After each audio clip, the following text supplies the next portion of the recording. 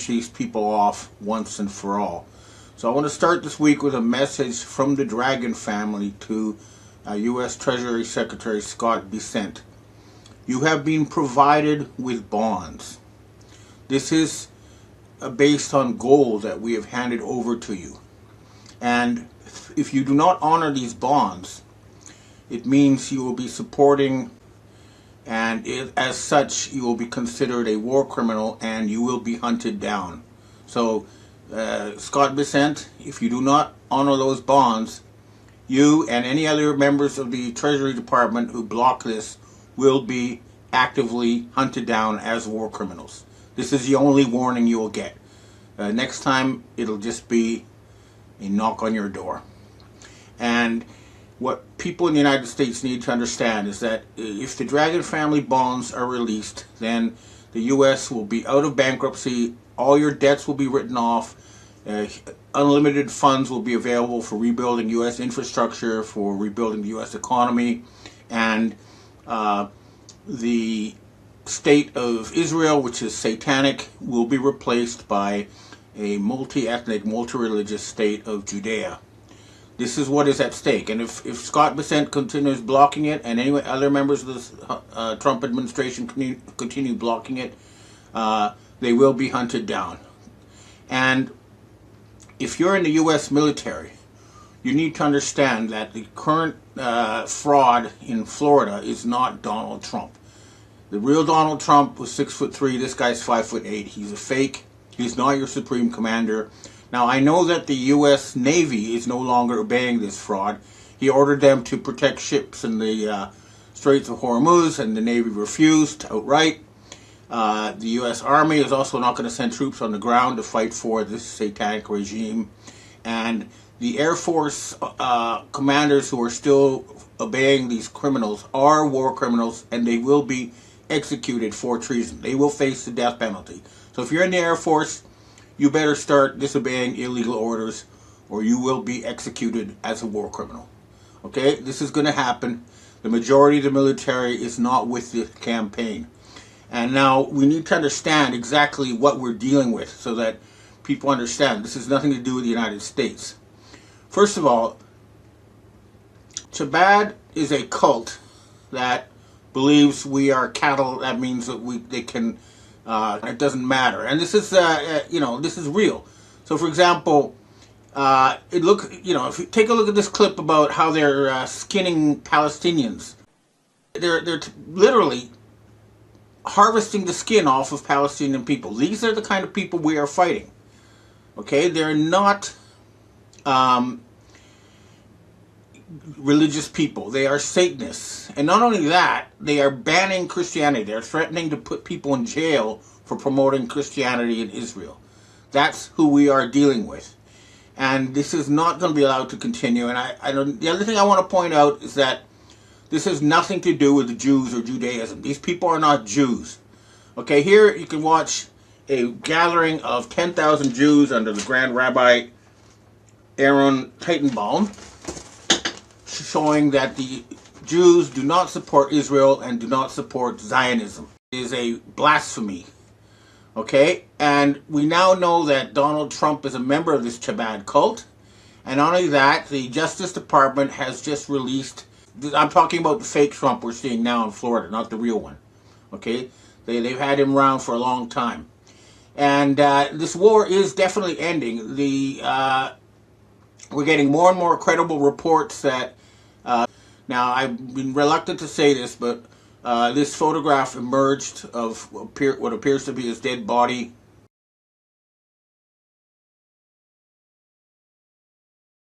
He has not appeared or updated his site for 3 days or 4 days now. Usually he would put up about 3 updates per day. And, this video also has emerged of the headquarters where they, hide during wartime has been destroyed by an Iranian missile. So hopefully that will be the end of that. But until the Iranian military moves in and cleans up on the ground, this will not be over. Now the other thing is, I need to inform the people of Turkey that there's something wrong with your leader, Recep Erdogan. He is either compromised by Israel or he's a fake who will replace the original Erdogan. And this can be seen because when Israel attacked Turkey, he tried to blame Iran. That shows that he is a compromised asset. You need to remove him, and you need to join with the Iranians to move into Israel and liberate the people there. Now, about 2 million Israelis have fled the country. That's 1 out of 5 people. Most of them have been underground for more than 10 days. God knows how many have died, but the cities of Tel Aviv and Haifa have been completely destroyed. And also the United Arab Emirates, which is run by satanic crypto Jews, is also being destroyed. It is not a real Arab country, and its leader will have to surrender. And the government of Bahrain has fallen. So this is going to end, but we really need to move in to Florida and finish off the fake Donald Trump and his handlers. And also, you know, listen to this former CIA operations director, John Stockwell, talk about what the U.S. has been doing around the world. So the United States, run by this criminal cult, Chabad, has been the main source of terrorism in the world for a very long time. They don't think we're human, and we are being forced to defend ourselves. So we need to, send troops into Florida. We need to capture these people. We need to send troops into Israel. We need to finish this. This cannot be allowed to continue. And again, they basically started this war to cover up the Epstein files, which is, everybody knows this now. They were torturing children. This is the kind of people we're dealing with. This is not something where you just be an armchair warrior. Every one of us needs to take what action we can, personally and directly, to finish this off. And then, once again, as I said at the beginning, the Dragon family will be willing to provide unlimited funding. There will be no debt or payments by the American or European people. They will just be freed from a criminal network that has taken them over. And no matter what, they've already faced a military defeat, and they're not going to be able to start World War III, which is what they actually have come out of the closet and said, we want to start Armageddon, and their own writings say, and then enslaving the rest to bring on their, Lucifer. These aren't rational people, and you're not going to be able to debate with them. We need to capture them. We need to remove them from power. If you are in the U.S. military, you must not obey these criminals. They are not Americans, and they don't have the United States interest in mind. So we are close. I think we can end this soon. But no matter what, we're not going to let them start a nuclear holocaust. And don't worry about Israeli nuclear blackmail, because that has been neutralized. And even if they do manage to set off a few nukes, then Israel will cease to exist.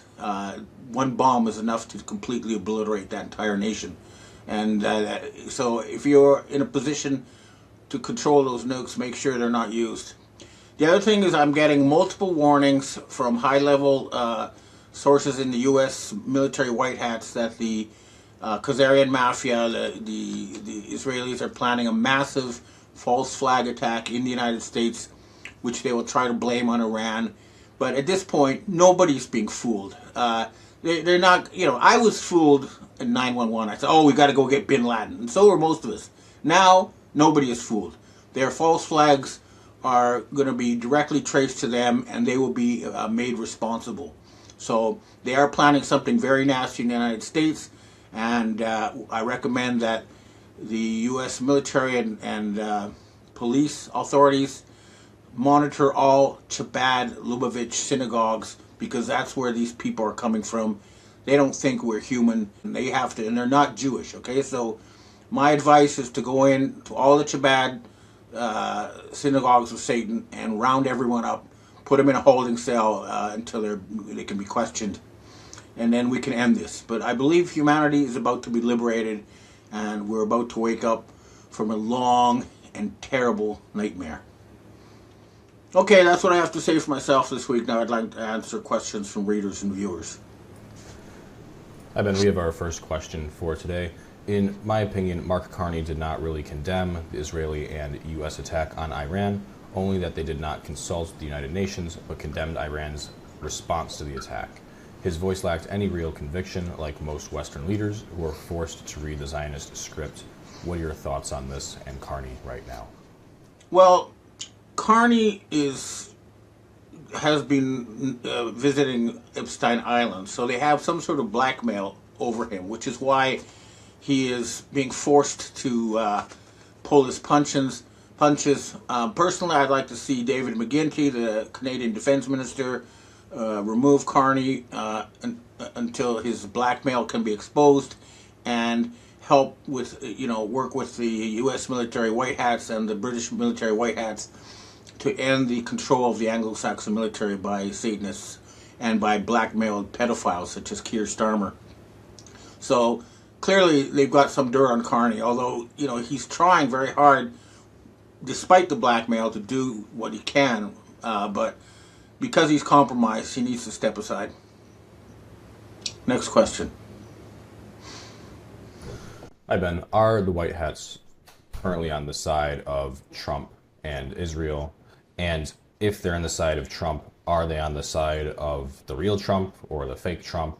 And who do you think is the Trump right now making the decisions in the White House? The real Trump was with the White Hats, and he was critical of Israel. And like I keep saying, he has not been seen since June of 2025 when he went to a G7 meeting in Canada, and I suspect that Carney had something to do with his disappearance. And the Trump we're seeing now is very clearly not a white hat. He's working for the dark side, and he's trying to start because his group does not want to lose control of the financial system and the source of their power, and they are desperately trying to. The one we're seeing now is not a white hat, and we have been unable to find or get contact with the real Donald Trump since June of 2025. We've been trying, we can't find him. Next question. Hi, Ben. So we know that Mossad, the CIA, and MI6 are corrupt. Why do you always seem to quote information from sources that we know are corrupt? Then you say the P3 Freemasons are giving you intel. How can anything that they say be legitimate? As for your Army veteran McGinnis, he is a Hamas supporter and converted to Islam. Iran has been the safe harbor and financier for worldwide terrorism since its horrific takeover of the country. The citizens of Iran are celebrating everywhere around the world, and you have seemingly posted fake poll numbers that have to be wrong. More people in the world are grateful to be rid of the insane extremist Muslims than are against it. What are your thoughts? Well, first of all, as a journalist, I have to talk to all sides, and I have direct contacts with people in Mossad and MI6 and the CIA and military intelligence, as well as with the Iranians, and I try, of course, each one of them will try to send me disinformation, but the fact is there are white hats in all of these groups, and they are fighting for the good of humanity, and I try to make sure to filter out disinformation they provide me with. But if some gets through, my readers will point it out and I'll issue a correction. But, there are a lot of white hats in these agencies, and we're working to get rid of the dark hats who are trying to lead us into World War III. As far as your claims about Iran being the source of terrorism, there's just no evidence for that, none whatsoever. All that has been blamed on Iran has been traced ultimately to Israel and to the Mossad dark hats. So you're being fooled by propaganda. And the other thing is, these Chabad occultists have been trying to start a war between Muslims and Christians in order to kill 90% of humanity. So they are the ones behind this campaign to vilify Islam. And Islam is not, if you really study what it really means, there's nothing to be worried about real Islam. These fake Islamic extremists work for Israel. They're not Muslims. Next question. Hi, Ben. Whatever happened to all of those secret dragon families? We really haven't heard a whole lot about them recently. Is there a reason for this? Have they gone underground? We would like an update. No, the dragon families are on the case as I've mentioned in my talk, they have presented the U.S. Treasury with ultimatums and bonds that can be used to finance a massive project to turn this planet into heaven and earth. And the other thing is, of course, the reason why the U.S. Air Force and the U.S. military has been destroyed in the Middle East is because of help from the dragon families. The Iranians could not have destroyed all the U.S. military bases in the Middle East alone. And they could not have shot down all those U.S. airplanes alone. They have Russian and Chinese help, and that is because of the dragon family. Next question. Ben, we have our last question for today. Do you believe the sentiment that it's the Satanist Zionists that are controlling the world? So many other celebrities and public figures seem to believe this and are extremely careful about what they say in terms of criticizing the state of Israel. People like Andrew Tate and other various celebrities that have recently come to light have gotten in trouble for criticizing Israel or even deplatformed. Do you also believe that Israel and that Charlie Kirk's wife is a Mossad agent? Well, the problem is people who criticize Israel and so prominent people are very scared, and those who do come out openly against Israel need to take care of themselves. So but this is going to end. And the other thing is, these people do not control the world. They control the central banks, and that's what we need to remove their control of. But right now, 85% of humanity is no longer under their control. So the only thing they control is part of the West, and it's that control that we are trying to end. And this means replacing Israel with the state of Judea, and that's what is going to happen. Okay, well, that's what I have to say for myself this week. Except one more thing. Google has been falsely blocking our site, and that means they're supporting war criminals, and we will make the Google management criminally responsible for this blatant censorship of the truth. And if you don't remove that block on our site, we will make sure you go to jail. Okay, well, that's... Hello, Patriots. I'm at Restored Republic via AGCR update compiled by Judy Byington. President John F. Kennedy Sr. and son, JFK Jr., alive and running the Q movement. Rolling EBS blackout in effect. Nisara Jasara debt-free payouts. Live worldwide. Prepare for 3-day lockdown. 10 to 12 days of communication darkness. While Trump's global military alliance makes mass arrests of pedophile, traitor, deep state global elites.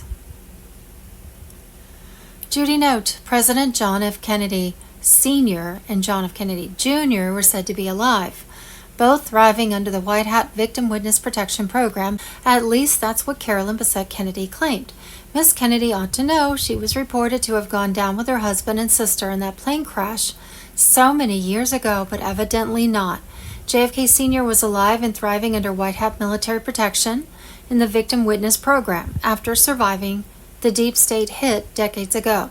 White Hats never stopped fighting. Carolyn Bessette Kennedy on Telegram, Wednesday, March 18, 2026. What Bessette didn't say, and most Anons were aware of, was that her husband and father-in-law, along with the President Donald Trump, were heading the greatest financial shift in world history, plus restoring the U.S. constitutional republic with Trump as commander-in-chief and JFK Jr. as his VP. That fight was coming to a climax. Wednesday evening, March 18, 2026, was the night the cabal crumbled and Nisara Jasara payouts and debt forgiveness went live around the globe. A rolling worldwide EBS began at midnight Wednesday, along with 10 to 12 days of darkness, where all media was rerouted through Starlink. The 10 to 12 days of blackout was accompanied by bank closures, ATMs not working in temporary martial law, while the Global Military Alliance made mass arrests of Satan-worshipping pedophile traitors. The first EBS broadcast will be the raids, live, uncensored footage of the main characters of the global child trafficking ring being dragged into the light. The green light on the Empire State Building Wednesday night was a transmission, a warning to some, confirmation to others. The sky above New York was pulsing, a frequency shift you can feel in your bones. For the next 72 hours, the world will receive a continuous stream of declassified information, the real history of the last 100 years, the crimes committed against humanity by those who claim to protect it, the technology that was stolen from you, financial system that enslaved you, all of it unfiltered, undeniable, and unstoppable. The above about the Kennedys being alive and running the Q movement should not be all that surprising. So much truth has been kept from the public in this war of good against evil.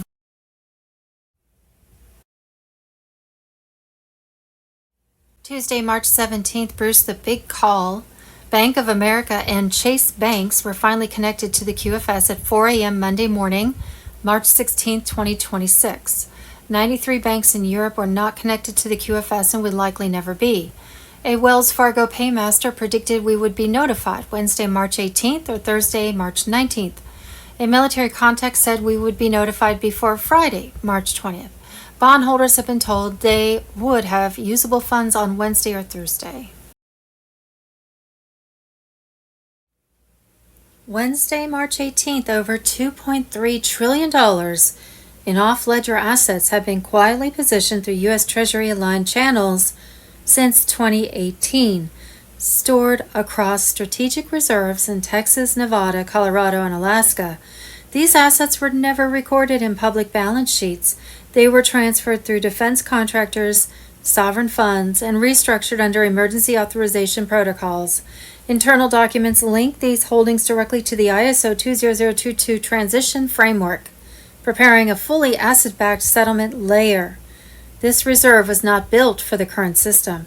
It was built for what comes next. Wednesday, March 18th, boom, RV military op. The new financial system, step out of the matrix and into the golden age. Dinar, Dong, and Zim, GCR, the alliance. The White Hats military, Trump Tier 4B, activated on Telegram. Boom, the White Hats are leading the charge in the global currency reset with a military operation to bring down the corrupt financial system. Get ready for the revaluation of the Iraqi dinar, Vietnamese dong, and Zimbabwe zim. This is being described as the moment to break free from the old system and step into a new era of prosperity, freedom, and wealth redistribution. The global revolution has begun. Prepare for the greatest shift in human history. The financial reset many have been talking about is presented as a complete transformation of the system. The golden age is said to be on the horizon, where humanity reclaims control over its economic future. The Great Awakening, humanity is waking up to the truth. The old financial structure built on debt and control is being challenged. Many believe the world is entering a period where people recognize their own power and the system begins to change. The global currency reset, a complete overhaul of the financial system. Supporters say the shift moves from fiat currencies controlled by central banks to a system backed by real assets, such as gold and silver connected to the quantum financial system. The quantum financial system, QFS, the future of money is digital, described as decentralized and secure. The QFS uses advanced ledger technology to create transparent and fast global transactions, with networks like Stellar playing a role in global financial connectivity. The key players, Iraqi dinar, Vietnamese dong, and Zimbabwe zim, these currencies are said to be at the center of the revaluation event, potentially triggering large-scale wealth realignment and supporting global humanitarian projects. The revolution has begun and many believe there is no stopping it. The old world is changing and a new era of economic freedom and global cooperation is being discussed. As the future stands strong, stay aware and watch as history continues to unfold. Tuesday, March 10th, bombshell announcement. President Trump declares restoration of the American Republic. U.S. Inc. dissolved. Common law sovereignty returns. Mr. Pull on Telegram. Patriots, the storm has hit and it's magnificent. President Donald J. Trump has invoked Article 2 to declare the United States fully sovereign under common law once more. The fake foreign-controlled U.S. Inc. is finished. No more Admiralty law oppression. No more globalist chains dragging us into debt and war. The deep state grip is broken. The true constitutional republic rises triumphant. This is no mere rhetoric. It's a binding declaration of authority and summons from Trump as commander-in-chief. He's seizing full control, sidelining the corrupt swamp, and directing the military via the Uniform Code of Military Justice. Every flag officer is oath-bound to obey lawful orders from the legitimate president. No more excuses, no divided allegiances. The military now serves we the people through Trump, not the treasonous corporate facade. Under common law sovereignty grounded in God-given rights and original founding truths, Trump exercises his prerogative to summon leaders, affirm real authority, and rebuild national defense. This resets America to the founders' vision. No commercial enslavement, no hidden British shadows, just pure liberty. All flag officers are ordered to convene in Virginia, the Republic's sacred cradle, for immediate realignment. This is full military mobilization to restore loyalty and eliminate globalist remnants. The timeline is set, orders issued, clock running. Unity under true command is happening now.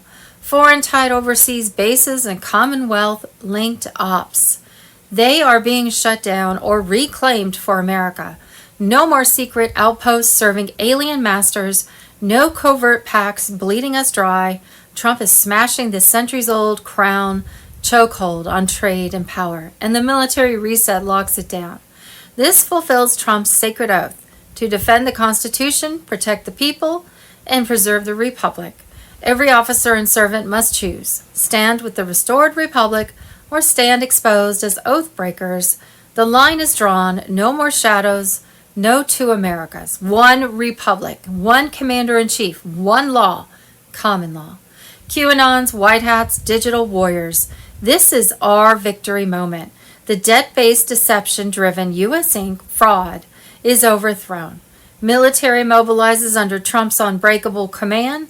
Deep state cabal legally crushed. Illusions collapsing. Freedom surges back. The Republic is back. Sovereign, unbreakable. We witness history. True American Republic restored. Patriots win. God bless President Trump, our military, and the sovereign United States of America. Wars, wars, and rumors of wars. Wednesday, March 18, 2026. The Iranian regime just collapsed. Now Supreme Leader Mojtaba Khamenei is dead. White Hat Special Forces struck his bunker at 3:33 EET. He was executed on the spot. Iran has surrendered. The Islamic Republic is finished. Wednesday, March 18th, Operation Epic Fury. Hours ago, U.S. forces successfully employed multiple 5,000-pound deep penetrator munitions on hardened Iranian missile sites along Iran's coastline, near the Strait of Hormuz. The Iranian anti-ship cruise missiles in these sites posed a risk to international shipping in the strait. Secretary of War Pete Hegseth. Decisively. Wednesday, March 28th, 107. Trump breaking news, 3/18/26. All hell is breaking loose in 48 hours. 107 on Telegram.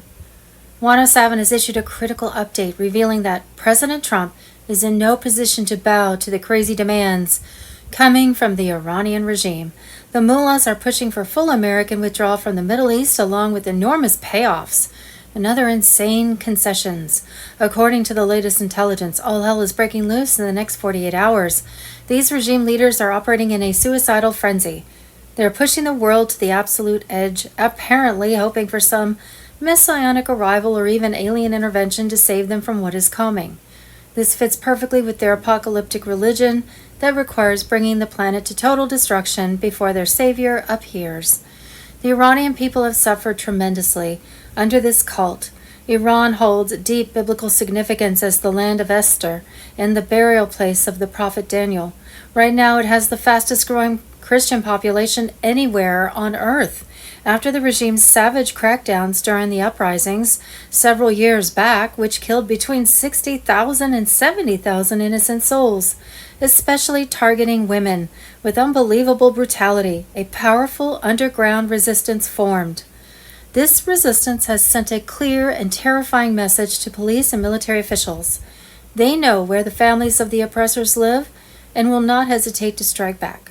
The fight has intensified once again as the people see their moment of opportunity under President Trump. Trump has repeatedly stated that this is the time for the Iranian citizen to rise up and remove these dictators who do not speak for them. The regime has sponsored global terrorism since the fall of the Shah. In the Congo alone, over 20 million Christians were slaughtered with Iranian support alongside other militant groups. Similar terror networks run through South America via Venezuela. Neutralizing Iran is essential for any real world peace. The mullahs continue issuing nuclear and biological weapons threats. Trump and the White Hats are taking them deadly serious. Precision strikes are currently destroying key facilities while minimizing civilian harm. Chinese deep state assets and infrastructure that allowed control over Iranian ports and oil are being systematically eliminated. This surgical approach ensures that when reconstruction begins, the Iranian people will rebuild on their own terms without cabal influence. Trump will structure the recovery so Iran repays every cent, keeping the burden off American taxpayers while securing lasting freedom. Meanwhile, the globalist forces are desperately attacking the patriot community. Soros money and foreign interests are funding efforts to divide and demoralize MAGA supporters through various influencers. Yet the White Hats have already achieved massive victories by sending dangerous gang leaders like Trendo Ragua directly to Gitmo and disrupting terror cells across the country. The original installation of the Khomeini regime was a deep state operation, engineered during his time in French exile. That long-term chaos plan is now collapsing. A massive Christian awakening combined with military precision is bringing biblical justice to the region. Patriots, the storm is upon us, and Trump is executing the final phase. The deep state is in total panic as their Iranian stronghold crumbles. Stay strong, trust the plan, and prepare for the greatest awakening in history. Victory is closer than ever. We're seeing Iran at the moment respond to the attacks that are coming in from Israel, backed up by America. And this is all part of the exposure. But why is it happening? I'll tell you why. They don't want you looking at the Epstein files.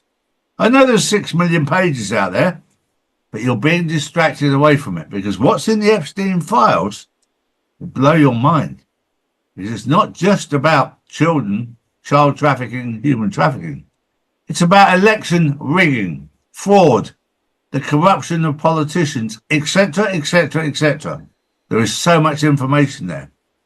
You'll need AI to even start to go through it. But don't be distracted. This war is all about distracting you away from the truth.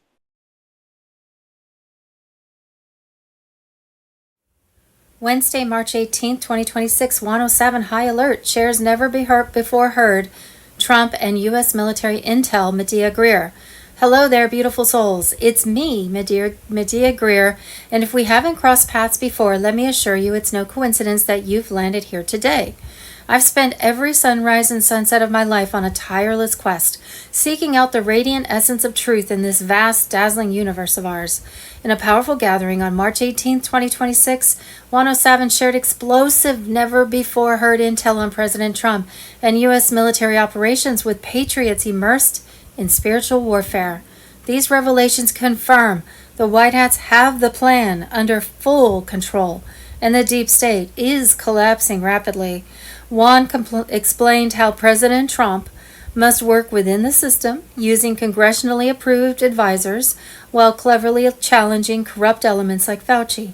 Health policy moves were 4D chess strategies to expose frauds and protect the public, while military operations positioned as truths emerge daily.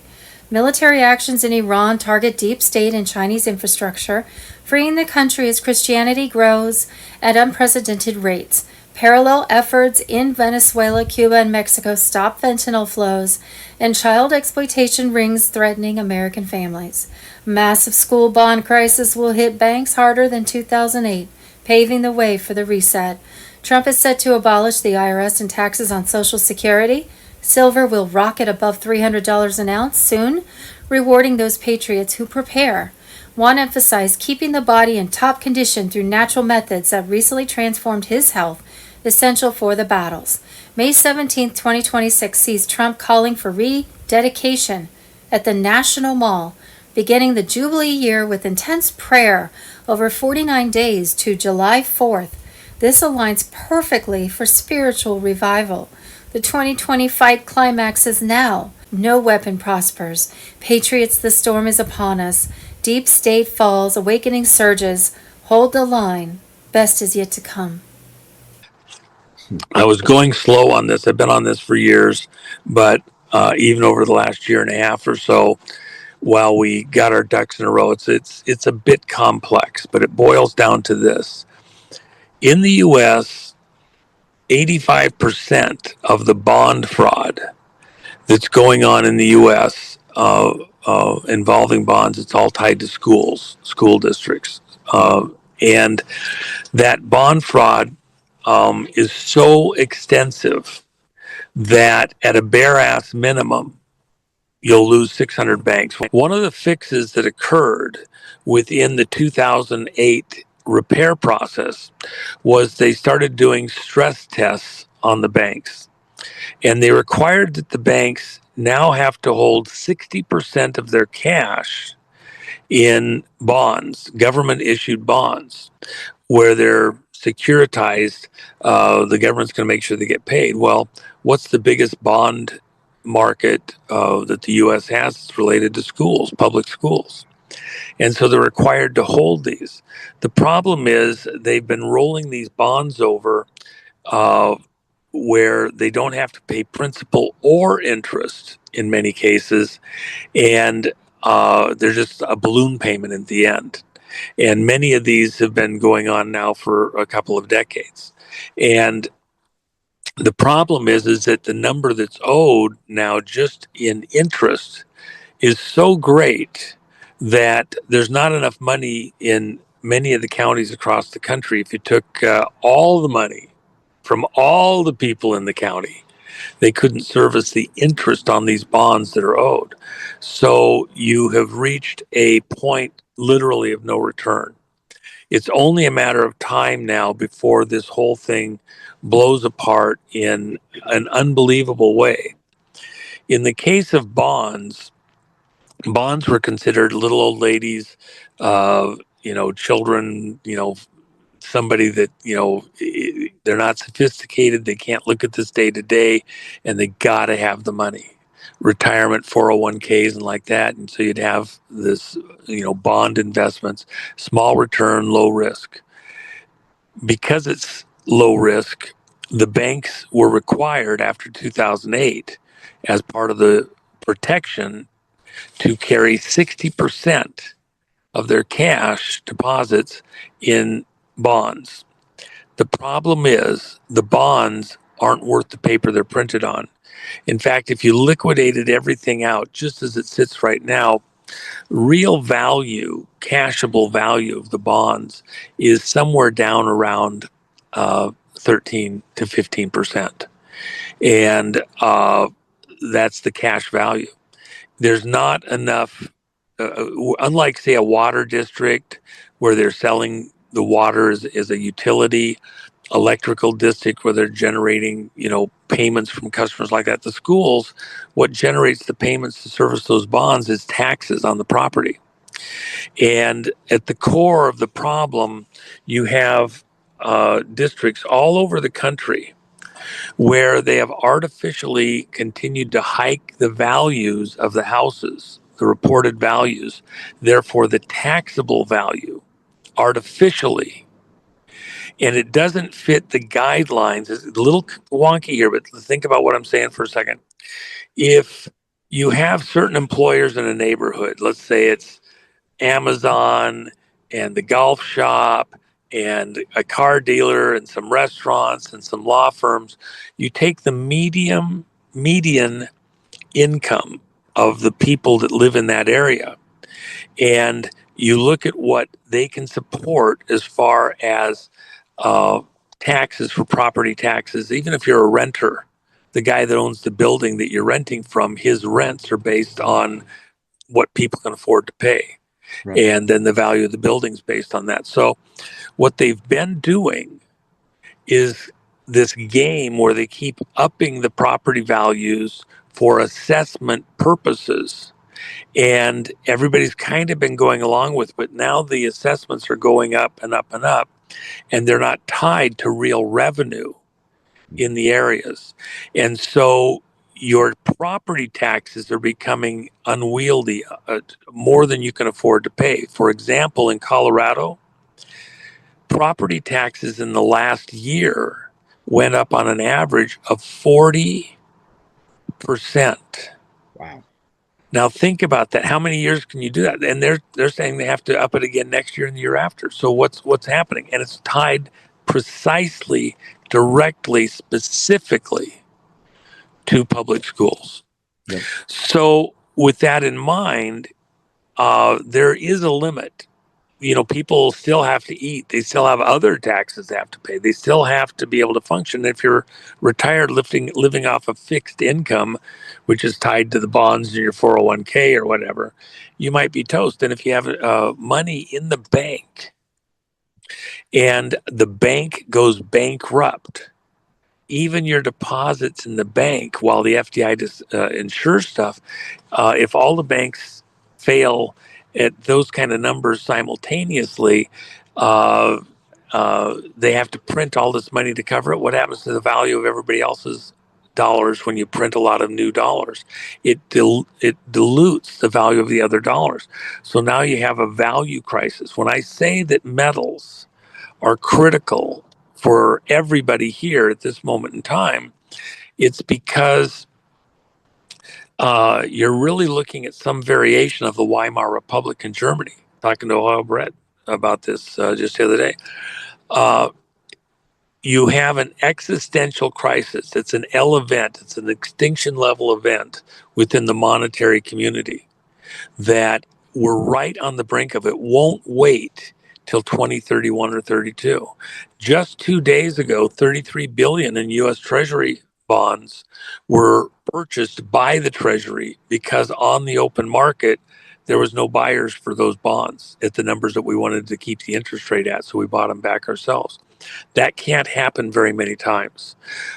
There's a crisis looming that is beyond most people's even vision to, visualize what this could look like within the way that our government, our society functions. And at the core is the school bonds. And now you see the end of it, and it's for the children. America has been bankrupted, and you're about to have a existential life and death experience for America in a way that it defies almost explanation.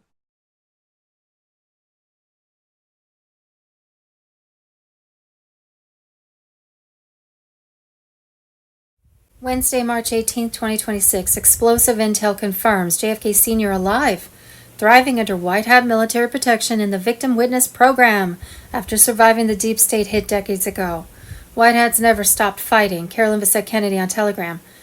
Trump stands as commander-in-chief of the restored republic with JFK Jr. poised to step forward as vice president. The greatest reveal patriots have awaited. We're in divine hands. God wins. The global currency reset ignites now, launching the gold-backed quantum financial system across 209 nations. Trump seized control from the cabal's Federal Reserve stranglehold, restoring sovereign treasury power. Income tax abolished forever, replaced by fair tariffs and a low sales tax on new goods only. Deep state puppets scream as their fiat empire crumbles. Martial law clamps down worldwide to secure the transition. Global military alliance under Trump activates final phase. Mass arrests of cabal elites, pedophile networks exposed and dismantled, traitors in chains. No escape. The storm is here. Emergency broadcast system via Starlink prepares to flood screens with undeniable truth. 10 days of darkness imminent. Power grids temporarily down for secure Nassar-Jassar rollout. Stock essentials, food, water, cash, generators. Banks go dark as old system dies. QFS takes over seamlessly. Jassara activates humanitarian relief on massive scale. Debt forgiveness, prosperity packages delivered. Suppressed technologies released. Zim redemptions begin for humanitarian projects, followed by currency exchanges at sky-high rates. Free energy, clean water, advanced healing for all patriots first. Trump and JFK Jr. lead the charge. Kennedy curse broken, family reunited in victory. The Republic rises, Constitution restored, freedom reborn. The end of tyranny is now. Patriots hold the line. The greatest awakening in history unfolds. Where we go one, we go all. What we think we know is of Thursday, March 19th, 2026. I'm not an a-hole. I actually one of the nicest people you will ever meet. You are just pissed because I can see through your BS. Wednesday, March 18th, Senator Kennedy on spending cuts. Democrats left in silence as Kennedy brutally destroyed them on President Trump's spending cuts. Wednesday, March 18th, the Clinton Foundation unloaded FEMA's formaldehyde contaminated trailers from Hurricane Katrina to the victims in Haiti. Total of $12 to $16 billion was raised for the victims in Haiti, and new shelters were supposed to be built. Instead, to save money and allegedly pocket the difference, they took the trailers that were contaminated with formaldehyde from FEMA, from Hurricane Katrina, gave them to the schools and people in Haiti. They knew these trailers were contaminated. These shelters were supposed to be new construction. The people of Haiti received less than 2.8% of the $14 billion raised for them, and a total of only 7 small huts were built out of billions of dollars. The Schiff on Telegram. Wednesday, March 18th, breaking Trump springs the NATO trap. We don't need them to crush Iran. Wednesday, March 18th, Intel confirmed Iranian terror masterminds strike out. Minister Esmail Khatib killed in overnight military strike. Wednesday, March 18th, breaking alert. Every American needs to watch this Tucker Carlson video. Iran war warning, AMG News. Wednesday, March 18th. Boom. Trump's Energy Act kicks in. U.S. sells Alaska oil and gas leases for the first time since 2019. March 18th, 2026. Wednesday, March 18th. Boom. Gitmo Thunder strikes. Meet Darcy Crandall, the deep state's worst nightmare. Wednesday, March 18th. Breaking special report. House passes bill requiring automatic deportation for illegals who commit welfare fraud. 186. Wednesday, March 18th. Delayed at the airport. Thank a Democrat. Democrats have voted repeatedly to protect criminal illegal aliens and prevent our own American TSA agents from getting paychecks. Democrats have chosen to make the American people suffer just so illegal aliens can stay in our country. More than 300 TSA agents have quit their job. They weren't getting paid and had to provide for their family. The MAGA Wire on Telegram. Wednesday, March 18, 2026. The real King Charles III was executed on February 10, 2023. Israel is last. Wednesday, March 18th. Israel has shut down the Church of the Holy Sepulchre indefinitely for the first time in the history of Christianity.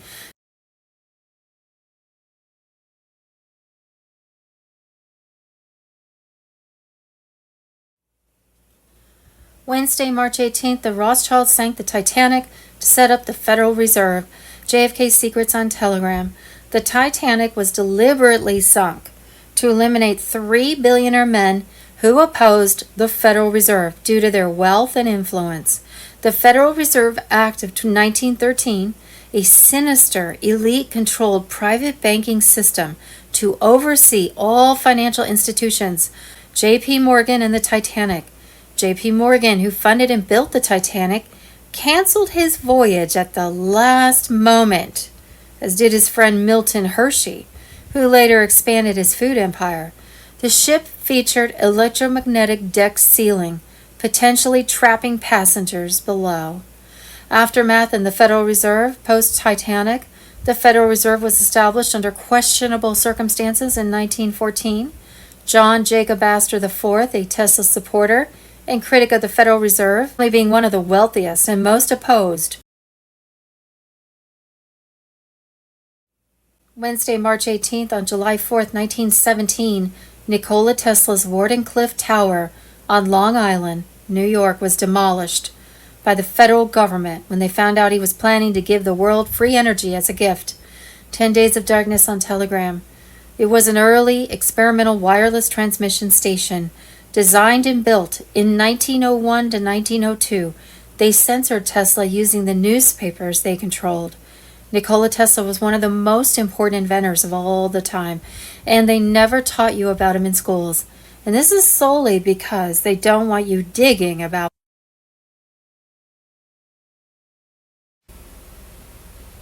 The Great Reset is here. The U.S. no longer the cabal's debt machine.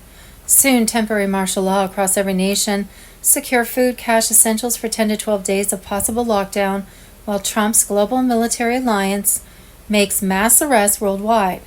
Time to obliterate the deep state. Do it, Q. Pray for the children. Where we go one, we go all. Pray for the troops and their families. God bless their commitment to peace and ensuring liberty for us all. Judy note, military intelligence has confirmed that when they raided the Clinton estate last week, they found a 7-mile high-speed rail dumb tunnel system built during the Clintons' White House years that directly connected to the White House and Oval Office. Live cams showed children's cases. Judy note, most of the links in my articles have been removed from the internet. I leave them in to let the reader know they once existed. Other news of Wednesday, March 18, 2026. On top of his gigantic, President Donald J. Trump has launched the biggest recovery of stolen taxpayer money in American history by signing on March 16, 2026, an executive order for a task force to eliminate fraud. He was targeting trillions siphoned by the deep state through fraud in federal programs, contracts, and entitlements. It was for these and many other reasons related to American security that at some time on Wednesday, March 18th, an announcement over the military emergency broadcast system was scheduled to hit cell phones worldwide. President Trump intended to expose Nasara Jasara laws, freeing peoples of the world from debt by returning stolen taxpayer monies back to the people.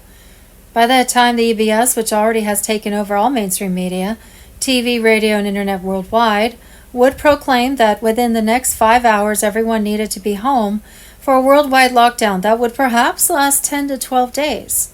For the first 72 hours of those 10 to 12 days, 10 countries will broadcast 24/7 in 22 different languages. 8-hour documentaries that disclose what Trump's global military alliance has been doing to free the world from clutches of the Satan-worshipping Illuminati deep state global elite, and thus wake up the masses. The Trump alliance is already activated. POTUS was heading to Israel undercover to take command of the Temple Mount and reclaim it for God's true warriors. Meanwhile, Israeli Prime Minister Netanyahu has been confirmed dead. On Monday evening, March 16, 2026, Netanyahu was erased in a silent operation with no body, no trace, just divine vanishing. Every move was ours from the start, scripted to expose the Zionist cabal's grip on humanity. Tier 4B ISO 20022 platform on Telegram. U.S. martial law has exploded into full force. Tanks were rolling on D.C. streets. Deep state hideouts have been vaporized by tactical strikes. On Tuesday, March 17th, Cuba's entire electrical grid collapsed, putting the country in a blackout for the first time since the U.S. blocked oil to the country. More of the global military alliance's secret victories. The British monarchy has fallen. The Black Lordship of Rome has fallen. Hollywood is down. The Vatican has fallen. Dark Rothschild family members have fallen. Cabal bases are destroyed worldwide. Abused children were being saved all over the world. Orion 5 with 50 federal countries relentlessly hits the drug trade. Slaves in underground tunnels are freed all over the world.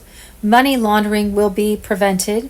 Liberation of cabal countries like Serbia lately is a fact. In many countries, hundreds of pedophiles are arrested every day. Empire, powerful names are being collapsed. Humanity recognizes politicians who suppress the masses worldwide.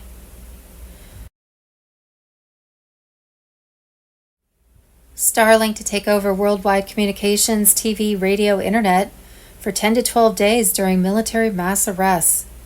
Tuesday, March 17th, Patriots, the moment many were warned about us is no longer ahead of us. It has begun. Tier 4B, ISO 20022 on Telegram. Reports from multiple high-level channels indicate the final phase is now underway. Military White Hat operations, together with Space Force infrastructure, are taking control of the global communications network. The Starlink constellation is positioned and ready to deliver the information release. Legacy satellite systems tied to mainstream media are expected to go dark. Traditional broadcast towers are being phased out of the grid.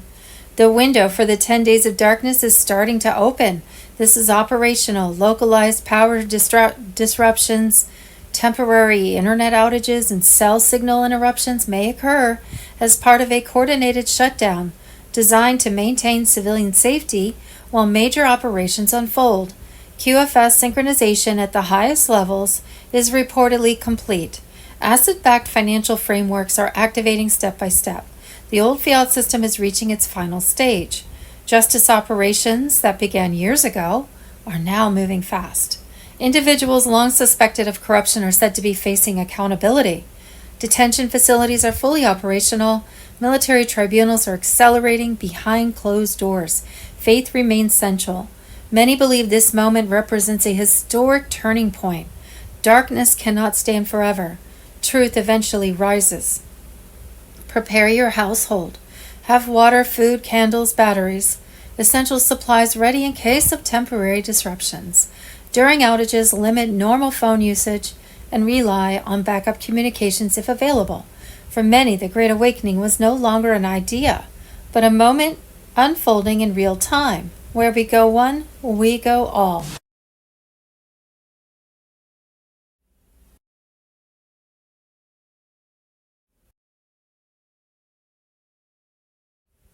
Wars, and rumors of wars. Tuesday, March 17th.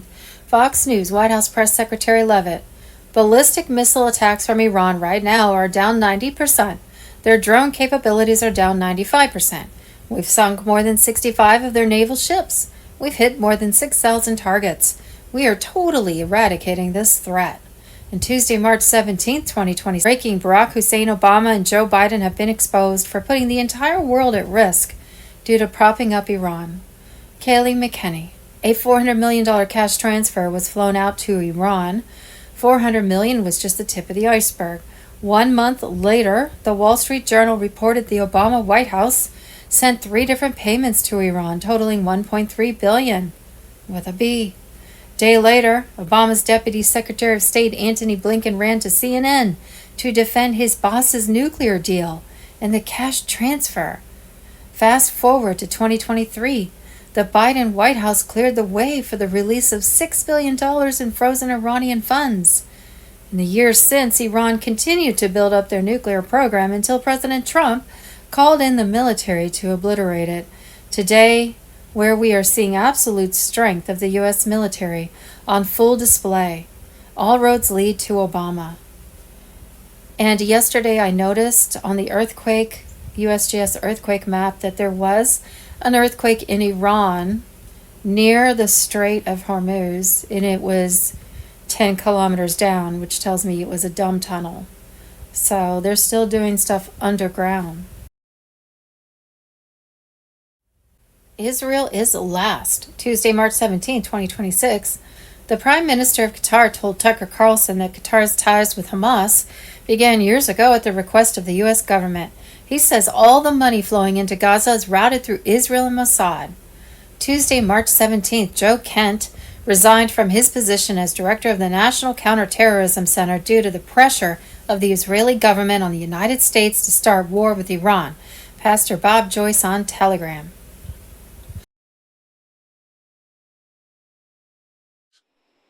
There's a lot of things happening in the world for those who can see it, none more so than we're watching the complete collapse of the old system. And part of that old system is NATO. NATO was created as a peaceful organization that has somehow turned itself into an aggressor and become egotistical, overpowerful. And of course, the US pays in 60% into NATO and has realized that they are not doing what they're supposed to do, which is to bring peace to the world.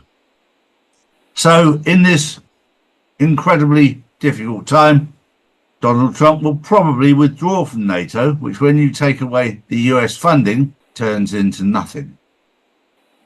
And when you take all the funding away from an aggressor, they can no longer be aggressive, which is a good thing.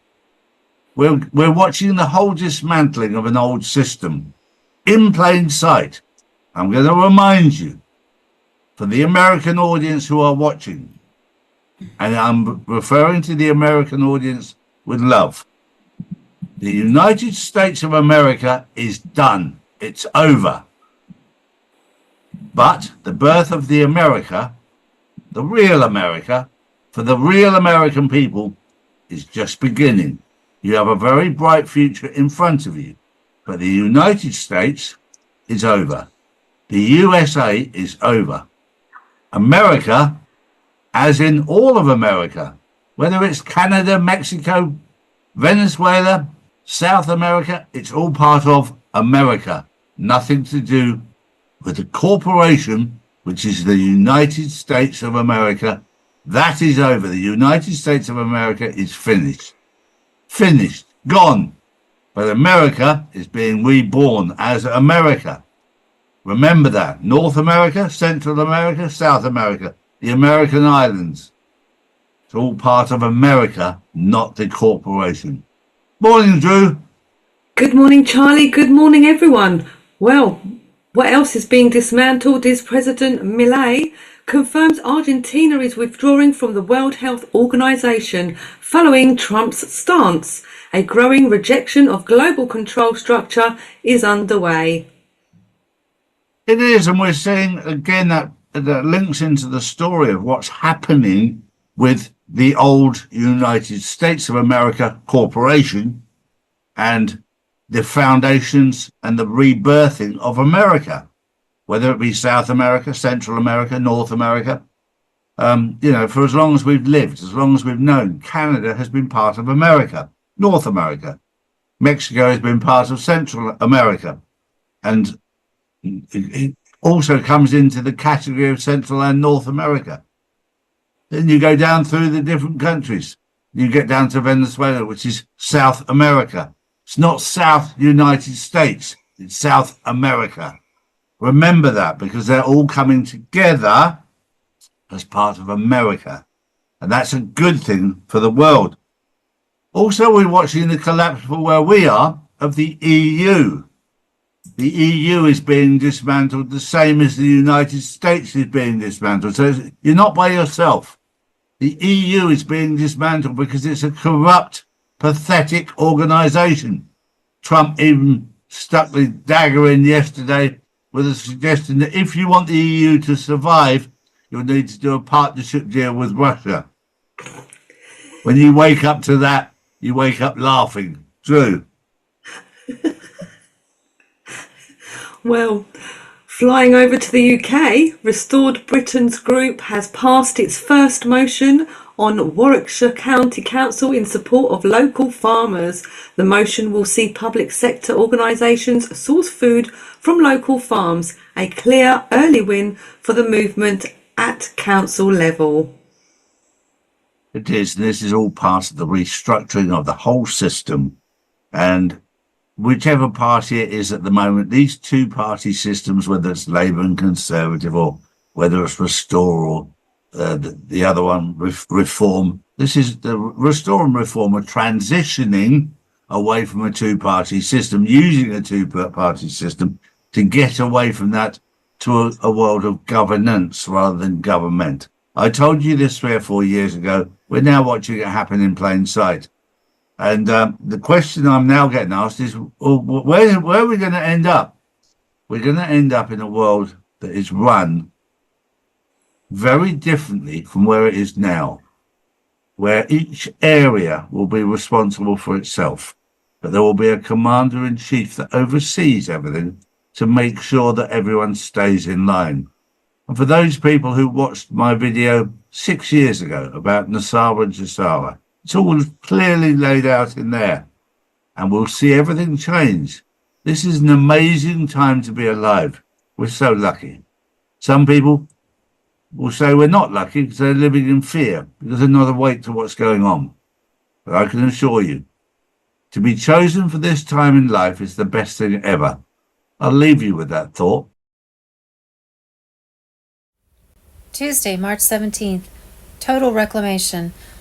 Trump launches the biggest recovery of stolen taxpayer money in American history. Trillions coming back to U.S. citizens through the quantum financial system. 107 on Telegram. President Donald J. Trump has launched the biggest recovery of stolen taxpayer money in American history by signing the executive order for the task force to eliminate fraud on March 16, 2026, with Vice President J.D. Vance leading the charge. He's targeting trillions siphoned by the deep state through fraud in federal programs, contracts, and entitlements. This bold strike hits the heart of the globalist networks that have robbed Americans for decades to fund their evil agendas. The waste is immense, with states already exposing billions in scams like massive Medicaid fraud rings operated by insiders and foreign elements. Trump is reclaiming it all through the powerful quantum financial system. Military white hats ensure secure quantum encrypted transfers straight to citizen accounts, completely bypassing the corrupt legacy banks and their schemes. QFS is activating fully now as banks sync up, ending the fiat scam and SWIFT control forever as part of the long prophesied financial reset. This action starves the deep state of its blood money, used for endless wars, open borders, invasions, and operations targeting patriots. The recovered trillions will slash national debts, lower taxes, and fuel major MAGA victories. Special ops teams are tracking every asset from black budgets and laundered offshore accounts, with QFS immutable ledgers, making it impossible for the thieves to hide or escape justice. As the Great Awakening unfolds, patriots witness Nisara principles activating. The cabal is in chaos, facing imminent mass exposures, arrests, and military tribunals. Every true American must prepare their QFS access as the prosperity distributions begin rolling out in the coming weeks.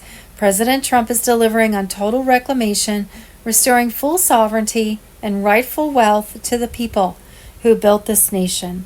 The deep state era of unchecked theft and tyranny is finally ending, ushering in a glorious golden age of freedom, abundance, and justice for all loyal patriots.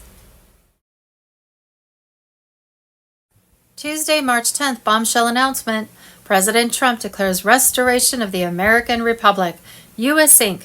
dissolved. Common law sovereignty returns. Mr. Pull on Telegram. Patriots, the storm has hit and it's magnificent.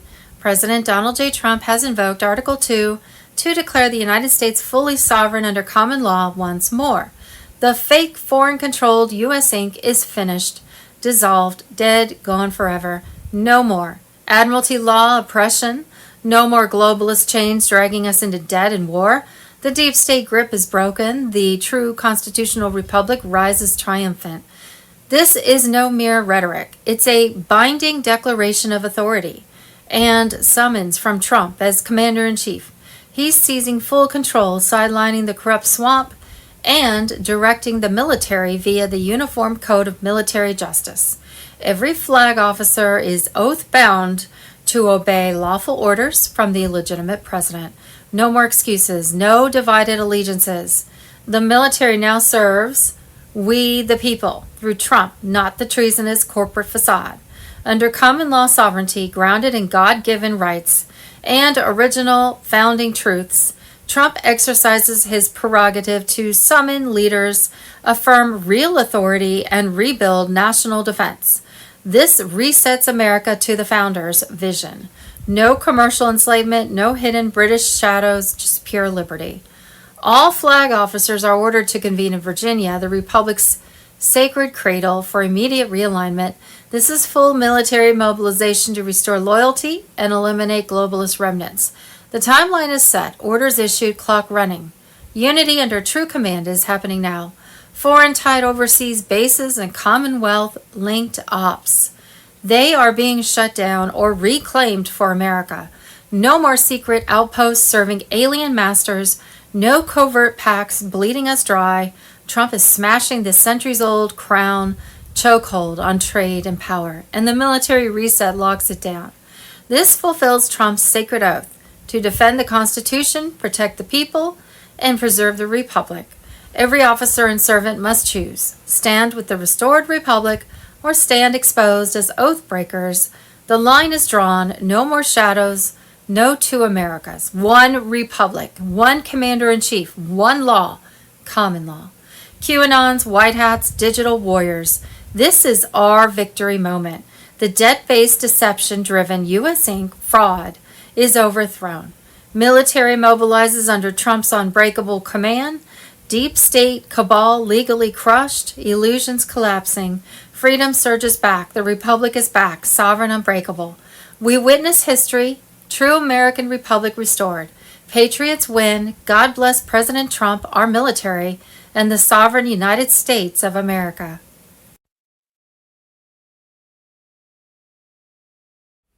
Tuesday, March 17th, the biggest financial scam in U.S. history. Federal Reserve turned America into a debt machine for the banking elite. Trump and the QFS are crushing it in 2026. 10 Days of Darkness on Telegram. The Federal Reserve is the greatest scam in American history. A private cartel pretending to be governmental while stealing wealth from citizens via endless debt. Born in 1913 from secret Jekyll Island meetings by Rockefeller, Morgan, and Warburg bankers, it was signed into law by Woodrow Wilson, surrendering money creation to elites who print fiat currency with no backing. And it's unconstitutional, too, because only the government is allowed to print our money, not a foreign private banking syndicate. As of March 2026, this Ponzi scheme demands ever more debt to pay previous loans, enslaving generations.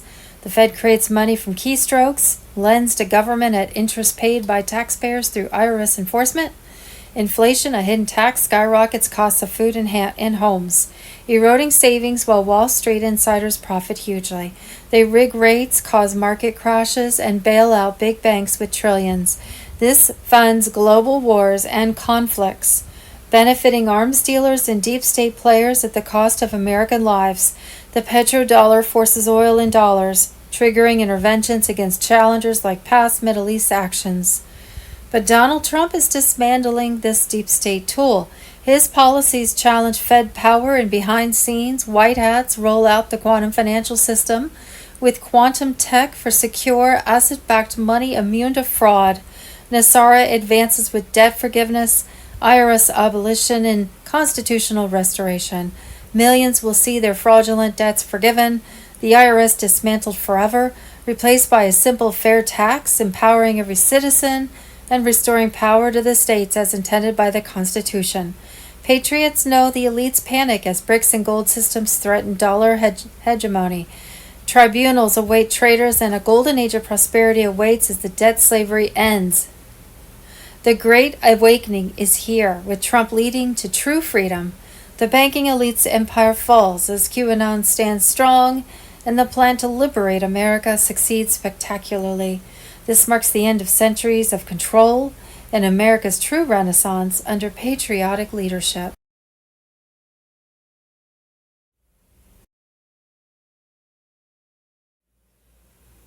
Tuesday, March 17th, breaking. White Hats rally. The storm ignites as Trump leads the charge against deep state shadows. 10 Days of Darkness on Telegram. The gathering pulses with unyielding resolve. Ricardo Bossi, Michael Jaco, John Michael Chambers, and Derek Johnson converge, unleashing truths that shatter illusions. Q's vigilant warriors stand firm, eyes piercing through scripted deceptions, connecting ancient patterns to today's headlines. Like Revelation's prophecies unfolding, these digital soldiers, fluent in crypto ledgers and election anomalies, hold the line with Isaiah's fire, arming veterans and awakening minds. Trump's bold warnings echo. Assassins lurk, but the White Hats expand the battlefield, flipping the Overton window wide. Tariffs crush foreign thieves, exposing Supreme Court corruption tied to Clinton shadows and foreign bribes. By April 2026, investigations will dismantle judicial overreach, reclaiming sovereignty as Trump doubles down. Tariffs soaring to 50% on cheaters. The deep state's narrow debates crumble under this onslaught. Epstein's web unravels, dragging elites into the light. Arrests mount. Prince Andrew, Peter Mandelson, Norwegian leaders fall for misconduct, peeling back layers to child trafficking horrors. Files drip, fueling outrage, but white hats monitor, breaking moral chains. Humanity's numb souls awaken to the scale. Adrenalized blood trades, McDonald's secrets, evil tires, momentum surges on our side. Tribunals churn at Gitmo. Sentences executed in shadows ready for revelation. By summer 2026, Iran simmers as strategic strikes expose Obama's failed deals. Uranium lies at 80%. No world war, just precision dismantling diplomacy's facade, tying to assassination plots, Trump's exile claims, bait for puppets. Aliens loom, files released by mid-2026, ET DNA manipulations, ancient tech jumps, Gilgamesh truths, sky people and Bibles, Eisenhower's Greada Treaty exposed, portals glimpsed, underground bases like Area 51 pulse with secrets, humanity's origins rewrite, freeing us from lies. Elections secure by November 2026. Voter ID, no mail-ins except essentials. SAVE Act enforces despite Senate. Military government overrides, sanitizing roles under Executive Order 13848. Cyber teams guard, exposing 2024 frauds. Swing states reclaim, deep state capitulates. Trump's Supreme Commander declares, occupied no more. Great Liberation dawns January 20th, 2027. Puppets flee as sovereignty restores. Patriots, the veil rips. Evil's ugly run ends. We've endured, refined in fire. Momentum's ours, collective consciousness unbreakable. White hats unite, storm raging, light victorious. Hold fast, dawn breaks, empires fall, Q's plan unbreakable. The best surges, medbeds, Tesla patents, wealth repatriated. God wins, humanity rises eternal. Where we go one, we go all.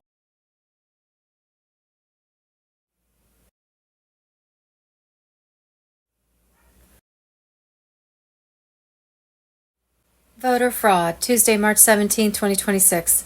Dominion voting machines were allegedly found by election experts to be programmed in some counties to give Biden 113% per vote and Trump only 87% per vote. This caused some vote totals to have decimals in their totals, altering the 2020 election outcome by weighing the vote tout totals per one vote, where one vote equaled more or less than one vote.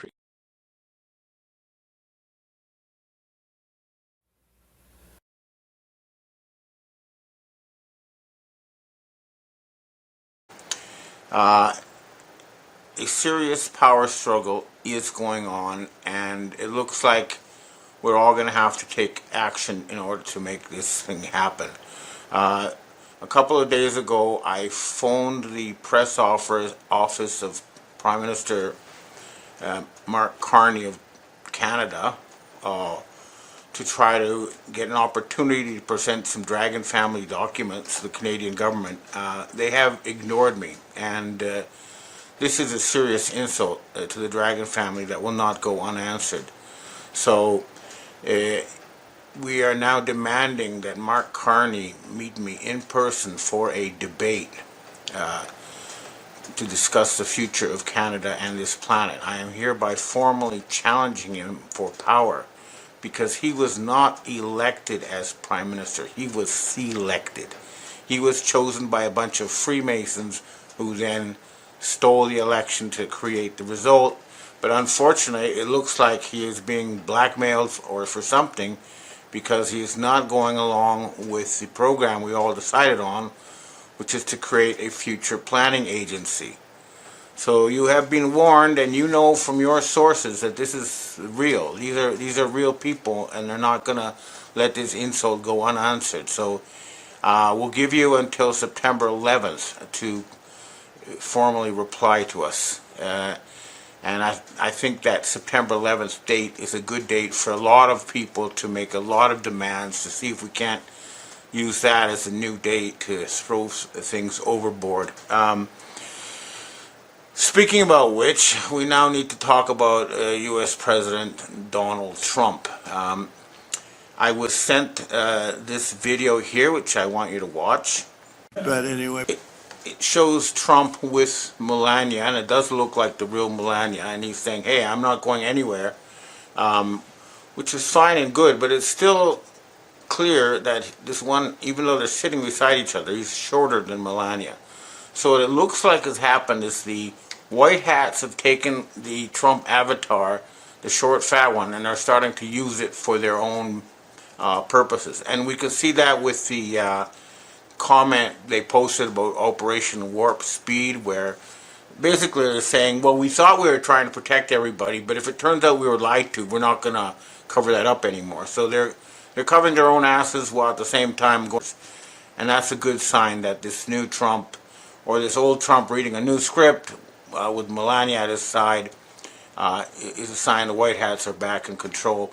But to confirm, this is not the original 6'3", 190 centimeter Trump. Take a look at the video of this Trump standing beside the Polish President Rocky.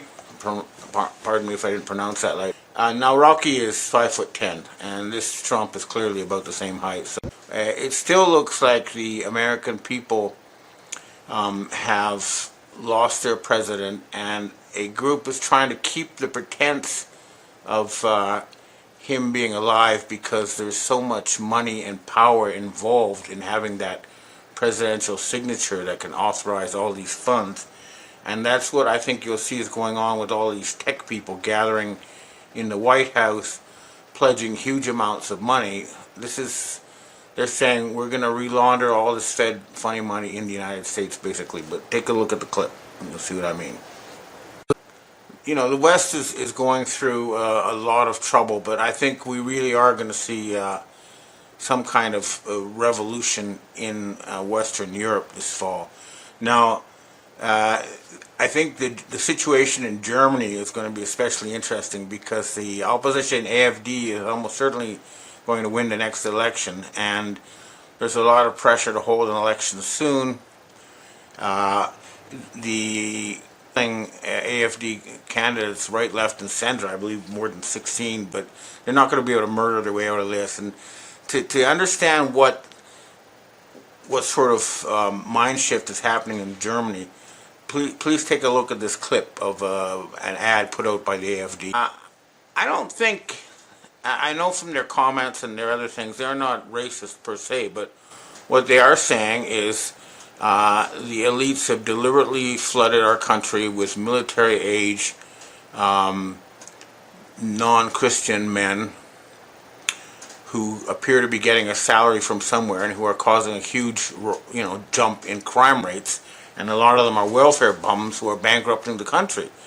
And that's something that needs to be said. You can't just pretend this stuff isn't happening because you're going to be called racist. This is nothing about racist. This is about people behaving the way they're supposed to or not behaving the way they're supposed to.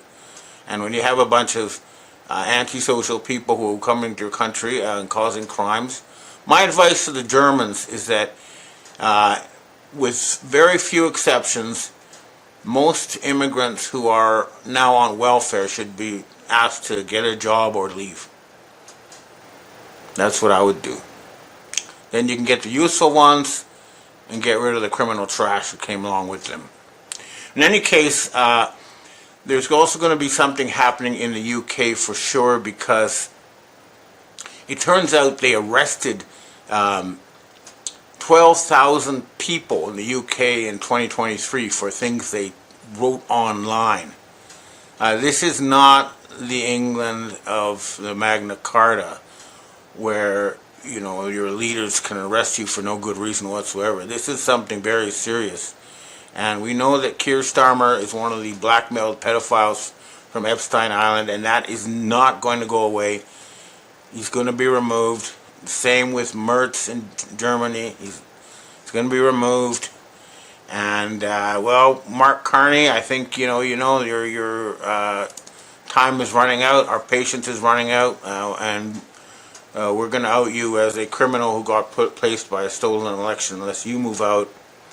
But in France too, we're getting calls from French intelligence saying, please do not, even though Macron is now a puppet reading a script, he holds the presidential authority, which gives the White Hats an opportunity to use him to make serious changes in France. So they want to keep him there as an image so that they can carry out the constitutional changes they need to fix the problems France now has. So we're leaving it up to them. But we'd like to hear from the people who have this new Trump reading his script. We'd like to talk to them. But I think they should understand that Western leadership right now is in serious trouble. What are they saying? What are they telling our people? They're saying, oh, Iran's going to threaten us, so we have to start a war with them. Or Venezuela, we got to have a war with them. Stuff like that. They're not saying what kind of future do we want, what kind of world do we want to live in. And I think it was a deliberate hot mic moment that I believe billions of people have seen. You probably already seen it too, but I think you should watch this clip of Russian President Vladimir Putin and Chinese President Xi Jinping talking about immortality. That is exactly what we have been talking about. If we can take control of the financial system, we can dedicate the funds necessary to make immortality a reality and turn this planet into heaven on earth. That's what we're trying to do. But if they continue to stand in the way, they will learn the lesson that was learned by the king of Khwarezm when he was rude to Genghis Khan's emissaries. The results of refusal of this generous offer will be catastrophic. Well, that's what I have to say for myself today. Now I'd like to answer questions from readers and viewers. Okay, next question. Hi, Ben. In a recent interview, the CEO of Palantir, Dr. Alex Carl, said, and I quote, "I hate the enemies of Palantir." Is this guy referring to the human race? Because in my opinion, the enemy of Palantir is the human race. Well, the enemy is sheeple who will not obey their technocratic rule, I think is the answer. My advice for what the average person can do is, sometimes just leave your cell phone at home, take out some cash, and go shopping that way. Stuff like that. There are little things you can do to help overthrow these people. You don't have to be a hero to do stuff like that, but what we don't want is to let them outlaw cash and put us forever in a digital prison. Next question. Hi, Ben. We have our last question for today.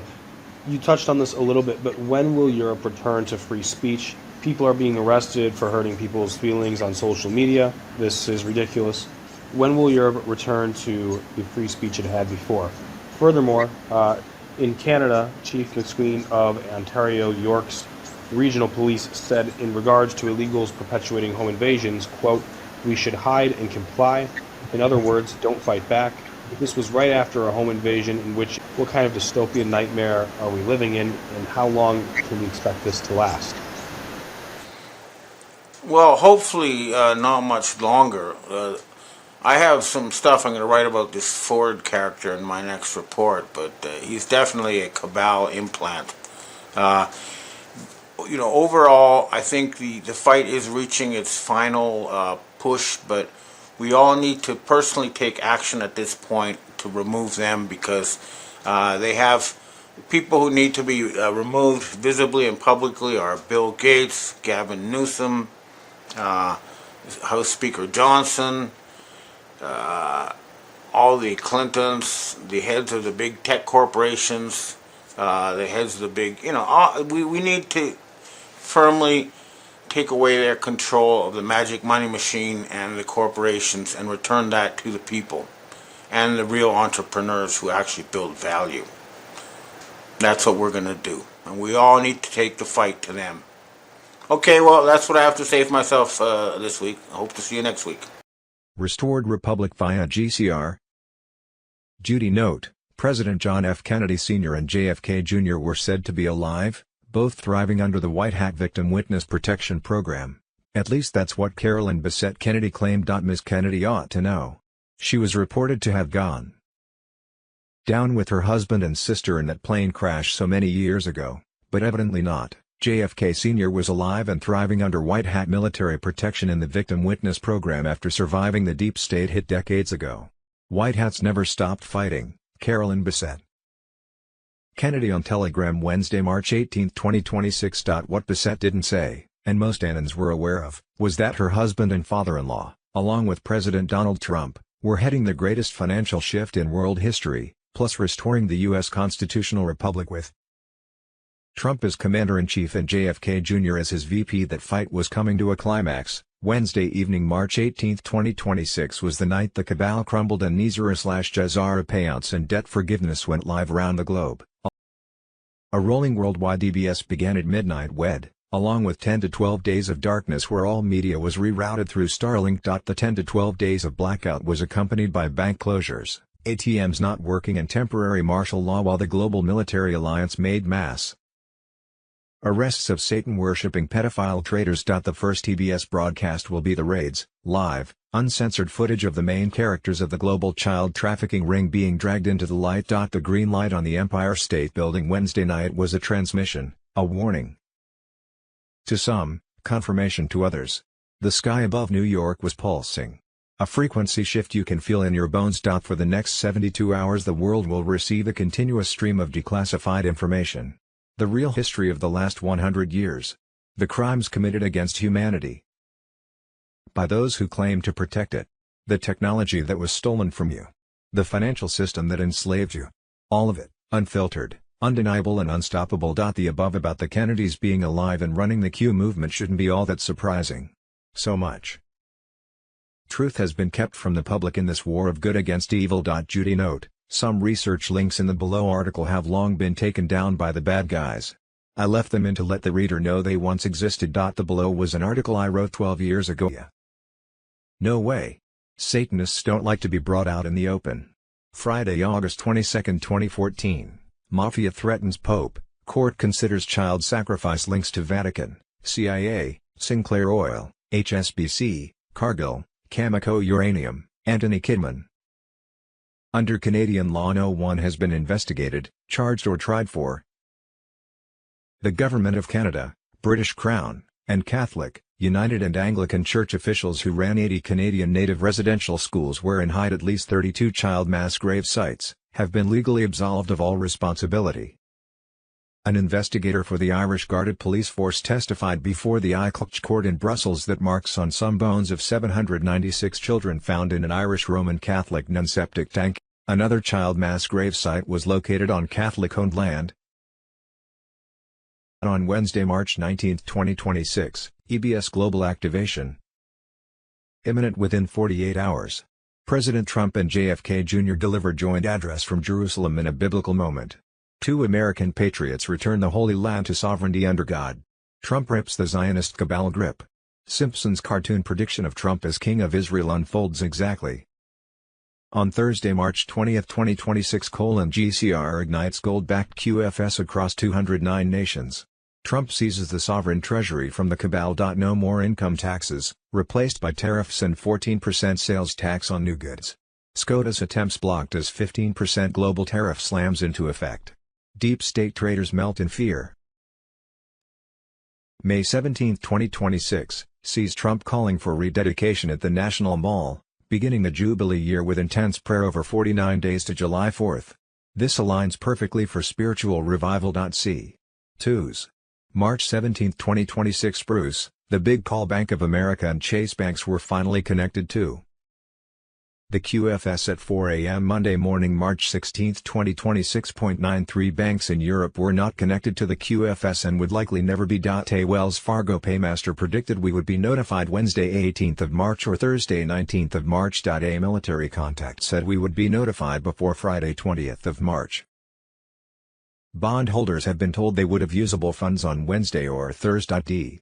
Judy note, we have been told that Wells Fargo, which is owned by the Chinese elders, the ones who own the gold behind the global currency reset, will send out emails to currency and bondholders worldwide telling them how to set redemption and exchange appointments.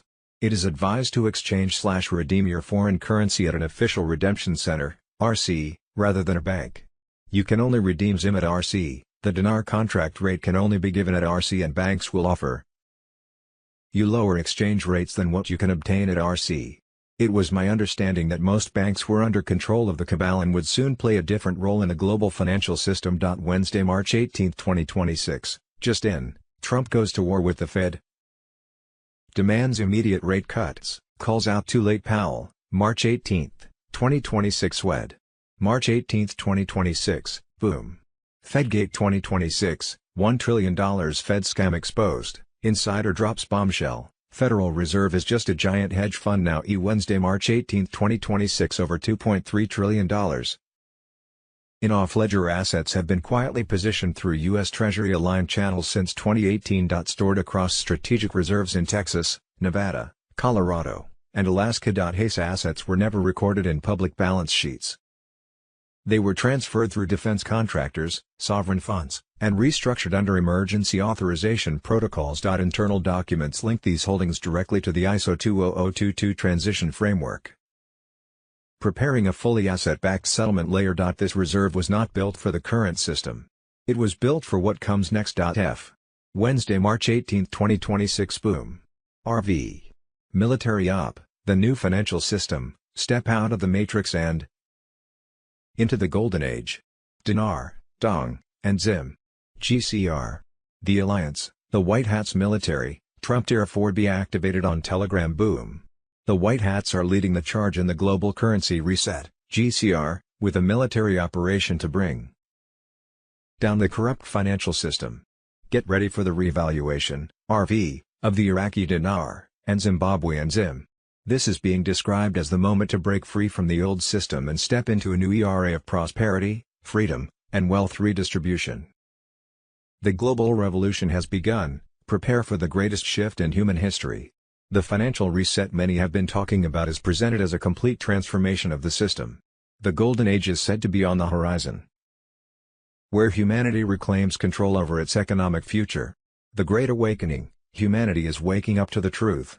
The old financial structure, built on debt and control, is being challenged. Many believe the world is entering a period where people recognize their own power and the system begins to change. The global currency reset, a complete overhaul of the financial system. Supporters say the shift moves from fiat currencies controlled by central banks to a system backed by real assets such as gold and silver, connected to the quantum financial system, QFS. The quantum financial system, QFS, the future of money is digital. Described as decentralized and secure, the QFS uses advanced ledger technology to create transparent and fast global transactions, with networks like Stellar playing a role in global financial connectivity. The key players, Iraqi dinar, and Zimbabwean Zim. These currencies are said to be at the center of the revaluation event, potentially triggering large-scale wealth realignment and supporting global humanitarian projects. The revolution has begun, and many believe there is no stopping it. The old world is changing, and a new era of economic freedom and global cooperation is being discussed as the future. Stand strong, stay aware, and watch as history continues to unfold. Constitutional Republic of the United States, Constitutional Republic of Canada. H2s. March 10, 2026 bombshell announcement. President Trump declares restoration of the American Republic, U.S. Incorporated dissolved, common law sovereignty returns. Mr. Pool on Telegram. Patriots, the storm has hit and it's magnificent. President Donald J. Trump has invoked Article 2 to declare the United States fully sovereign under common law once more. The fake foreign-controlled U.S. Incorporated is finished, gone forever. No more Admiralty law oppression, no more globalist chains dragging us into debt and war. The deep state grip is broken, the true constitutional republic rises triumphant. This is no mere rhetoric, it's a binding declaration of authority and summons from Trump as Commander-in-Chief. He's seizing full control, sidelining the corrupt swamp and directing the military via the Uniform Code of Military Justice. Every flag officer is oath-bound to obey lawful orders from the legitimate president. No more excuses, no divided allegiances. The military now serves we the people through Trump, not the treasonous corporate facade. Under common law sovereignty, grounded in God.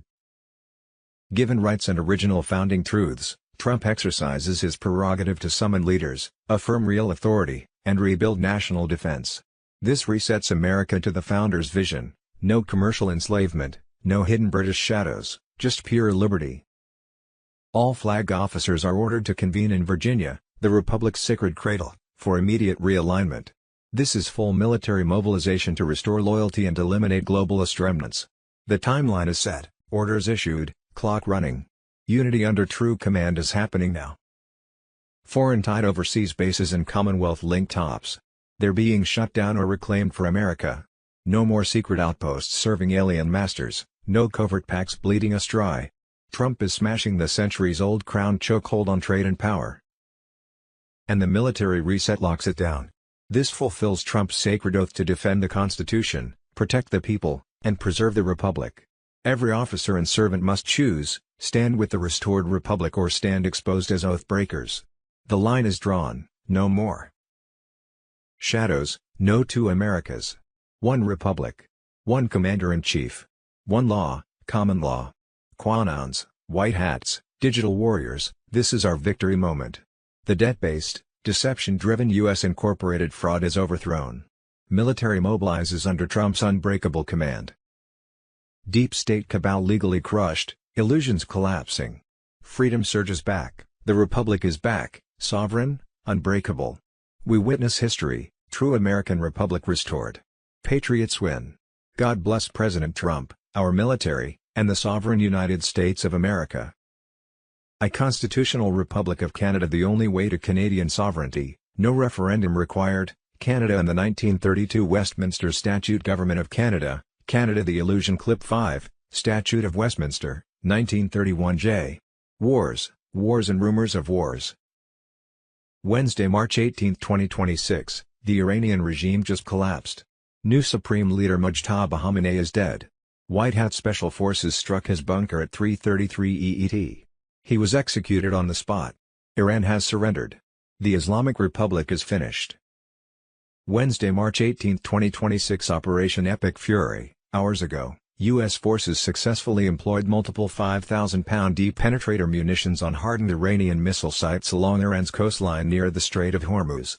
The Iranian anti-ship cruise missiles in these sites posed a risk to international shipping in the strait, Secretary of War Pete Hegseth. Guru Information and Intel K. Wednesday, March 28, 2026. 107. Trump breaking news. March 18, 2026. All hell is breaking loose in 48 hours. 107 on Telegram. 107 has issued a critical update, revealing that President Trump is in no position to bow to the crazy demands coming from the Iranian regime. The mullahs are pushing for full American withdrawal from the Middle East along with enormous payoffs and other insane concessions. According to the latest intelligence, in the next 48 hours. These regime leaders are operating in a suicidal frenzy. They are pushing the world to the absolute edge, apparently hoping for some messianic arrival or even alien intervention to save them from what is coming. This fits perfectly with their apocalyptic religion that requires bringing the planet to total destruction before their savior appears. The Iranian people have suffered tremendously under this cult. Iran holds deep biblical significance as the land of Esther and the burial place of the prophet Daniel. Right now it has the fastest growing Christian population anywhere on Earth. After the regime's savage crackdowns during the uprising several years back, which killed between 60,000 and 70,000 innocent souls, especially targeting women with unbelievable brutality, a powerful underground resistance formed. This resistance has sent a clear and terrifying message to police and military officials. They know where the families of the oppressors live and will not hesitate to strike back. The fight has intensified once again as the people see their moment of opportunity under President Trump. Trump has repeatedly stated that this is the time for the Iranian citizens to rise up and remove these dictators who do not speak for them.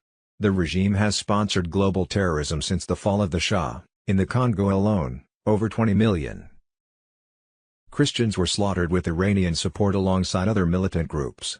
Similar terror networks run through South America via Venezuela. Neutralizing Iran is essential for any real-world peace. The mullahs continue issuing nuclear and biological weapon threats. Trump and the White Hats are taking them deadly seriously. Precision strikes are currently destroying key facilities while minimizing civilian harm. Chinese deep state assets and infrastructure that allowed control over Iranian ports and oil are being systematically eliminated. This surgical approach ensures that when reconstruction begins, the Iranian people will rebuild on their own terms without cabal influence. Trump will structure the recovery so Iran repays every cent, keeping the burden off American taxpayers while securing lasting freedom.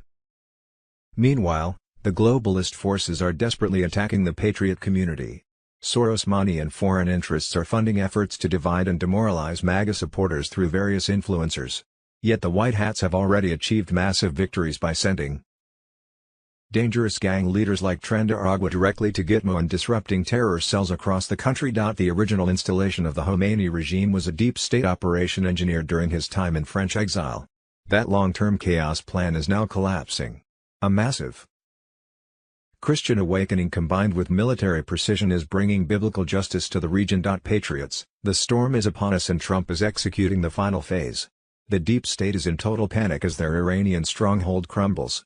Stay strong, trust the plan, and prepare for the greatest awakening in history. Victory is closer than ever. Wednesday, March 18, 2026. 107 High Alert shares never before heard Trump and U.S. military intel. Media Greer. Hello there, beautiful souls. It's me, Media Greer, and if we haven't crossed paths before, let me assure you it's no coincidence that you've landed here today. I've spent every sunrise and sunset of my life on a tireless quest, seeking out the radiant essence of truth in this vast, dazzling universe of ours. In a powerful gathering on March 18, 2026, 107 shared explosive never before heard intel on President Trump and U.S. military operations with patriots immersed in spiritual warfare. These revelations confirm the White Hats have the plan under full control and the deep state is collapsing rapidly. One explained how President Trump must work within the system using congressionally approved advisors while cleverly challenging corrupt elements like Fauci. Health policy moves were 4D chess strategies to expose frauds and protect the public while military operations positioned as truths emerge daily. Military actions in Iran target deep state and Chinese infrastructure, freeing the country as Christianity grows at unprecedented rates.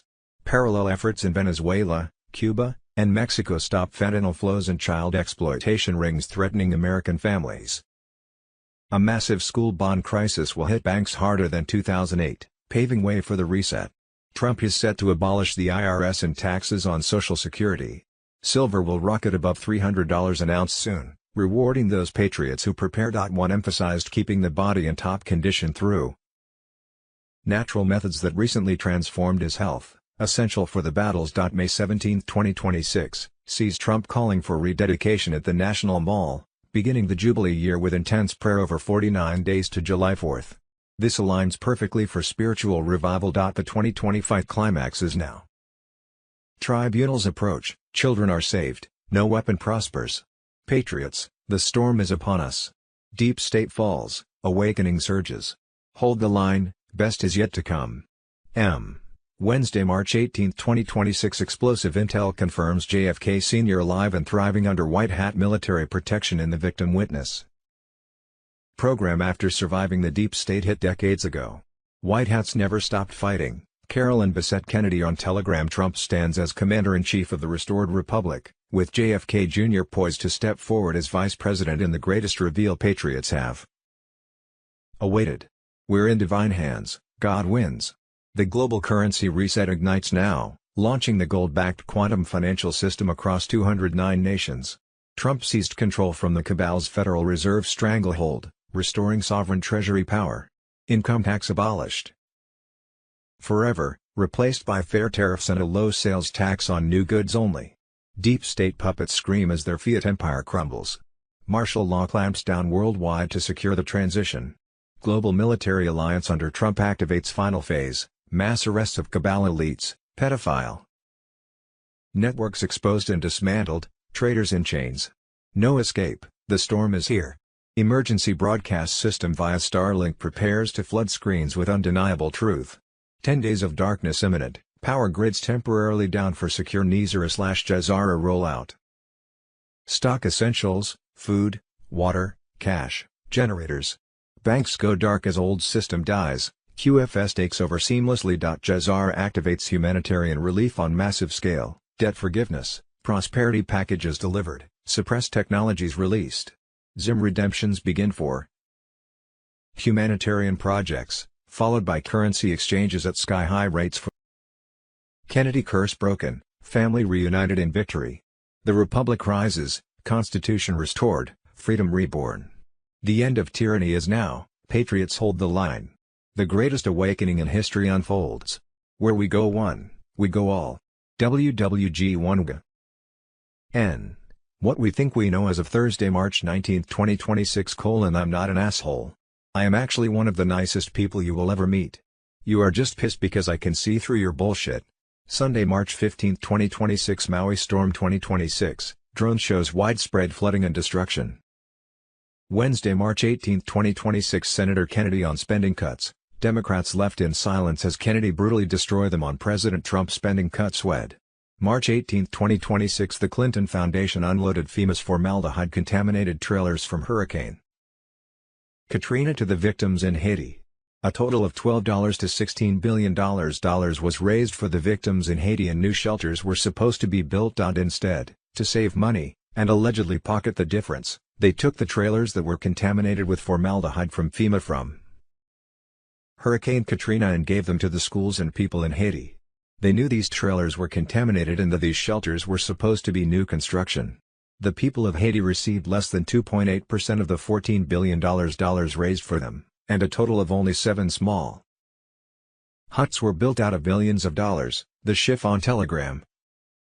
Wednesday, March 18, 2026. Breaking, Trump springs the NATO trap, we don't need them to crush Iran. Wednesday, March 18, 2026. Intel confirmed, Iranian terror masterminds strike out, Minister Esmail Khatib killed in overnight military strike. Officially been terminated, SG Anon on Telegram. March 18, 2026. Breaking alert, every American needs to watch this Tucker Carlson video, Iran war warning. Wednesday, March 18, 2026. Boom, Trump's Energy Act kicks in, U.S. sells Alaska oil and gas leases for first time since 2019, March 18, 2026. Wednesday, March 18, 2026. Boom. Gitmo thunder strikes, meet Darsh Crandall, the deep state's worst nightmare. Wednesday, March 18, 2026. Breaking special report, House passes bill requiring automatic deportation for illegals who commit welfare fraud. Wednesday, March 18, 2026. Delayed at the airport. Thank a Democrat. Democrats have voted repeatedly to protect criminal illegal aliens and prevent our own American TSA agents from getting paychecks. Democrats have chosen to make the American people suffer just so illegal aliens can stay in our country. More than 300 TSA agents have quit their job. They weren't getting paid and had to provide for their family. Israeli general, no, we didn't. Chinese scholar, stop lying. You people have murdered more than 70,000 children in Palestine, white hats on Telegram. Wednesday, March 18, 2026. The Rothschild sank the Titanic to set up the Federal Reserve, JFK secrets on Telegram. The Titanic was deliberately sunk to eliminate 3 billionaire men who opposed the Federal Reserve, due to their wealth and influence. The Federal Reserve Act of 1913, a sinister elite-controlled private banking system to oversee all financial institutions. J.P. Morgan and the Titanic. J.P. Morgan, who funded and built the Titanic, cancelled his voyage at the last moment, as did his friend Milton Hershey, who later expanded his food empire. The ship featured electromagnetic deck sealing, potentially trapping passengers below. Aftermath and the Federal Reserve. Post-Titanic, the Federal Reserve was established under questionable circumstances in 1914. John Jacob Astor IV, a Tesla supporter and critic of the Federal Reserve, perished, his family being one of the wealthiest and most opposed to the new system. Wednesday, March 18, 2026. On July 4, 1917, Nikola Tesla's Wardenclyffe Tower on Long Island, New York, was demolished by the federal government when they found out he was planning to give the world free energy as a gift. 10 Days of Darkness on Telegram. It was an early experimental wireless transmission station designed and built in 1901 to 1902. They censored Tesla using the newspapers they controlled. Nikola Tesla was one of the most important inventors of all the time, and they never taught you about him in schools, and this is solely because they don't want you digging about free energy. President Trump intended to expose Nizar laws, freeing peoples of the world from debt by returning stolen taxpayer monies back to the people. By that time the EBS, which already has taken over all mainstream media, TV, radio and internet worldwide, would proclaim that within the next 5 hours everyone needed to be home for a worldwide lockdown that would perhaps last 10 to 12 days. For the first 72 hours of those 10 to 12 days, 10 countries will broadcast 24/7 in 22 different languages, 8-hour documentaries that disclose what Trump's global military alliance has been doing to free the world from clutches of the Satan-worshipping Illuminati deep state global elite, and thus wake up the masses. The Trump alliance has already activated. POTUS was heading to Israel undercover, to take command of the Temple Mount and reclaim it for God's true warriors. Meanwhile, Israeli Prime Minister Netanyahu has been confirmed dead. On Monday evening, March 16, 2026, Netanyahu was erased in a silent operation with no body, no trace, just divine vanishing. Every move was ours from the start, scripted to expose the Zionist cabal's grip on humanity. Tier 4B ISO 20022 platform on Telegram. U.S. martial law has exploded into full force, tanks were rolling on D.C. streets. Deep state hideouts have been vaporized by tactical strikes. On Tuesday, 17th of March, Cuba's entire electrical grid collapsed, putting the country in a blackout for the first time since the U.S. blocked oil to the country. More of the global military alliance secret victories: plus the British monarchy has fallen. Plus the Black Lordship of Rome has fallen. Plus Hollywood is down. Plus the Vatican has fallen. Plus dark Rothschild family members have fallen. Plus cabal bases are destroyed worldwide. Plus abused children were being saved all over the world. Plus Orion 5 with 50 federal countries relentlessly hits the drug trade. Plus slaves in underground tunnels are freed all over the world. Plus money laundering will be prevented. Plus liberation of cabal countries like Serbia, lately, is a fact. Plus in many countries hundreds of pedophiles are arrested every day. Plus Empire U. Powerful names are being collapsed. Humanity recognizes politicians who suppress the masses worldwide. Reports from multiple high-level channels indicate the final phase is now underway. Military White Hat operations together with Space Force infrastructure are taking control of the global communications network. The Starlink constellation is positioned and ready to deliver the information release. Legacy satellite systems tied to mainstream media are expected to go dark. Traditional broadcast towers are being phased out of the grid. The window for the 10 days of darkness is starting to open. This is operational. Localized power disruptions, temporary internet outages, and cell signal interruptions may occur as part of a coordinated shutdown designed to maintain civilian safety while major operations unfold. QFS synchronization at the highest levels is reportedly complete. Asset-backed financial frameworks are activating step by step. The old fiat system is reaching its final stage. Justice operations that began years ago are now moving fast. Individuals long suspected of corruption are said to be facing accountability. Detention facilities are fully operational. Military tribunals are accelerating behind closed doors. Faith remains central. Many believe this moment represents a historic turning point. Darkness cannot stand forever. Truth eventually rises. Prepare your household. Have water, food, candles, batteries, and essential supplies ready in case of temporary disruptions. During outages, limit normal phone usage and rely on backup communication if available. For many, the Great Awakening was no longer an idea, but a moment unfolding in real time. WWG 1 B. What we think we know that we don't want to know. On Sunday, May 17, 2026, Trump has called for a national day of prayer, which will launch a 49-day season to Saturday, 4 July, when restoration of the constitutional republic will be celebrated and invoked by Sunday, July 5, 2026. Wars and rumors of wars. Tuesday, March 17, 2026. Fox News. White House Press Secretary Leavitt: ballistic missile attacks from Iran right now are down 90%. Their drone capabilities are down 95%. We have sunk more than 65 of their naval ships. We've hit more than 6,000 targets. We are totally eradicating this threat. Tuesday, March 17, 2026. Barack Hussein Obama and Joe Biden have been exposed for putting the entire world at risk due to propping up Iran. Kayleigh McEnany, a $400 million cash transfer was flown out to Iran, $400 million was just the tip of the iceberg. 1 month later, the Wall Street Journal reported the Obama White House sent 3 different payments to Iran, totaling $1.3 billion, with a B. A day later, Obama's Deputy Secretary of State, Antony Blinken, ran to CNN to defend his boss's nuclear deal and the cash transfer. Fast forward to 2023. The Biden White House cleared the way for the release of $6 billion in frozen Iranian funds. In the years since, Iran continued to build up their nuclear program until President Trump called in the military to obliterate it.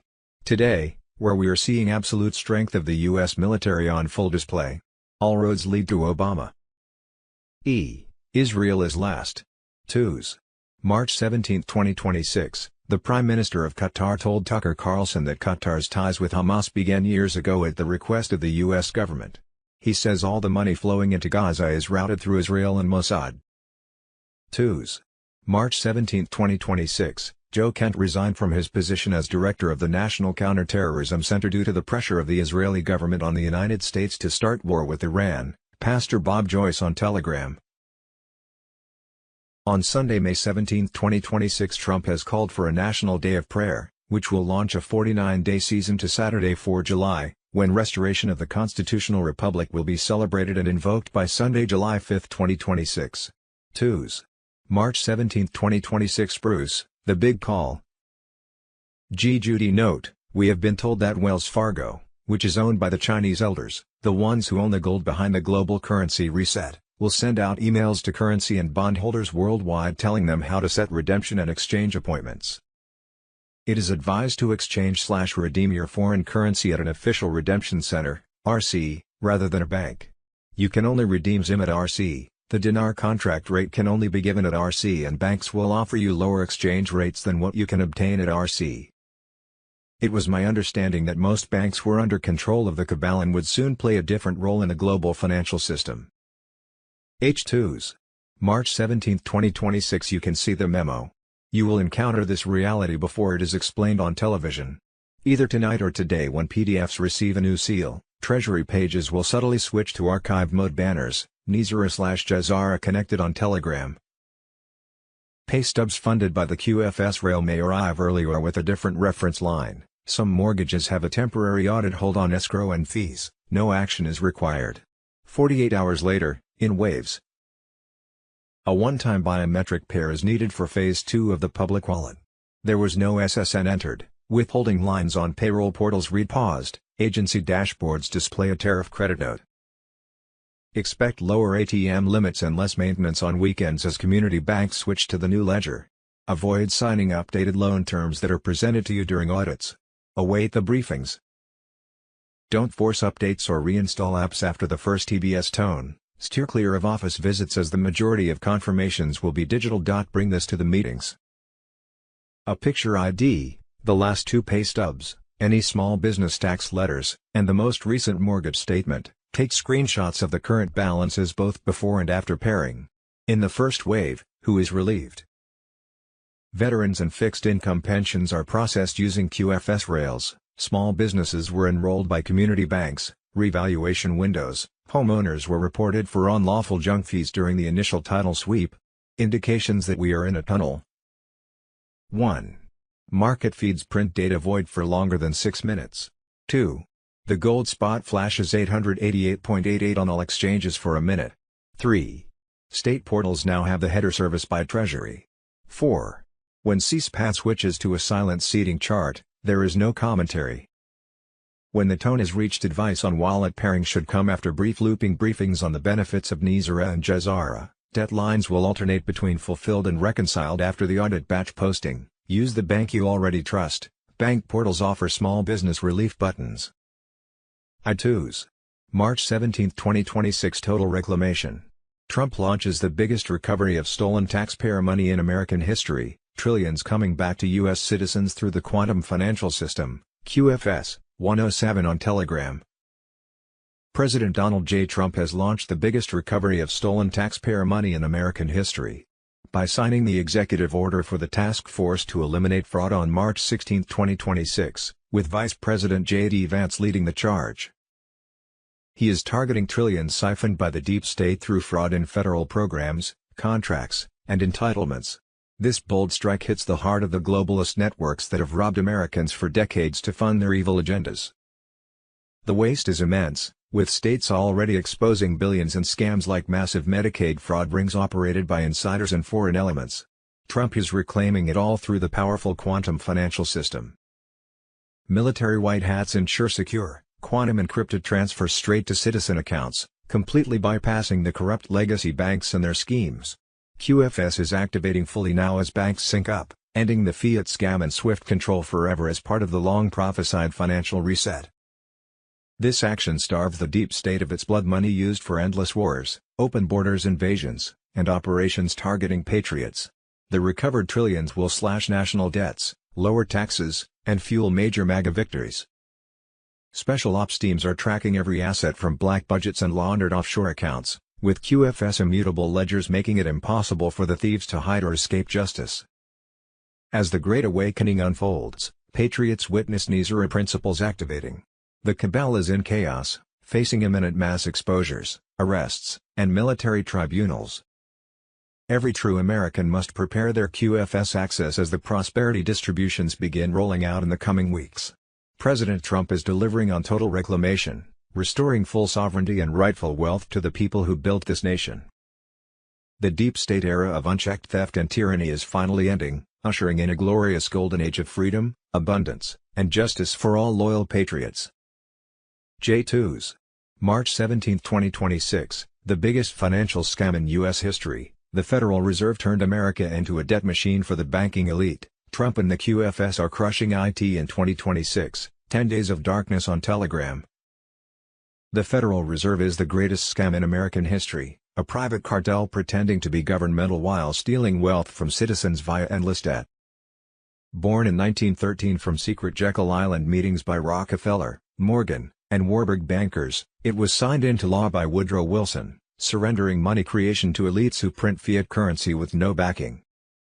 As of March 2026, this Ponzi scheme demands ever more debt to pay previous loans, enslaving generations. The Fed creates money from keystrokes. Lends to government at interest paid by taxpayers through IRS enforcement.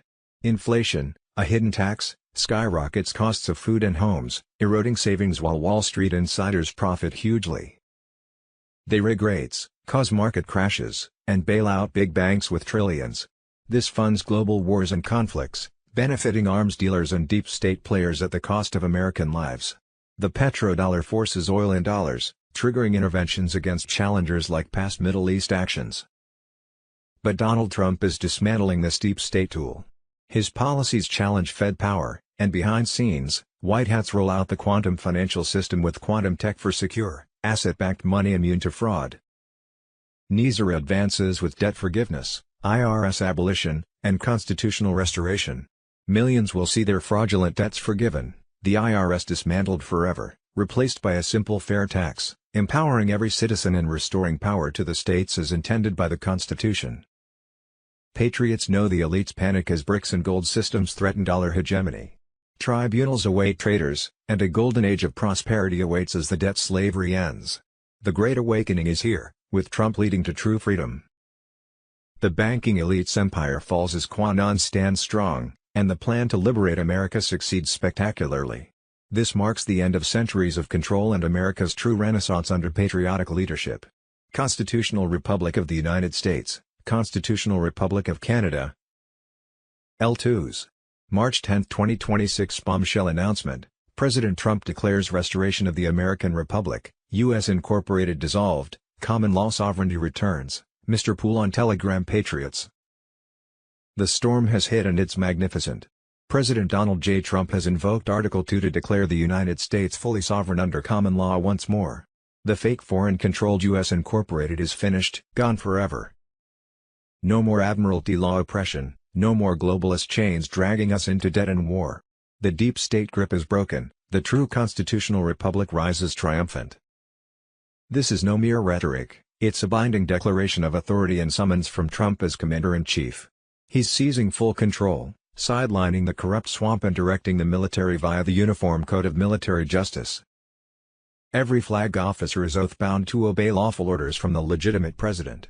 No more excuses, no divided allegiances. The military now serves we the people through Trump, not the treasonous corporate facade. Under common law sovereignty, grounded in God-given rights and original founding truths, Trump exercises his prerogative to summon leaders, affirm real authority, and rebuild national defense. This resets America to the founders' vision: no commercial enslavement, no hidden British shadows, just pure liberty. All flag officers are ordered to convene in Virginia, the Republic's sacred cradle, for immediate realignment. This is full military mobilization to restore loyalty and eliminate globalist remnants. The timeline is set, orders issued, clock running. Unity under true command is happening now. Foreign-tied overseas bases and Commonwealth-linked tops. They're being shut down or reclaimed for America. No more secret outposts serving alien masters, no covert pacts bleeding us dry. Trump is smashing the centuries-old crown chokehold on trade and power, and the military reset locks it down. This fulfills Trump's sacred oath to defend the Constitution, protect the people, and preserve the Republic. Every officer and servant must choose: stand with the restored Republic or stand exposed as oath breakers. The line is drawn: no more shadows, no two Americas. One Republic. One Commander-in-Chief. One law, common law. QAnons, white hats, digital warriors, this is our victory moment. The debt-based, deception-driven U.S. incorporated fraud is overthrown. Military mobilizes under Trump's unbreakable command. Deep state cabal legally crushed, illusions collapsing. Freedom surges back, the Republic is back, sovereign, unbreakable. We witness history, true American Republic restored. Patriots win. God bless President Trump, our military, and the sovereign United States of America. Constitutional Republic of Canada.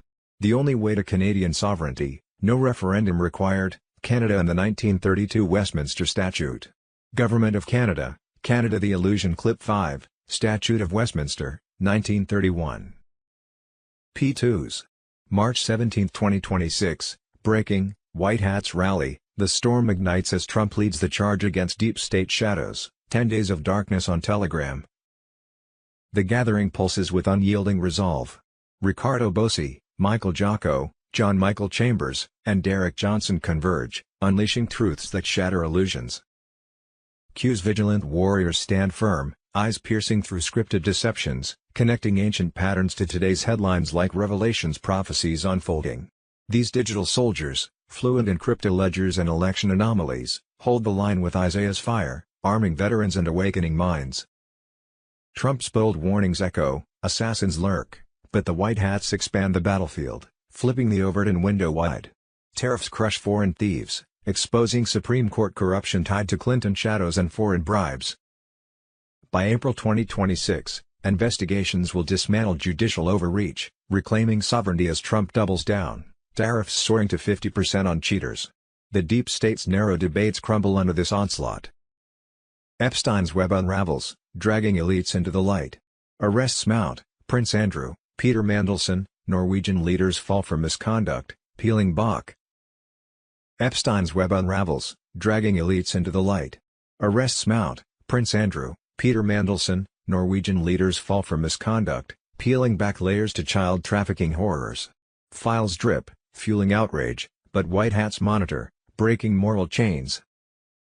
Humanity's numb souls awaken to the scale, adrenalized blood trades, McDonald's secrets, evil tires, momentum surges on our side. Tribunals churn at Gitmo, sentences executed in shadows, ready for revelation by summer 2026. Iran simmers as strategic strikes expose Obama's failed deals, uranium lies at 80%. No world war, just precision dismantling diplomacy's facade, tying to assassination plots. Trump's exile claims. Bait for puppets. Aliens loom, files released by mid-2026, ET DNA manipulations, ancient tech jumps, Gilgamesh truths, sky people in Bibles. Eisenhower's greeted treaty exposed, portals glimpsed, underground bases like Area 51 pulse with secrets. Humanity's origins rewrite, freeing us from lies. Elections secure by November 2026, voter ID, no mail-ins except essentials. SAVE Act enforces despite Senate, military government overrides, sanitizing roles under Executive Order 13,848. Cyber teams guard, exposing 2024 frauds. Swing states were claimed, deep state capitulates. Trump, Supreme Commander, declares, occupied no more, Great Liberation dawns January 20, 2027. Puppets flee as sovereignty restores. Patriots, the veil rips. Evil's ugly run ends, we've endured, refined in fire. Momentum's ours, collective consciousness unbreakable. White hats unite, storm raging, light victorious. Hold fast, dawn breaks, empires fall, Q's plan unbreakable. S2s. March 17, 2027, CIA Project Artichoke files, declassified records reveal Cold War human experimentation, and why IT still sparks controversy, Ezra Cohen on Telegram. Declassified documents tied to CIA programs from the early Cold War, particularly Project Artichoke, have resurfaced in public discussion, reigniting debate about how far intelligence agencies went in experimenting on human behavior and control. Originally launched in the early 1950s, Project Artichoke was a precursor to the better-known MKUltra program. Its stated goal was to explore methods of interrogation, psychological manipulation, and behavior control using chemicals, drugs, and other techniques.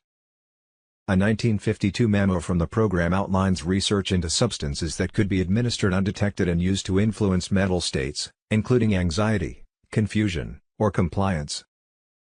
These experiments were part of a broader Cold War context, where U.S. intelligence feared adversaries were developing similar capabilities. Some of the documents reference theoretical methods of delivery, including the possibility of introducing substances through everyday channels such as food, drink, or medical treatments. However, historians emphasize that much of this research remained experimental, and the full extent of real-world application is still debated. Project Artichoke operated alongside other classified efforts and involved collaboration with military and scientific institutions. By the mid-1950s, it transitioned into MKUltra, which later became the subject of public outrage after investigations revealed that unwitting individuals had been exposed to substances like LSD. In 1973, many MKUltra records were destroyed, but surviving files and U.S. Senate hearings in 1977 confirmed that secret human experiments had taken place, often lacking proper oversight or ethical safeguards. These revelations raise serious questions about government accountability, medical ethics, and the limits of national security programs. They continue to influence modern debates around public trust, especially when discussions turn to healthcare systems and pharmaceuticals. While some claims circulating online go far beyond documented evidence, the core historical fact remains: Cold War intelligence programs did conduct covert experiments aimed at influencing human behavior, and in some cases, those experiments crossed ethical lines.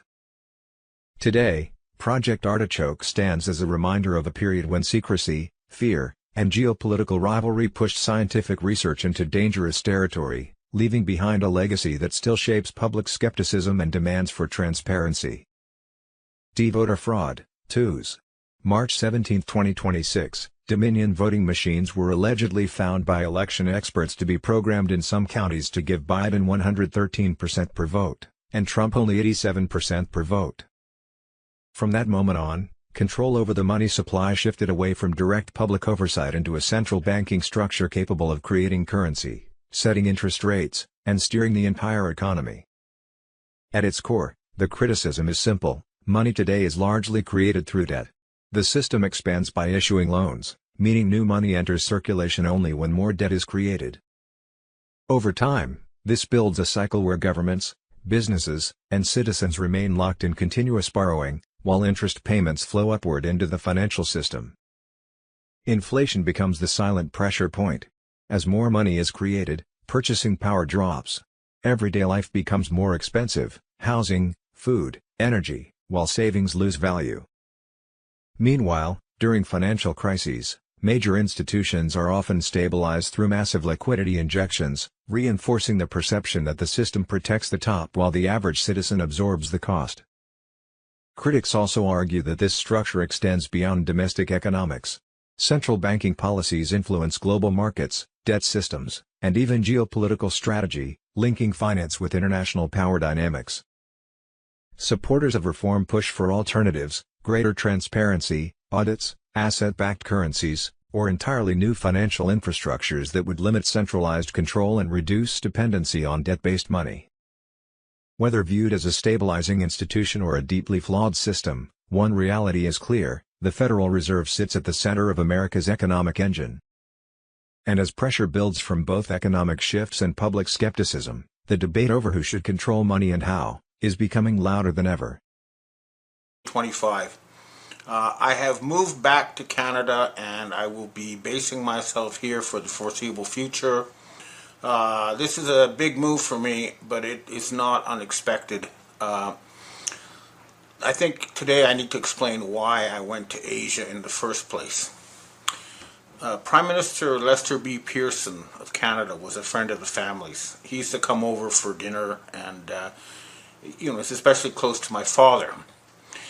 And Lester Pearson ran a Canada that was really very, very successful and functional country. Pearson was up against Henry Kissinger and the Zionists because he proposed, for example, he won the Nobel Peace Prize for proposing UN peacekeeping troops to stop all these conflicts by getting in between the fighting sides. And this, of course, annoyed the Zionists and the people who wanted to create an American world dictatorship under Henry Kissinger, because they needed these wars to conquer the planet. Unfortunately, Canada alone could not stop the Zionist and American juggernaut. I asked my father, who was a Canadian ambassador to various countries, why he never ran for office, and he said that Canada was too weak. Canada alone could not make a difference. And that's one of the reasons why more than 40 years ago I decided to go to Asia to try to get Asian help. Well, that help has arrived, and at this point a deal is being reached to try to bankrupt the people behind the entire Zionist project, and we're almost there. The years of forensic investigation have led me to the pharaonic Octagon Group in Switzerland as the former secret controllers of the West, and they are now reduced to a rump.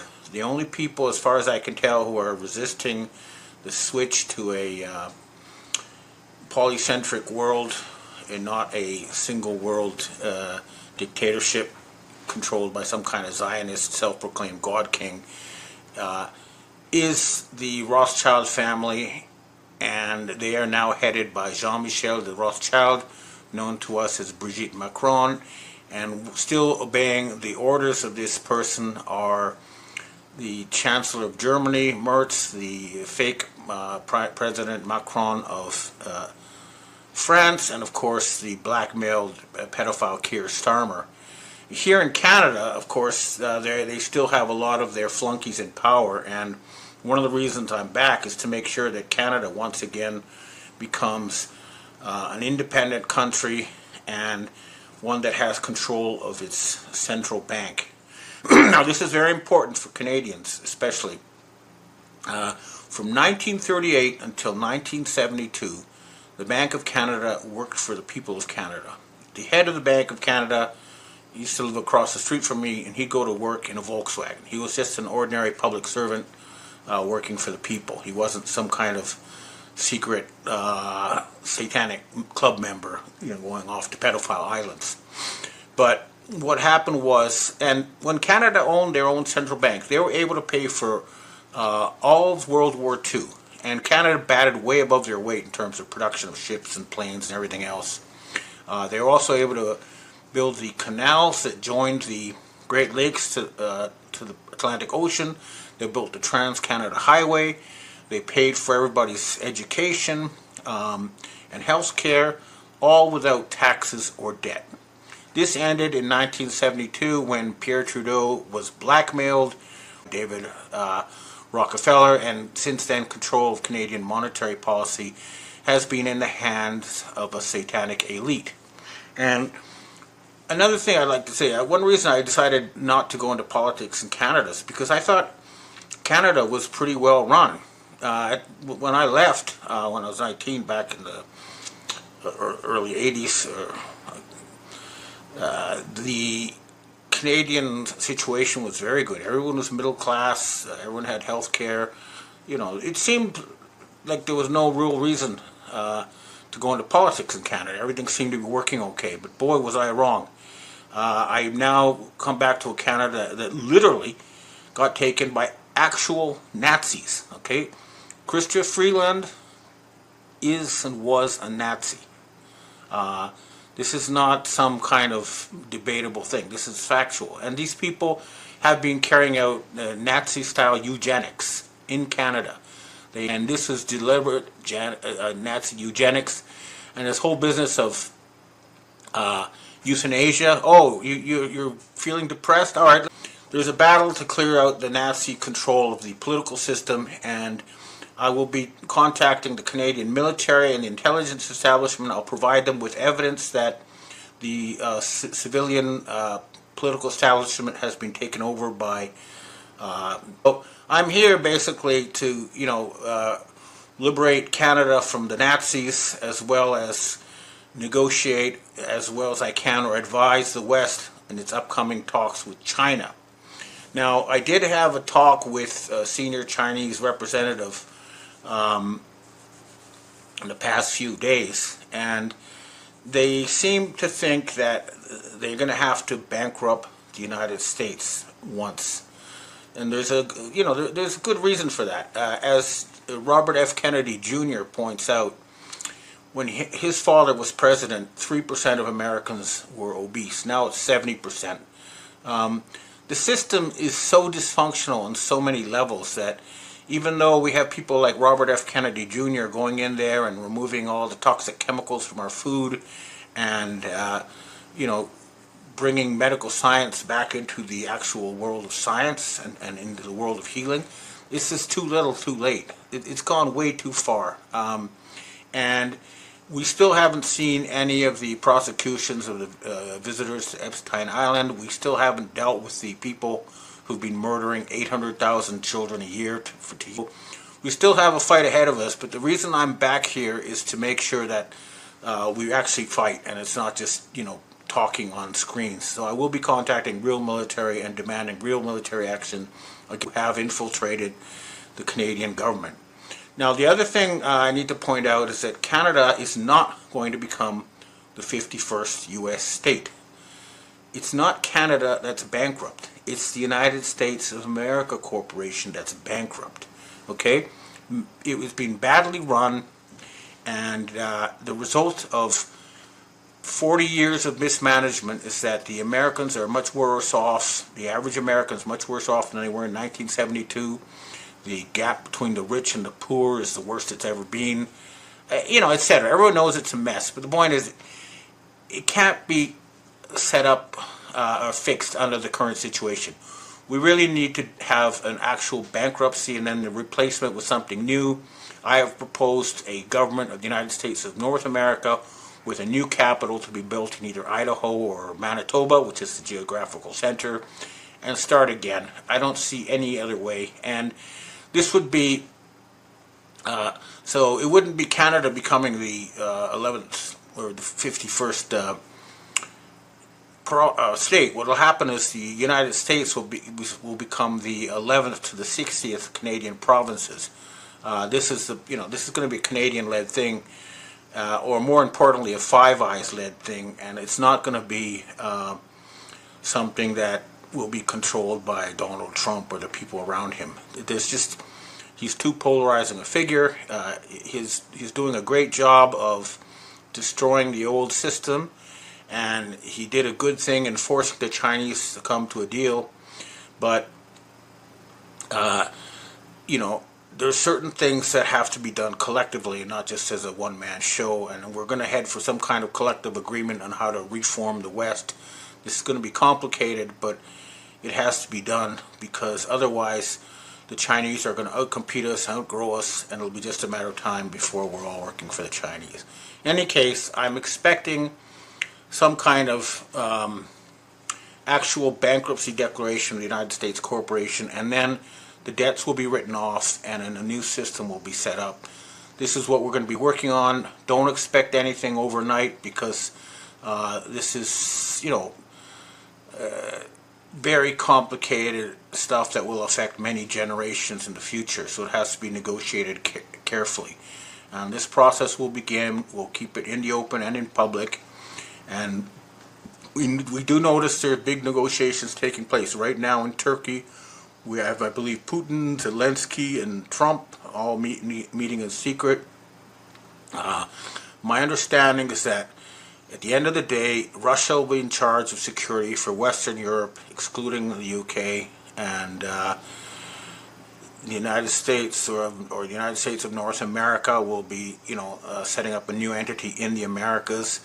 So things are moving ahead, and of course, the United States, or the rogue criminal state of Israel, is going to be replaced by the state of Judea, which will include all native-born New Judeans as well as the immigrants, and that's what's going to be negotiated. So, anyway, I'm back in Canada. I'm come in from the cold, and I'm going to be fighting to make sure that the Anglo-Saxon people get justice for all the satanic horrors they've been put through.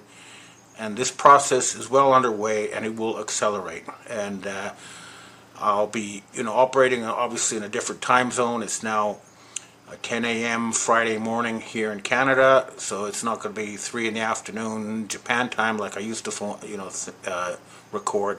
So everything's going to change, but rest assured that the good guys are winning, and I'm going to be participating in fighting to make sure that victory is complete. Okay, well, that's what I have to say for myself. Now I'd like to answer questions from readers and viewers. Hi, Ben. We have our first question for today. What is your and the Future Planning Agency's stance on AI and robotics?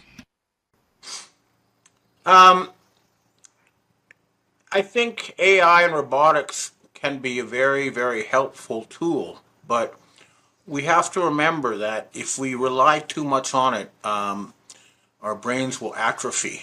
Okay, we get lazy. It's just like if you put a cast on your leg, even if it's not broken, after a while you won't be able to walk because you haven't been using the muscles. And I think we need to use AI as an assistant, but we got to make sure it doesn't replace our own independent thinking, because at the end of the day, this big flaw of AI is that it's not actually reality connected. It's connected to virtual reality.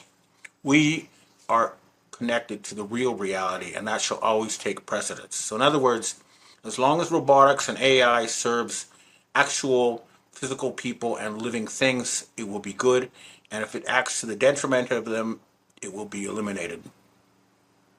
Next question. Hi, Ben. Canada seems to be the prize for the globalists. Carney draped himself in false nationalism and barely held on as PM, thanks to Donald Trump's interference. Trump, the Kushners, and Carney's offshore money laundering Brookfield Asset Management are all in the bed together. Pierre Poilievre looks like he took a dive right on cue. The Canadian federal government seems to be acting like the Sheriff of Nottingham by grabbing tariffs against Canadian citizens and effectively adding taxes on already taxed personal property when Canadian travelers are returning home at Canada/US border points. Liberals are gaining more parliamentary seats due to one-sided vote recounts and documented proof of election fraud. Can Canada be freed from the globalist war pig state? Are you going to be able to succeed doing what you're trying to do? Well, that's you brought up a lot of interesting stuff, but that's one of the reasons why I came back to Canada, is to clean this place up. And the first thing that the military need to understand is that their government has been taken over by Freemasons who are not necessarily working in the interests of the Canadian people.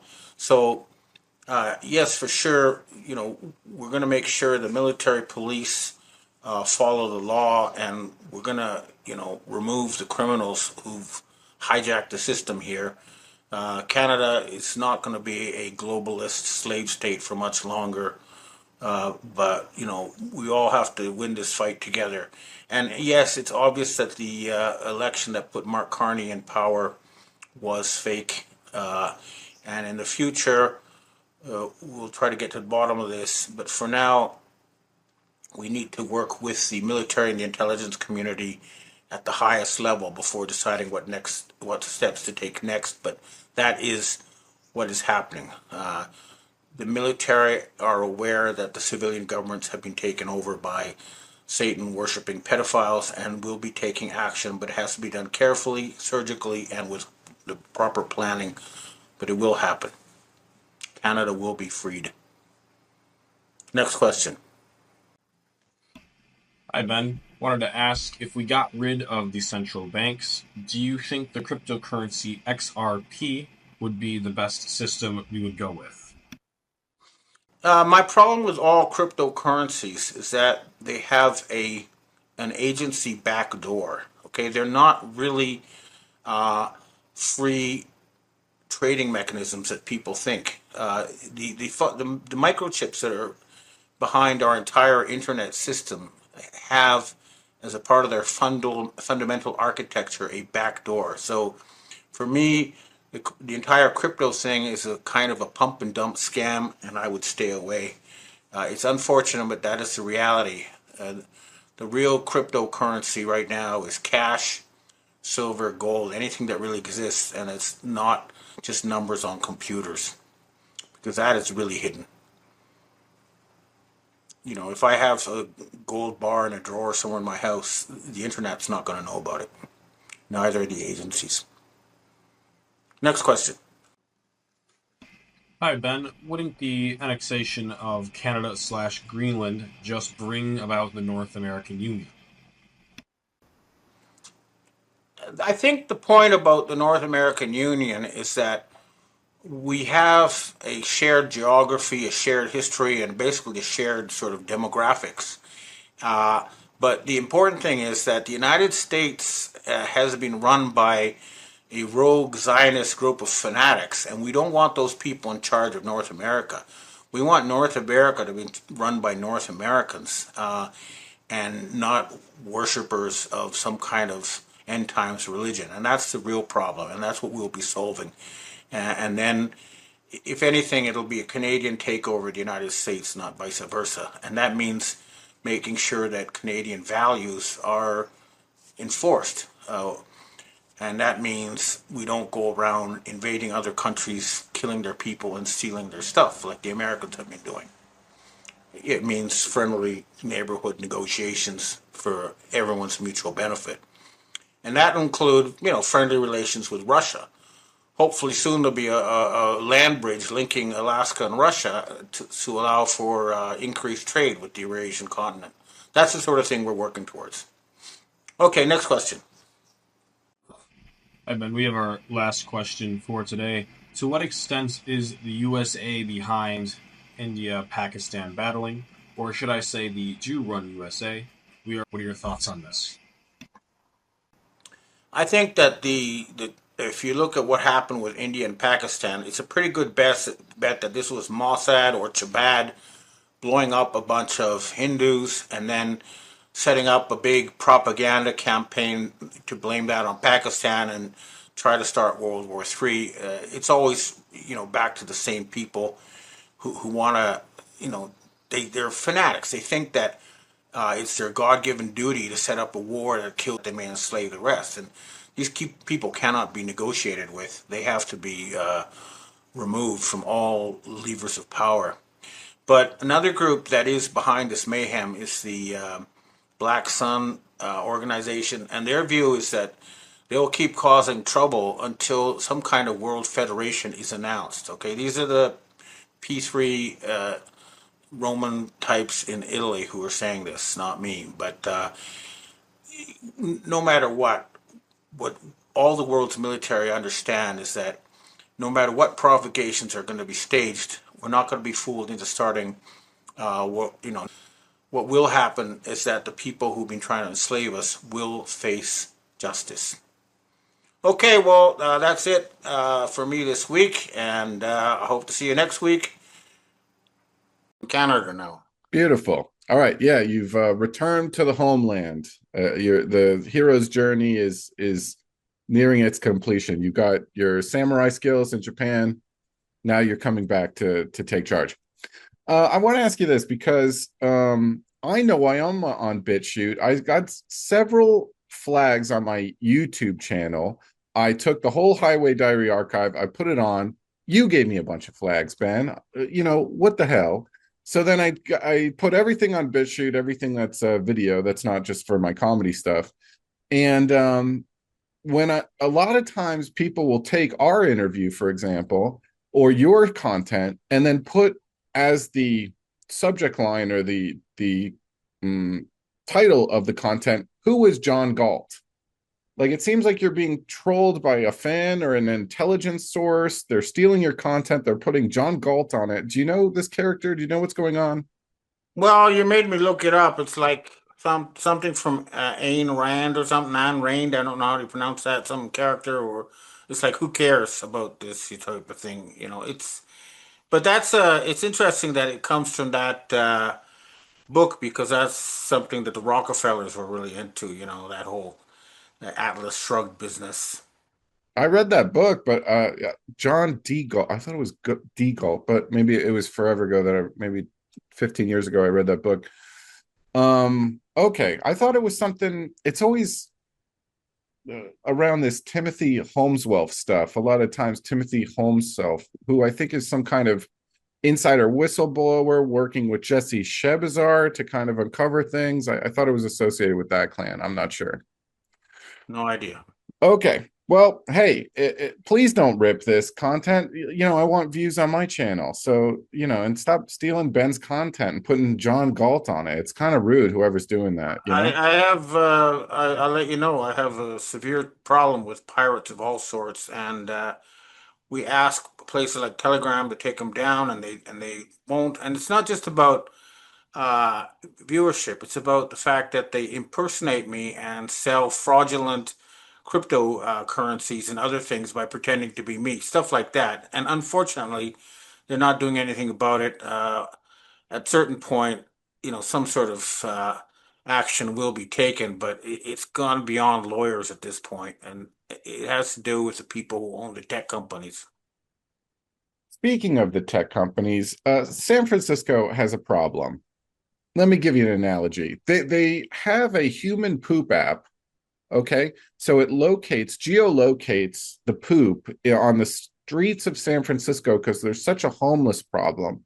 Now, these young kids would rather geolocate every piece of fecal matter than get a broom and shovel to fix it.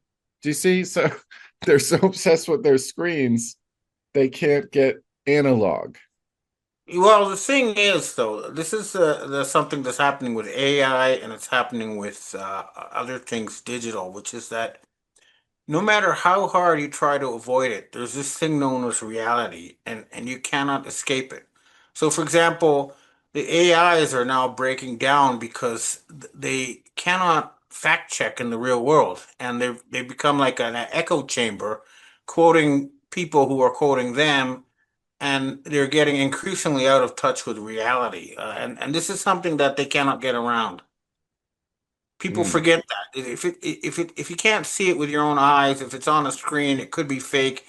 You can't eat it. It's not part of the real world. Speaking of something on my screen, I was at benjaminfulford.net the other day, and you wrote this May 13th, 2024. However, many of us will want to become virtually immortal superhumans. My own wish is to someday be able to convert my body into something like a dolphin so that I can explore the ocean. When I am finished exploring, I can revert to human form. This is literally technically possible now. Do you have evidence for that? You could spend the Okay, all summer right. as a dolphin? All right. Look, you have to look up something called CRISPR technology. Uh, and it's something that allows very pinpoint editing of genes. And a very good example is that's now got a lot of wide publicity, is that they recreated the dire wolf for the first time in 10,000 years. They took genes from fossilized dire wolves, and they inserted them in modern day wolves to create a dire wolf. And so it's still, I mean, obviously, to get to the point where I can turn into a dolphin and then back, it's still, while it's technically feasible, theoretically, we have the technology to do that. It's still not happening yet. But what's happening, though, is that they are holding this technology back. For example, I have some rich friends in California who were offered a chance by their doctor to, choose the color of their eyes of their children and, other attributes. And then they were stopped, saying, no, you're only allowed to make us back to normal. They're not allowed to make us better than normal. This is what is holding us back. And so while computers are doubling in power every 2 years, humans are not allowed to do the same, but we now have that technical ability. And we need to discuss, in a public way, what we should do about this. How do we go ahead? It's just should not be decided in secret by self-appointed, um, mostly, I guess, uh, Jesuit types. I'm not sure, who it is, but I mean, if you follow the forensic trail, it does eventually lead via such places as the Rockefeller controlled medical associations to the Vatican and to the Octagon Group in Switzerland. This is where I'm a journalist. I deal with primary sources, real world stuff. I don't get my stuff secondhand or else I'm out of business. And the forensic trail always leads there. And these people are preventing us as a species from reaching our full potential, which is mind blowing at this point.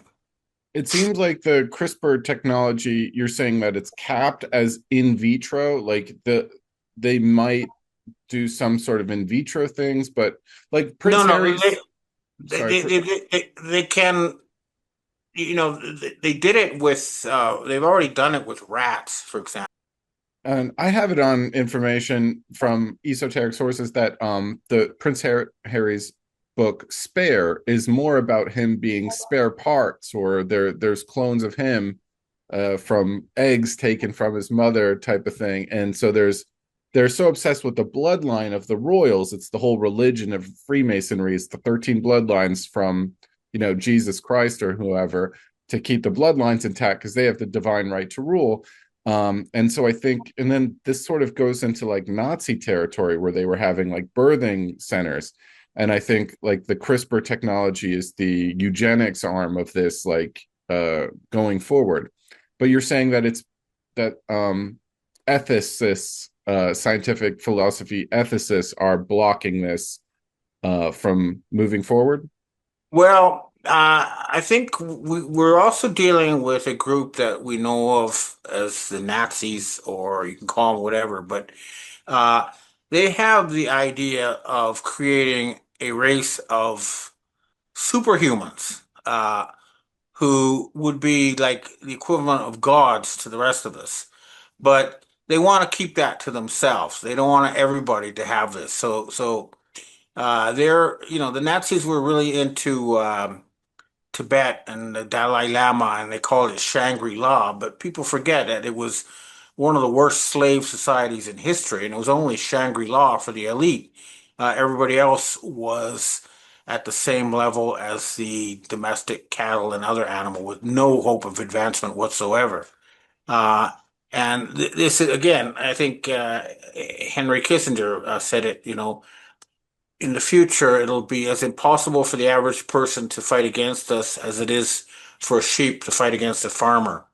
And this is a group that we've been dealing with. They don't want the what they call the inferior humans to get uh, the ability to improve themselves. So they're trying to keep us in a state of permanent enslavement. Yeah, like a caste system from A Brave New World where people are bred into their slave jobs. The problem is it's boring as an oligarch if you don't have slaves to bully around, because narcissists need a narcissistic supply of, anyway. But I just warn you that if you are a dolphin for a summer, that, sometimes male dolphins will try to put their pee-pee in your blowhole. It might not be the most relaxing, thing. So, dolphins play rough sometimes out in the wild. Just warning you if you ever are a dolphin for a summer. But This is still not quite there yet, but uh, I think that if there was, super heavy investment in this technology, that it could be possible within 10 years. There's also that quote that if a lion could speak English, you wouldn't even understand him because his frame of references are so. I think, we don't even have the technology for a man to be a woman and then hold a baby. They can't even put a womb in a man, so I don't see it being, I don't know. Yeah, I'm I've not heard on that, the, that's now actually technically possible. But it you hasn't know, happened yet. There's some freaks on Twitter explaining that they want to be the pilot program on this just to get an abortion. This crazy person said that he wants to be the first woman to have a baby to get an abortion. It's the end of the rainbow if the libtards are eating themselves.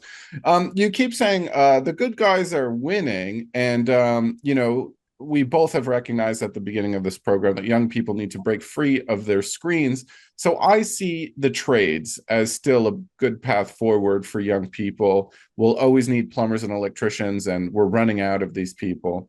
But the problem is this ruthless nepotism. Like the best architect, Richard Gage, who I'm friends with now, of AIA 9/11 Truth, the best architect, he gets shunned by the establishment. The best lawyer, Reiner Fulmick, is shunned by the establishment. So there's like a limit to how much. I know that being a doctor and lawyer and architect are different than being a plumber, but my point is also, Dr. Andy Wakefield, I'm going to talk to him next week, one of the best doctors ever. He gets destroyed by the establishment. So and these doctors and lawyers and architects are at the top of the trades, and then the trades all trickle down from them.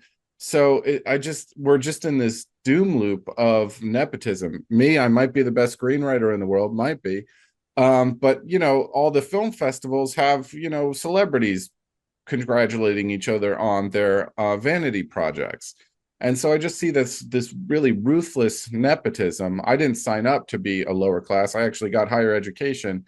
But why should young people seek trades if the geopolitical situation is hopeless? I need some hopium, Ben. Well, are the good guys winning? okay. What's going on? Look, the first thing is, I right now I think that Western university education, especially a BA in like the arts, which is sort of like what I have, is probably the most useless thing you could do. And I've come to the conclusion that the more higher level education you get, the more brainwashed you become. And I do now believe that having a physical trade, something that you can live off in the real world, be a fisherman or a farmer or something that has to do with that, will make sure that you'll always be able to survive. Whereas I think we're going to see, right now, the United States has reached the point where the most popular career choice for young people is to become a YouTuber, and that's, I think we're going to see a lot of former YouTubers, working, washing dishes as things progress, because it's not based on a physical reality. It's just talking heads talking to each other, and that they can only do that if someone else is producing the food, and that's not happening anymore. Yeah, my friend Chris Knowles said that back in like the 60s and 70s, he would go to these concerts, and there was just a lot of like nasty people. And then they had like the draft, and they had like all this degeneracy and all these sort of ruffians who needed structure, so they drafted them. It's like, let's take care of this problem with this problem. Hey, and so cannon fodder. Well, here's the thing. I spent a lot of time in my youth traveling around Canada. I saw a lot of First Nations communities, and the ones that practiced their traditional lifestyle, like hunting or fishing or whatever it was, um, were very healthy, well adapted, happy communities. But there were some where basically the source of income was government money, and they didn't have to do anything all day. And when you saw communities like that, you saw alcoholism, incest, uh, complete collapse of the social order. And the same thing is happening to the United States as a whole because they're getting all this free money from the rest of the world, and they don't have to do anything for it. And it's resulted in, uh, you know, complete degeneration of society. I mean, I'm not in a position to talk. I'm no skinny Jimmy myself, but at the time of President Kennedy, at least according to RFK Jr., only 3% of Americans were fat or overweight. Now it's 74%. There's something, fundamentally wrong, and it shows, a kind of a bread and circus mentality that has taken over the United States and much of the West. And we're going to have to, do some cold turkey to get out of that. Yeah, I'm a little bit worried about RFK Jr. He's saying that the next pandemic is anti-Semitism, and I'm like, ugh, we lost another soldier. You know what I mean?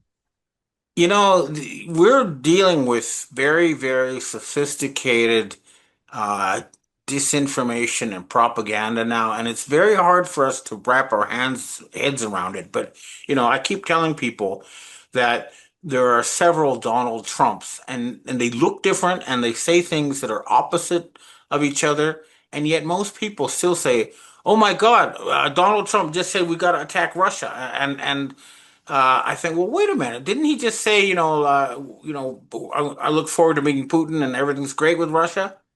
And there's so many examples like this. So I don't know if RFK Jr. is suffering from Stockholm syndrome and that he's somehow, i.e., the Or he's trying to Kazarian. take, maybe he's Yeah, trying to take poison out of the food without getting shot in the head. That could be. He yeah. I could be guess playing the he's game. taking insurance. He says, all right, you'll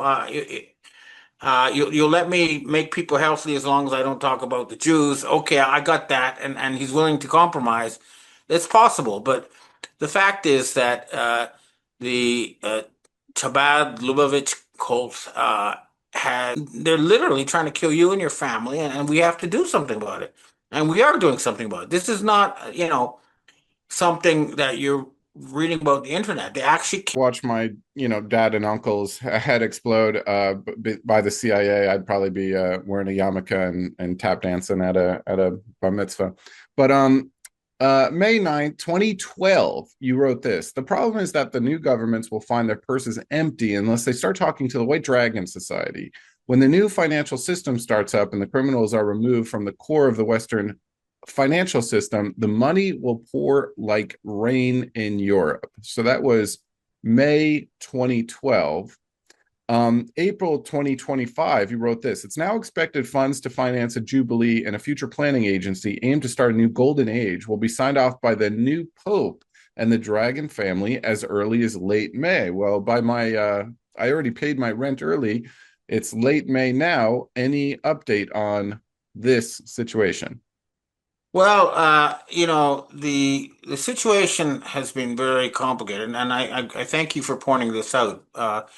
But what's happened is always the Khazarian mafia or the people who control the United States, they've always found some way to keep their situation going. So the first time they got cut off was in 2008 with the Lehman crisis. Okay, that's what it really was about. And the people who control the United States corporation said, "Look, we'll give you a black communist president, and everything's going to be good." And so they gave him $23 trillion. I've documented exactly how this works many times. It's very provable. And so they kicked the can down the road. But when they realized that Obama was just a house servant with no real power, and the money expired under the first Trump, what happened next? Well, the next thing they did was they came on, by my own estimates, they were able to earn about or long, the funds from Asia are available, but they're not being taken because it would mean a loss of control by this Chabad cult. So, I have, and let's stop and think about the real world and reality for a minute. You've probably seen those charts showing that almost all countries now have China as their number one trading partner. One example is they produce 200 times more ships than the United States. The United States just lost three aircraft carriers by my reckoning, and they can't replace them. They don't have shipyards. Um, so this is the reality. And even though the West is still like stuck, they're like, in Hitler's Germany saying, "Oh, don't worry, no new super weapons are going to save us. Everything's going to be okay." They're stuck in this little uh, Overton window of stuff they're allowed to talk about. And they're like a broken record going around and round again and the same things. But the rest of the world is moving on. They don't pay attention to this stuff. So it's like they're stuck in this, fake world and the walls are closing in on them. That's my reading of the situation. But yeah, I was given concrete offers by Asian families that control large amounts of gold. And these are the people who did finance, a lot of the post-war stuff with their gold, who are offering it again. But unfortunately, the people in control are still unwilling to accept this. Although I keep hoping that we're almost there. But yeah, I mean, uh, there are people, by the way, who for like 30 or 40 years saying, Nisara Gesara is about to happen. Your check is in the mail. It'll be coming through next week. Literally for 40 years they've been saying this, and it hasn't happened. So I should take a lesson from these people and stop trying to say that, put a date on it. And in fact, I recently, I've been thinking about this, and I realized that actually we shouldn't be waiting for anybody to write us a check.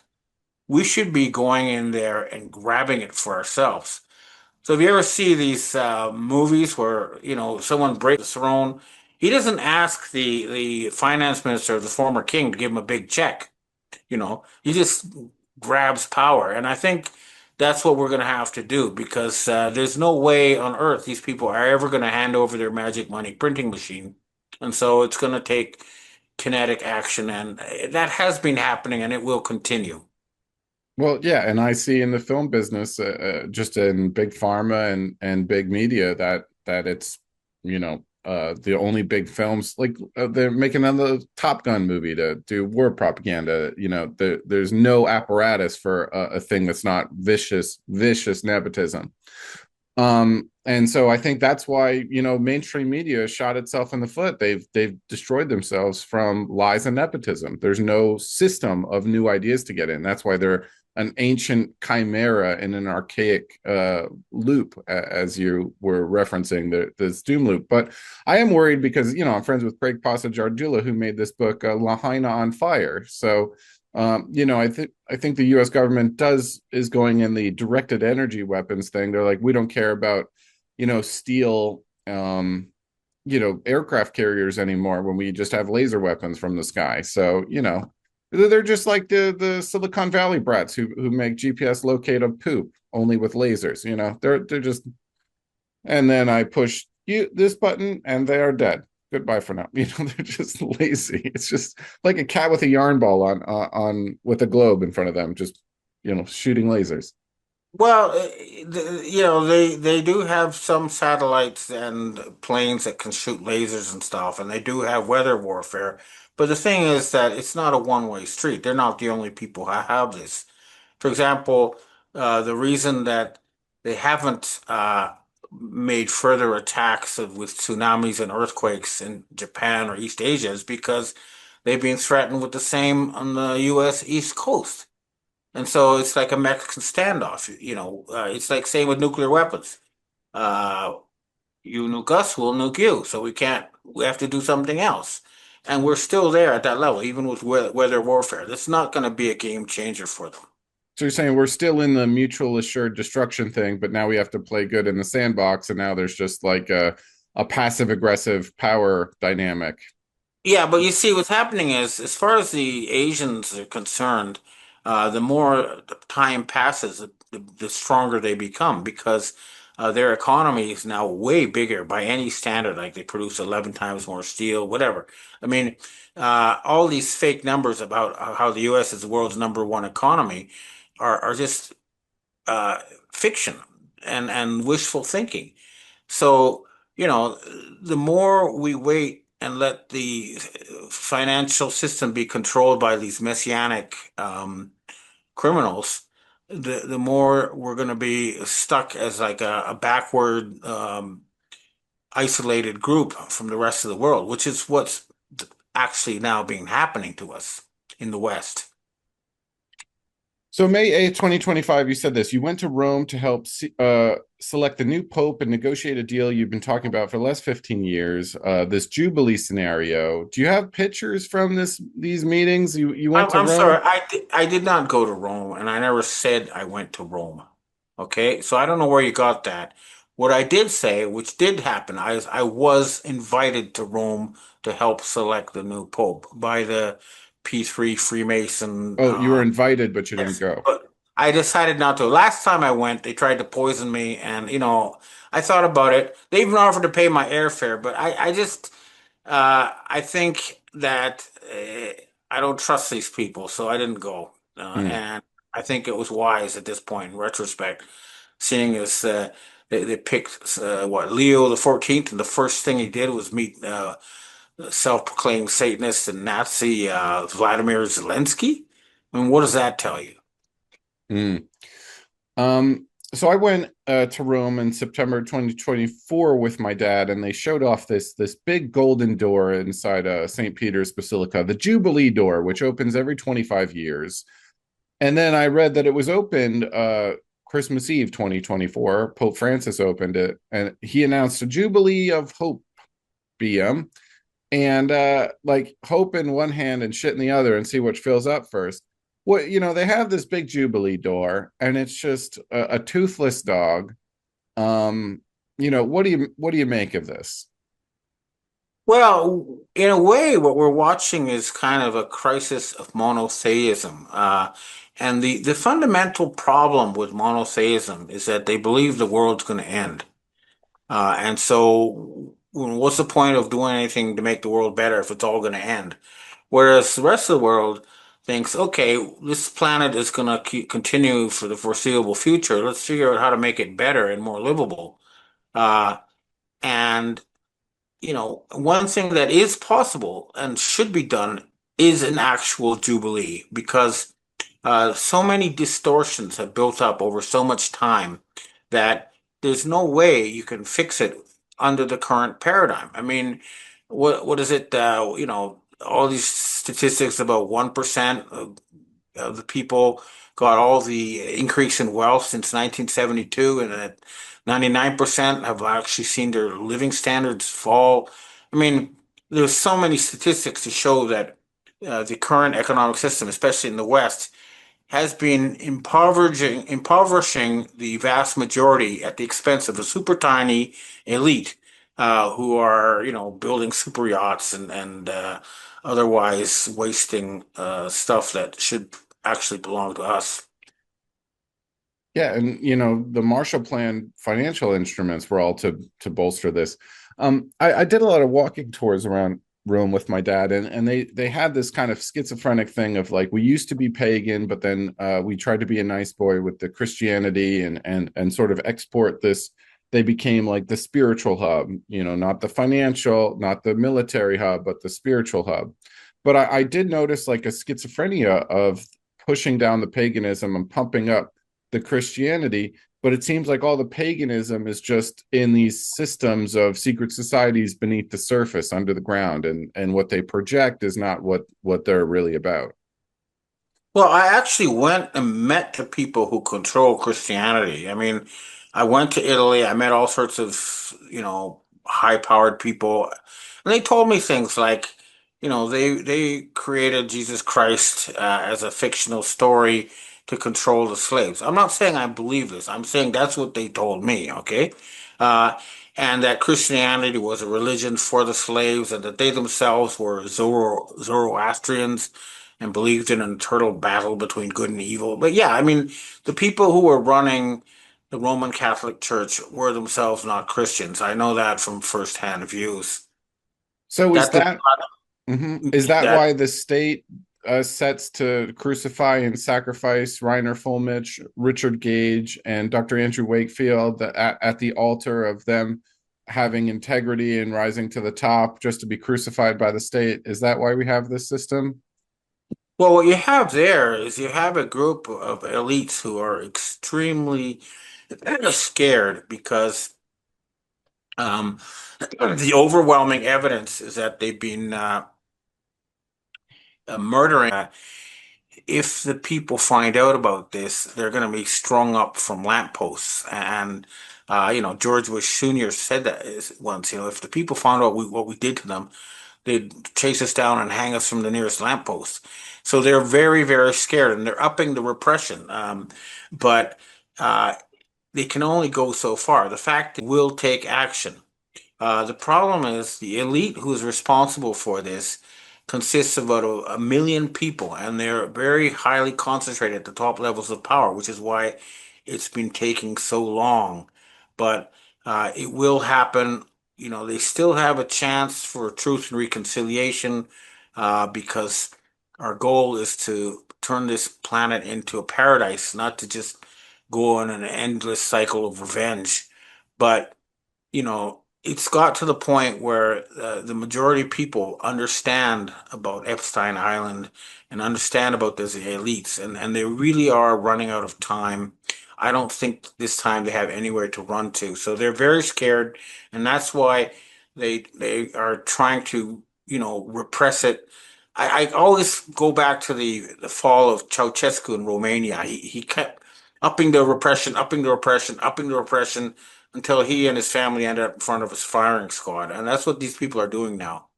Um, if you put someone in jail for criticizing genocide in Gaza, that's not going to work. You're not going to stop yourself from getting justice by doing that.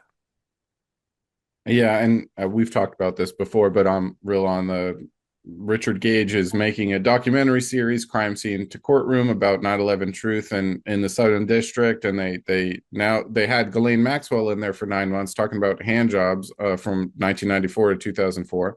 That was the scope of their investigation, and now Diddy's going to be there for the next decade talking about baby oil because it's titillating and it's a nothing burger. Yeah, he was a drug addict and a freak. Okay, this trial could be like 3 days long. Okay, like Well, the thing about things like 911 or the Kennedy assassination is they try to keep you around the scene of the old crime scene and investigating that to distract you from what they're doing right now. And my view is that you have to go after them in the here and now. Never mind the stuff they did in the past. Let's get them for what they're doing now. And then we're talking about uh, mass murder of children in Ukraine that's happening right now, not 20 years ago. And we have actual names of people who are doing it, and these are the targets. So we need to stop them now and not look back forever at the stuff they did in the past. That's the way we got to stop them. yeah. Yeah, and you had on your blog of people kidnapping fathers, and sending them to the front of the line to fight Russia. Well, Brzezinski.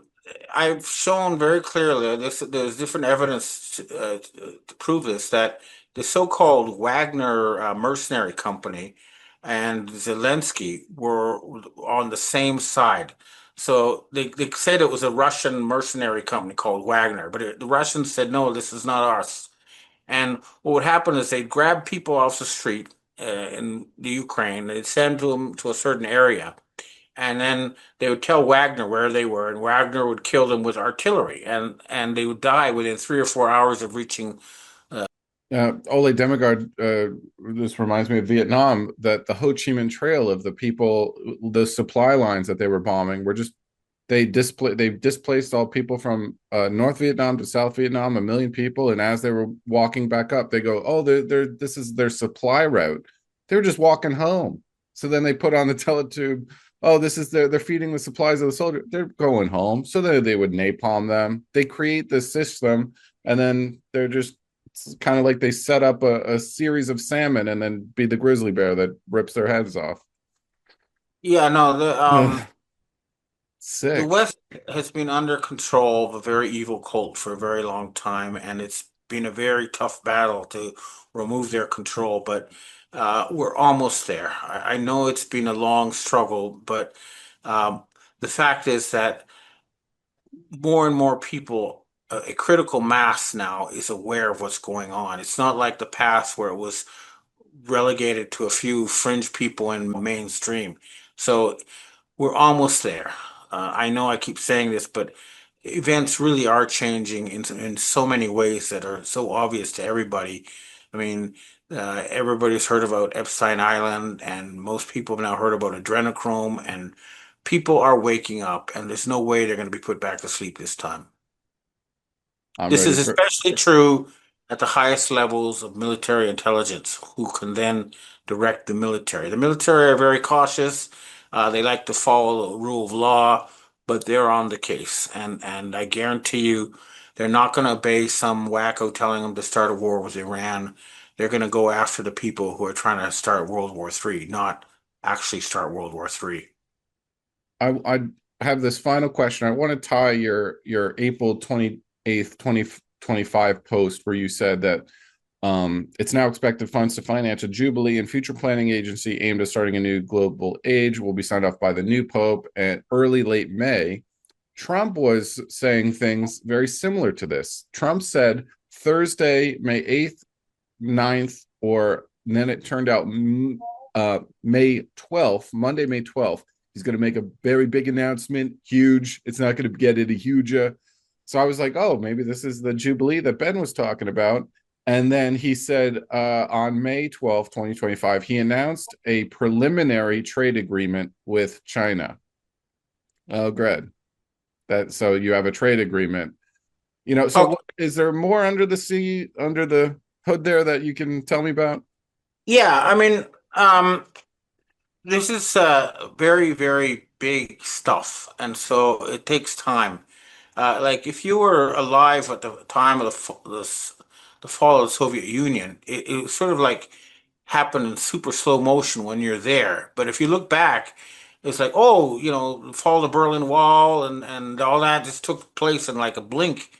And it's a similar process that when we look back, it'll be like it was really quick, but it's when we're in the middle of it, it seems very slow. But um, I'll give you one example. We had a so-called King Charles just appear this week at the Canadian Parliament to say that Canada, the Algonquin people never ceded the land of Canada.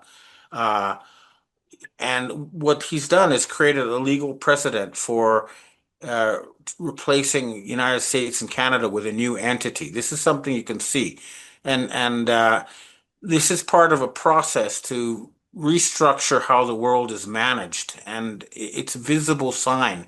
But as far as the the Jubilee and all that kind of stuff is concerned, it's not going to be a sudden announcement.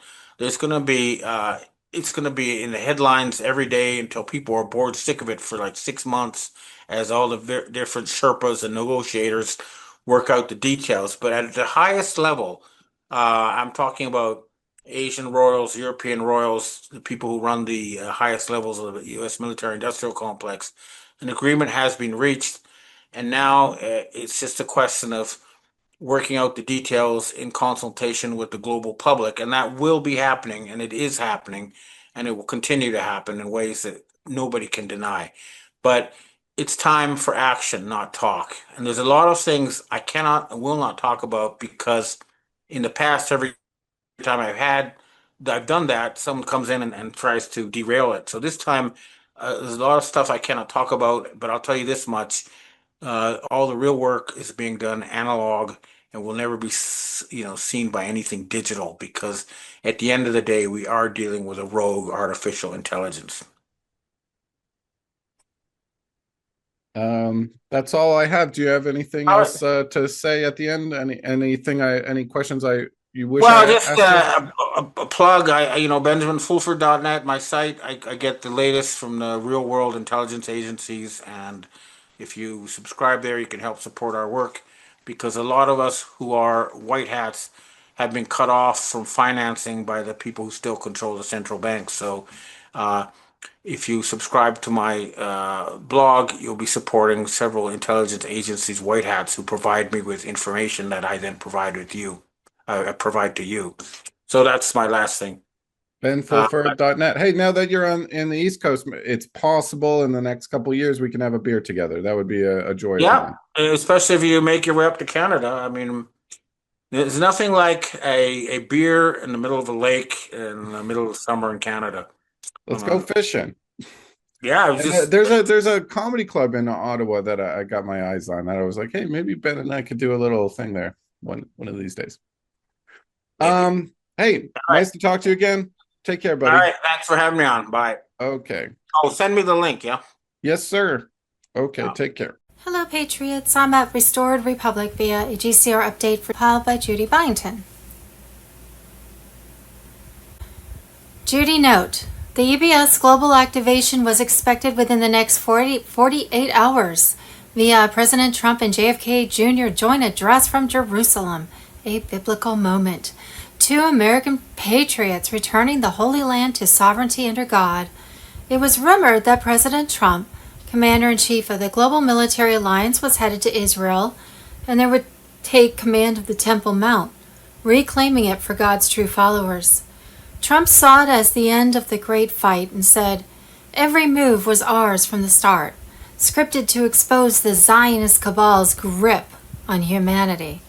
In a Simpsons cartoon series, they predicted that on Wednesday, March 18, 2026, Trump would become King of Israel. A little creepy, don't you think? After all, Trump and the Q movement have always promoted that Israel would be last in this great war of good against evil. Believe it? Only time and release of the EBS military broadcasts will tell. We do know that at least since the Biden so-called inauguration, we have been watching a movie. Along with their scripted actors or clones, it's hard to tell anymore whether the scenario with Trump in the Holy Land was part of a play acting. We also know that Trump's military was winning the war with Iran, a country that for years has been building up their nuclear power while shouting death to America. And we actually have paid protesters here in America who were against Trump and what is he doing to save America and what he is doing to save America. Then there's that scenario just a few days ago when it was reported that Bill and Hillary Clinton were arrested. A Special Forces military unit was said to have raided the Clintons at their Chappaqua estate. They were arrested and taken to Gitmo. Bill Clinton underwent a military tribunal, was sentenced to hang for Epstein crimes.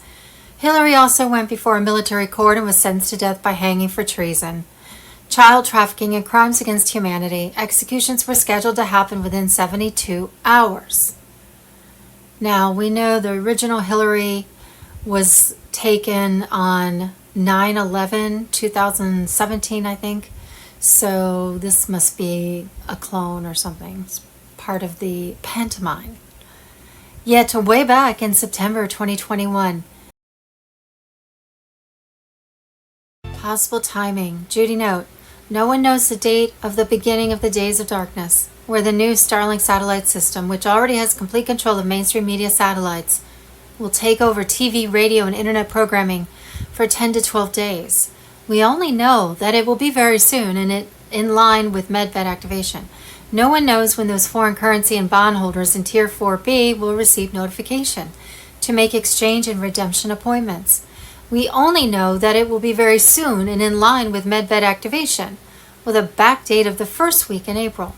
On Sunday, May 17th, Trump has called for a National Day of Prayer, which will launch a 49-day season to Saturday, July 4th, when restoration of the constitutional republic will be celebrated and invoked by Sunday, July 5th, 2026. Global currency reset. Judy note, no one knows when those foreign currency and bondholders in Tier 4B will receive notification to make exchange and redemption appointments. We only know that it will be very soon and in line with MedVet activation, with a back date of the first week in April. Monday, March 16th, EBS activation. Everything is set to go. Each citizen will receive texts, emails to push notifications, a one-time secure code, instructions for wallet activation, confirmation of debt wipe status, and access to the Citizens Own Sovereign Fund dashboard. We are just days away from the global financial reset we've all been preparing for. Mr. Poole on Telegram. Judy note, we've been told that Wells Fargo, which is controlled by the Chinese elders, the ones who own the gold behind the global currency reset, will send out emails to currency and bondholders worldwide, telling them how to set redemption and exchange appointments. It is advised to exchange redeem your foreign currency at an official redemption center rather than a bank. You can only redeem ZIM at an RC. The dinar contract rate can only be given at an RC, and banks will offer you lower exchange rates than what you can obtain at an RC. It was my understanding that most banks were under control of the cabal and would soon play a different role in the global financial system. Monday, March 16th, U.S. Treasury Secretary Scott Bessent reignites the gold standard debate. Gold can't have a budget deficit. Gold can't start a war. Monday, March 16th, just in. Trump demands emergency Fed action. Cut interest rates now. Even a third grader knows it. Tuesday, March 10th, bombshell announcement. President Trump declares restoration of the American Republic. U.S. Inc. dissolved. Common law sovereignty returns. Mr. Pull on Telegram. Patriots, the storm has hit and it's magnificent.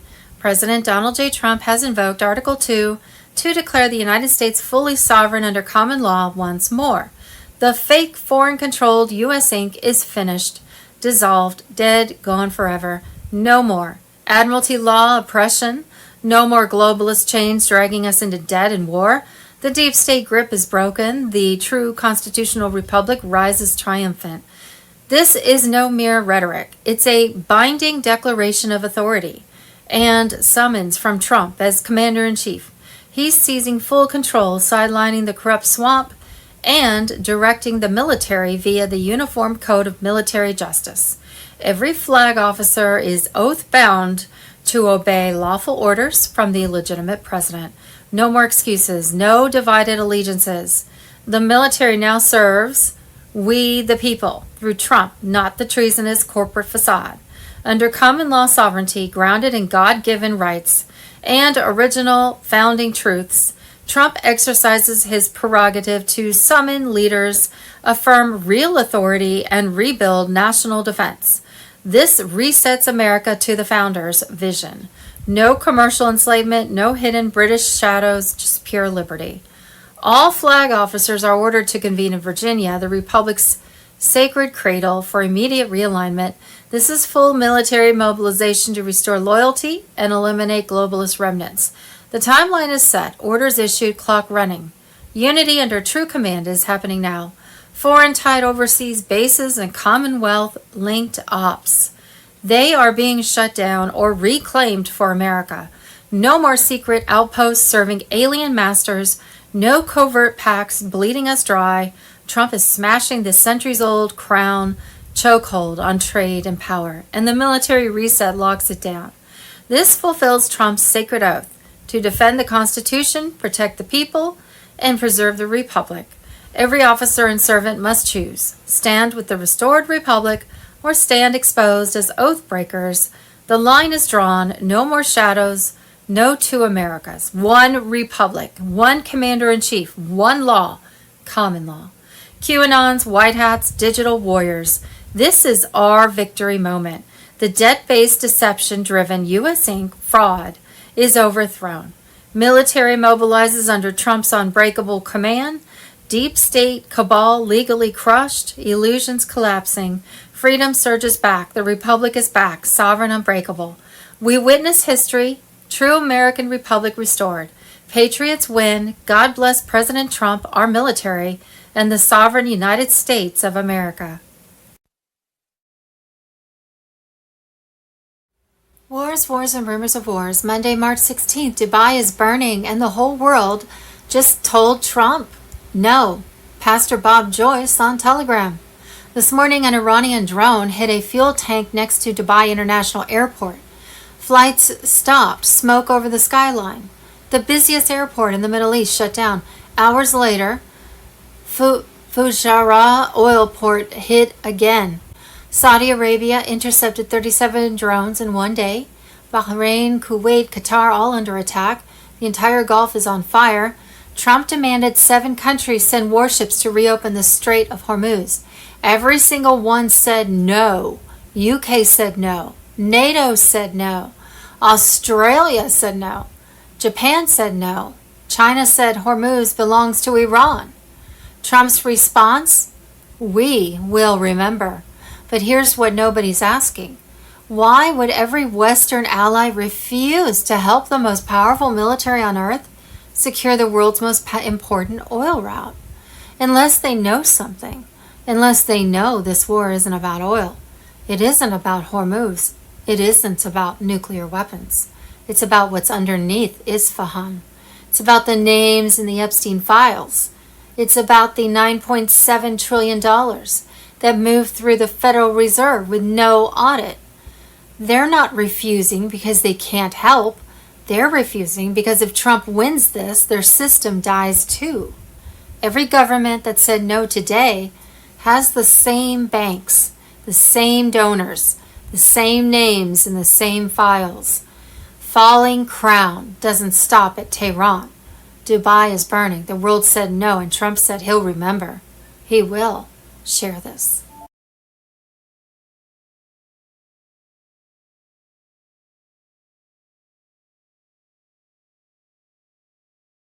The real news for Tuesday, March 17, 2026. Monday, March 16th, breaking news, Trump hits Iran hard. Oil war explodes, young Americans divided. Economy under fire, March 16th, AMG News. Monday, March 16th, Trump demands Judge Boasberg be removed. Corrupt, crooked, out of control. He's got TDS. Impeach Boasberg. Trump detonates a deep state.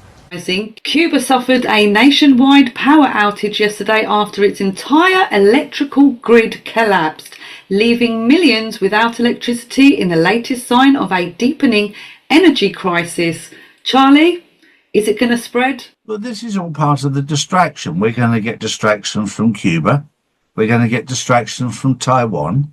We're getting distractions from Israel. We're getting distractions from Iran. We've had distractions in Ukraine. We've had distractions in Venezuela. This will continue. It's all distractions as the old system is being collapsed. Whether you like it or not, it's being collapsed in plain sight. And I've said for many years now that the light is exposing the darkness. And we're now watching a movie, I call it a pantomime, to show what's really happening in the world. And I'll give you one example of what's happening in the world right now in America. Amy Coney Barrett has suddenly, along with John Roberts, have published they've filed their expenses for the year.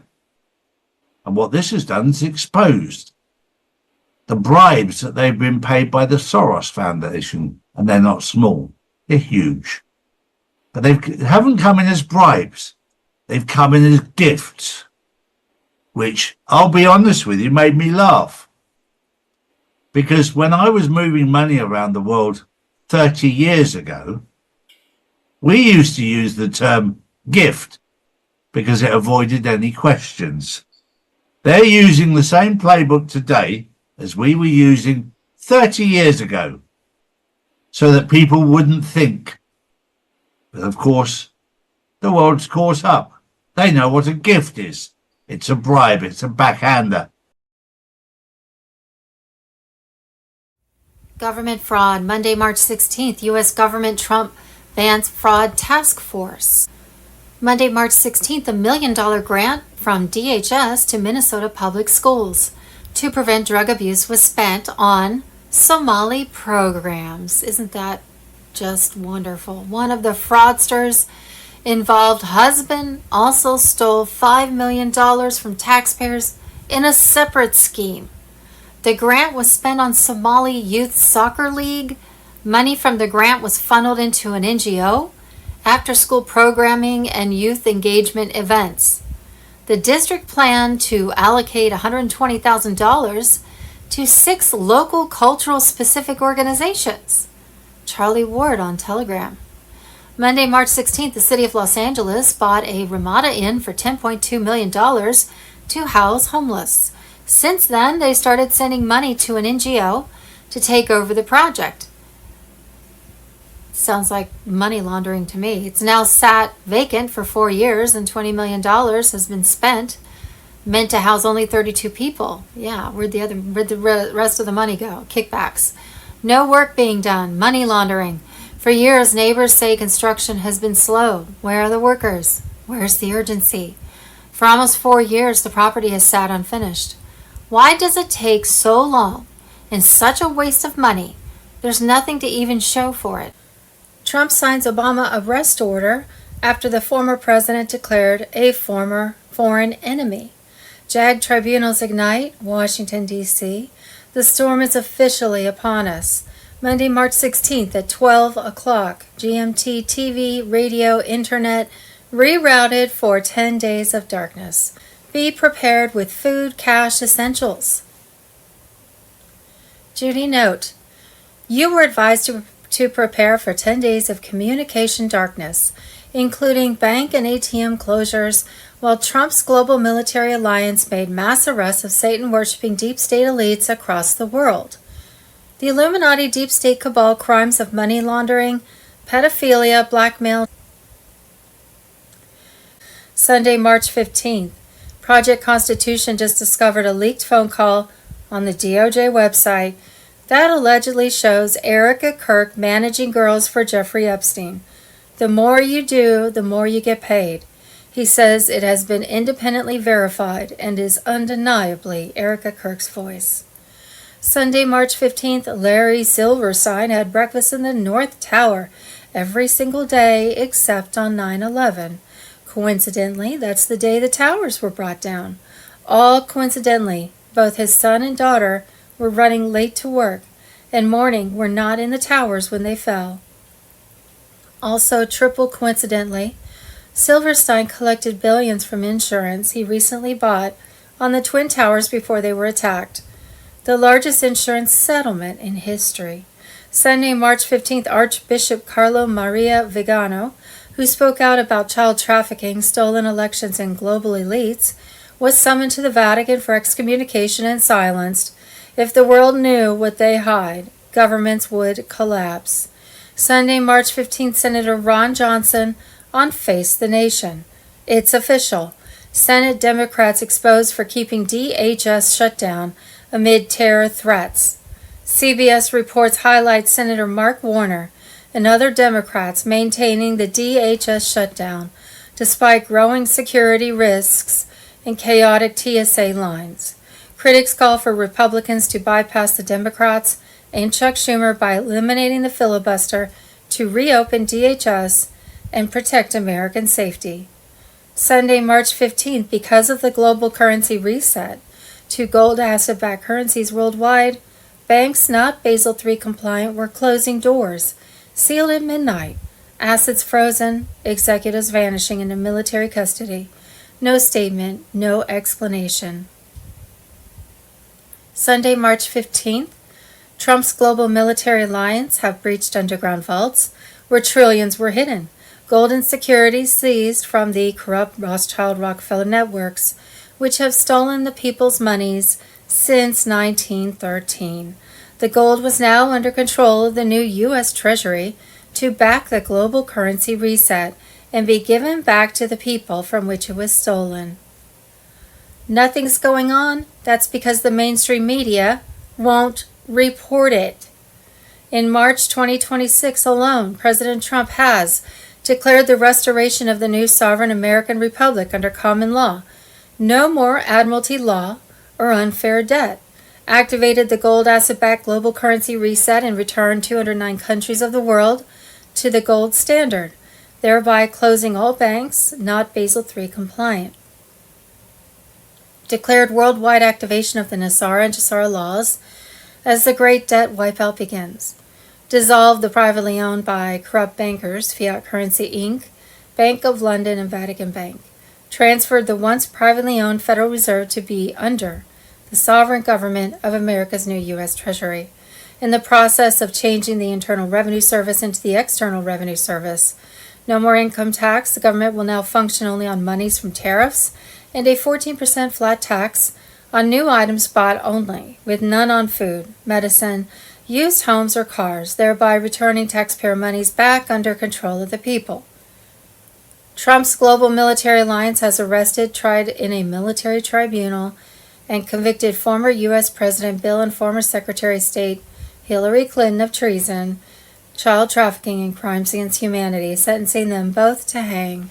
Avoided a nuclear World War III by obliterating Iran's military and nuclear capabilities that Obama and Biden made possible. Obama sent 3 payments to Iran totaling $1.3 billion. Biden cleared the way for the release of $6 billion in frozen Iranian funds. Iran then continued to build up their nuclear program until President Trump called in the military to obliterate it. Among the casualties of that Iran war was Israel Prime Minister Benjamin Netanyahu, who was killed by an Iranian attack, or so they say. Netanyahu was said to house the Vatican's international ring in Israeli underground tunnels while promoting continual war against Israelis through his Zionism movement. In loving memory, the 6 Air Force airmen killed in U.S. military plane crash during the Iran War identified as Major John A. Klinner, 33, Captain Ariana G. Savano, 31, Tech Sergeant Ashley B. Pruitt, 34, Captain Seth R. Koval, 38, Captain Curtis J. Angst, 30, Tech Sergeant Tyler H. Simmons, 28. Possible timing. Sunday, March 15, 2026, green light, 11:11. The time has arrived. Final alert, signal window open. Execution phase. The storm is upon us today. Tier 4B, ISO 20022 on Telegram. On Monday, March 16th at 12 o'clock GMT, the final activation sequence according to sources within the Global Quantum Alliance. Also on Monday, March 16, 2026, the 10 Days of Darkness Protocol will officially activate according to classified military bulletins. During that window, all media frequencies will be seized and rerouted through the emergency broadcast system. Traditional television, radio, and online platforms will fall silent as Starlink takes command.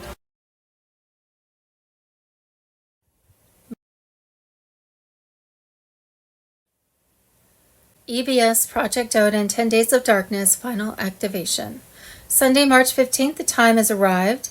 Final alert, signal window open, execution phase, the storm is upon us today. Green light 11:11. Tier 4B ISO 20022 on Telegram.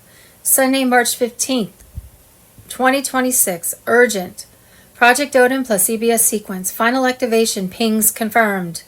Project Odin martial law on Telegram. Starlink override locked. Mossad media dead. Blackout staging complete. Arrests now, resignations in headlines. Watch closely. JFK Jr. symbolism dropped today for a reason. The storm is biblical. The Almighty has spoken. Where we go one, we go all, forever. Sunday, March 15th. March 13th has triggered the global ignition phase. QFS nodes are stabilizing under gold-backed parity, while Starlink begins aligning communication grids for full system override. The old world is running on borrowed seconds. Trump Tier 4B activated on Telegram. Classified military bulletins confirm that the 10 Days of Darkness protocol will officially activate on March 16th. During that window, all media frequencies will be seized and rerouted through the emergency broadcast system. Traditional television, radio, and online platforms will fall silent as Starlink takes command. The purpose is not suppression, it is revelation. For the first time in modern history, humanity will witness uncensored truth broadcasts, evidence of corruption, hidden tribunals, secret programs, and the full collapse of the fiat empire. Banking networks have already begun limited shutdowns. In Europe and the United States, central servers are being mirrored onto the quantum grid. Every hidden fund and false reserve is being indexed for public audit once the blackout ends. Behind the curtain, governments are surrendering. Negotiations for peaceful transition are underway in over 50 nations as QFS Command assumes control of state liquidity. The era of debt-based governance is finished. During the 10 days, expect silence, then light. The documentaries prepared under military supervision will expose everything the cabal built in darkness. Names, operations, financial trails, all revealed through quantum evidence stored since 2020. The event will be global and irreversible.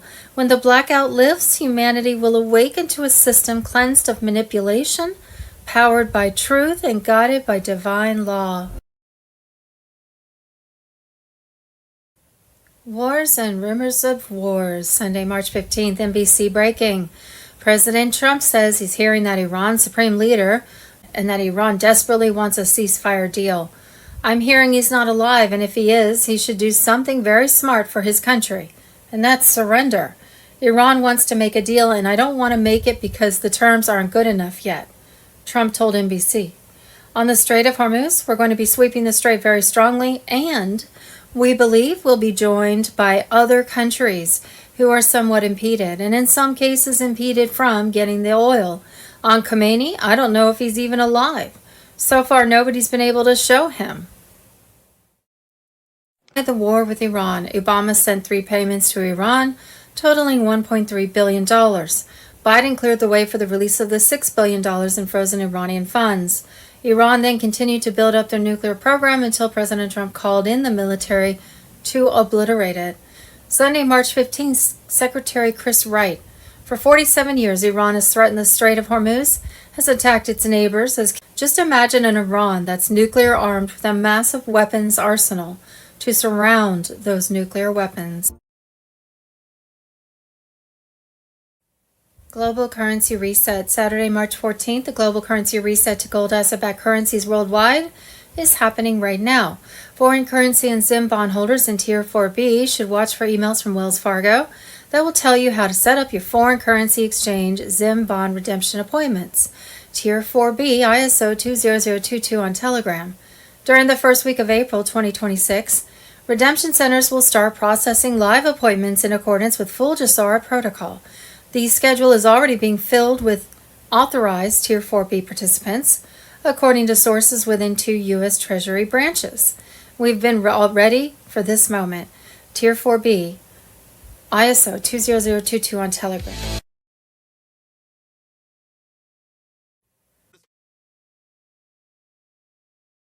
What we think we know as of Monday, March 16th. Sunday, March 15th, Fox News. Former Georgia State Representative Karen Bennett, Democrat, the same radical who pushed hard for Black Lives Matter and defund the police, just pleaded guilty to federal charges for fraudulently stealing taxpayer money.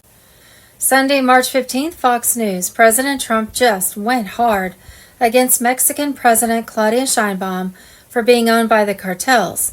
She should not have refused my help. I offered to get rid of the cartels.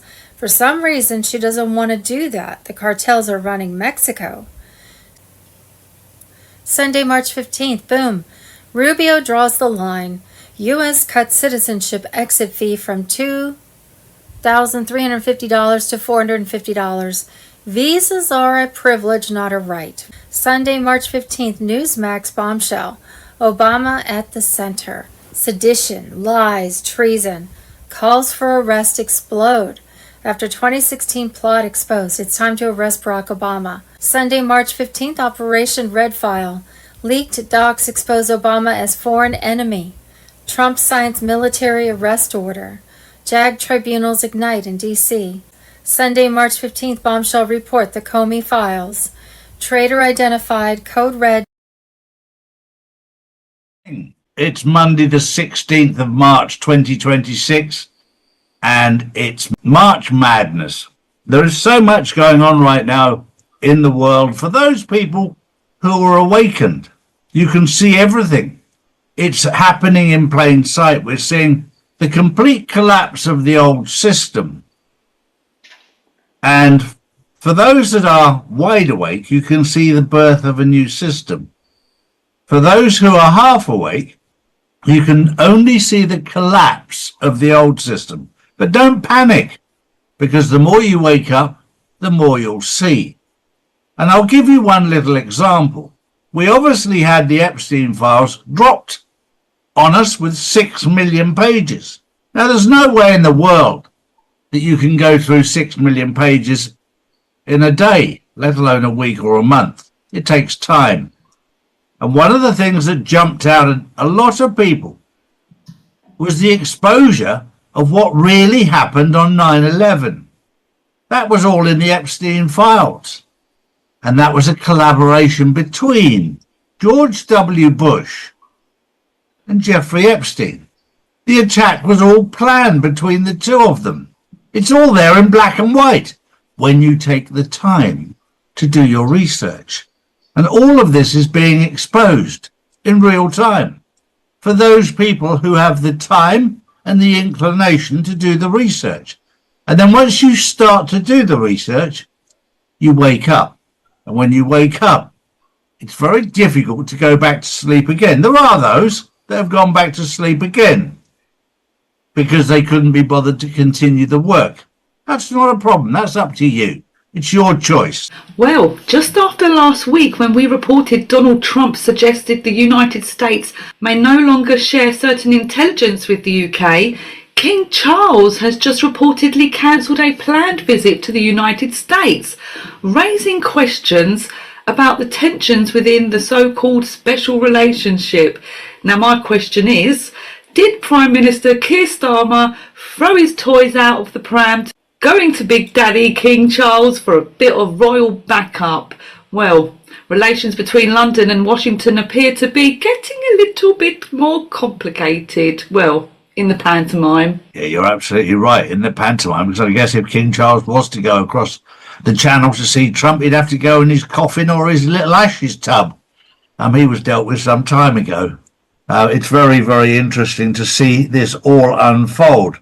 Whilst we're talking about London, it's very interesting to see what's happened now the dust has settled with the Lloyd's of London insurance of the shipping through the Straits of Hormuz.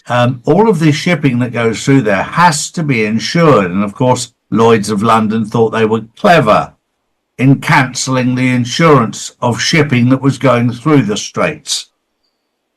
However, a US insurance company has taken that over. Now, you may say, well, great. But what that does is that represents 9% of the UK's GDP lost, gone forever. That has a massive impact on the UK economy. Huge impact. And people don't understand that when you lose 9% of your business as a country, it has a devastating effect on the country. And you will see what happens. This is a little example of what happens when you let a Labour government get into office. Labour have always had this socialist agenda. And I'll give you a very simple example. If you earn as a businessman £100,000 in the UK, and the Labour government tax you 50,000, 50%, and give that 50,000 to 5 other people, they lose 1 vote for the businessman, but they gain 5 votes of people who can't be bothered to work. That's what keeps Labour in power for a very short period of time. Because sooner or later, all those people that were making the money for the country, like Lloyd's of London, are disappearing. That's what socialism does. It's a failed project. It's been tried over and over and over again, and it doesn't work.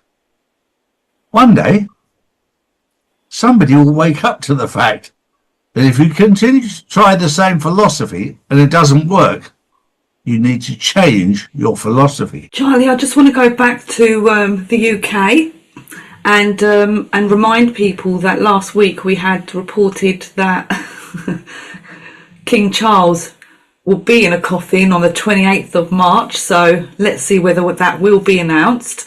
And my next story is that Kent County Council is reportedly preparing to declare what it's called an illegal immigration emergency. It's a move that could make it the first county authority in the United Kingdom to take such a step. Now, Under the proposed measure, the council would refuse to accommodate individuals it believes are in the country illegally.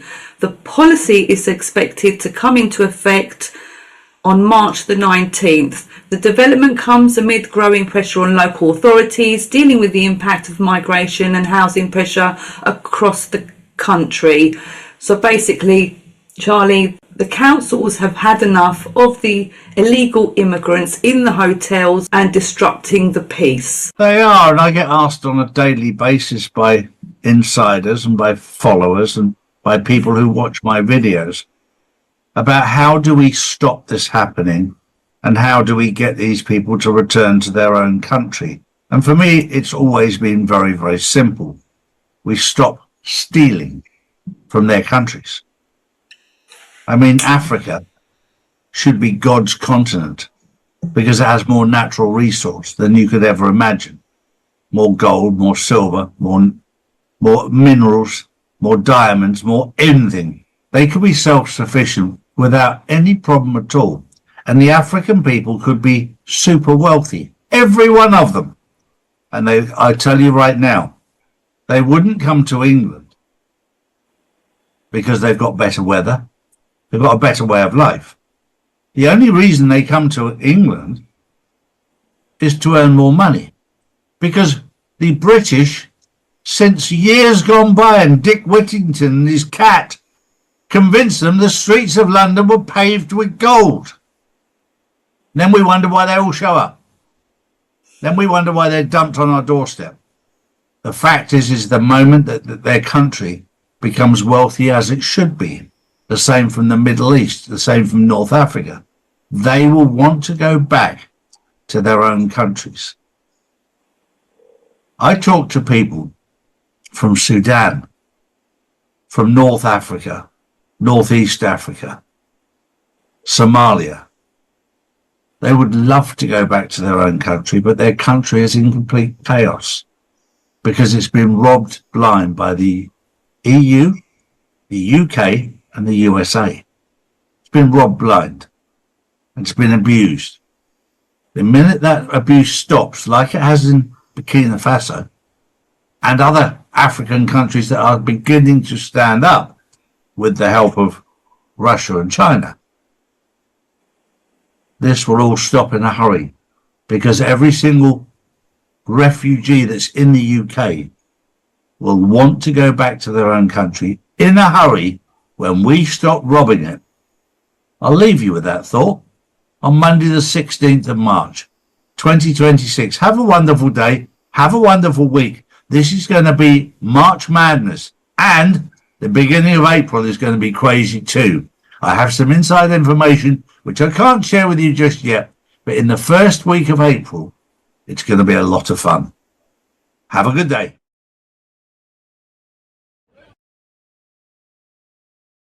Tuesday, March 10th, bombshell announcement.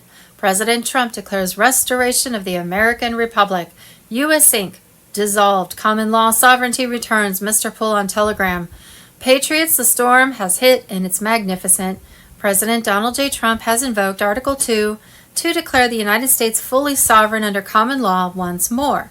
The fake foreign-controlled U.S. Inc. is finished, dissolved, dead, gone forever. No more Admiralty law oppression. No more globalist chains dragging us into debt and war. The deep state grip is broken. The true constitutional republic rises triumphant. This is no mere rhetoric. It's a binding declaration of authority and summons from Trump as commander-in-chief.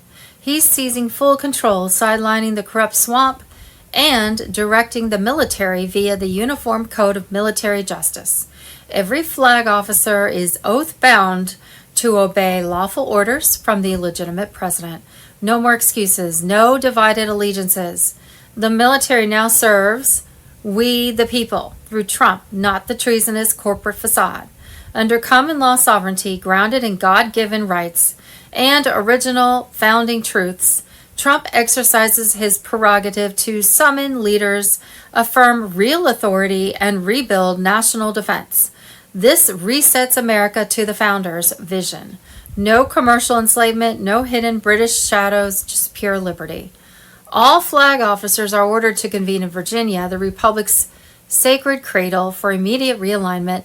This is full military mobilization to restore loyalty and eliminate globalist remnants. The timeline is set, orders issued, clock running. Unity under true command is happening now. Foreign tied overseas bases and Commonwealth-linked ops. They are being shut down or reclaimed for America. No more secret outposts serving alien masters. No covert pacts bleeding us dry. Trump is smashing the centuries-old crown chokehold on trade and power, and the military reset locks it down. This fulfills Trump's sacred oath to defend the Constitution, protect the people, and preserve the Republic. Every officer and servant must choose: stand with the restored Republic or stand exposed as oath breakers. The line is drawn. No more shadows. No two Americas. One Republic. One Commander-in-Chief. One law. Common law. QAnons, white hats, digital warriors. This is our victory moment. The debt-based, deception-driven U.S. Inc. fraud is overthrown. Military mobilizes under Trump's unbreakable command. Deep state cabal legally crushed. Illusions collapsing. Freedom surges back. The Republic is back. Sovereign, unbreakable. We witness history. True American Republic restored. Patriots win. God bless President Trump, our military, and the sovereign United States of America. Sunday, March 15th, Hillary Clinton's email to pizza man John Podesta confirms that the Kenyan administration, Barack Obama plus Hillary Clinton plus Saudi Arabia plus Qatar, founded ISIS. Dan Bongino on Telegram. Julian Assange. ISIS is funded by Saudi Arabia and Qatar. This is the most significant email in the whole collection. The government of Saudi and government of Qatar that has been funding ISIS under Hillary Clinton, and Clinton emails revealed the largest ever arms deals in the world was made in Saudi Arabia. More than $80 billion. In fact, during her tenure as Secretary of State, total arms exports from the United States in terms of the dollar value doubled. In other words, during Hillary Clinton's time as Secretary of Bribery, the Obama State Department approved massive arms sales, particularly to Saudi Arabia. The result was the rise of terrorist groups like ISIS, funded largely by the very people who were bribing the Clinton Foundation. In short, and the destruction were in large part due to Barack Obama and Hillary Clinton.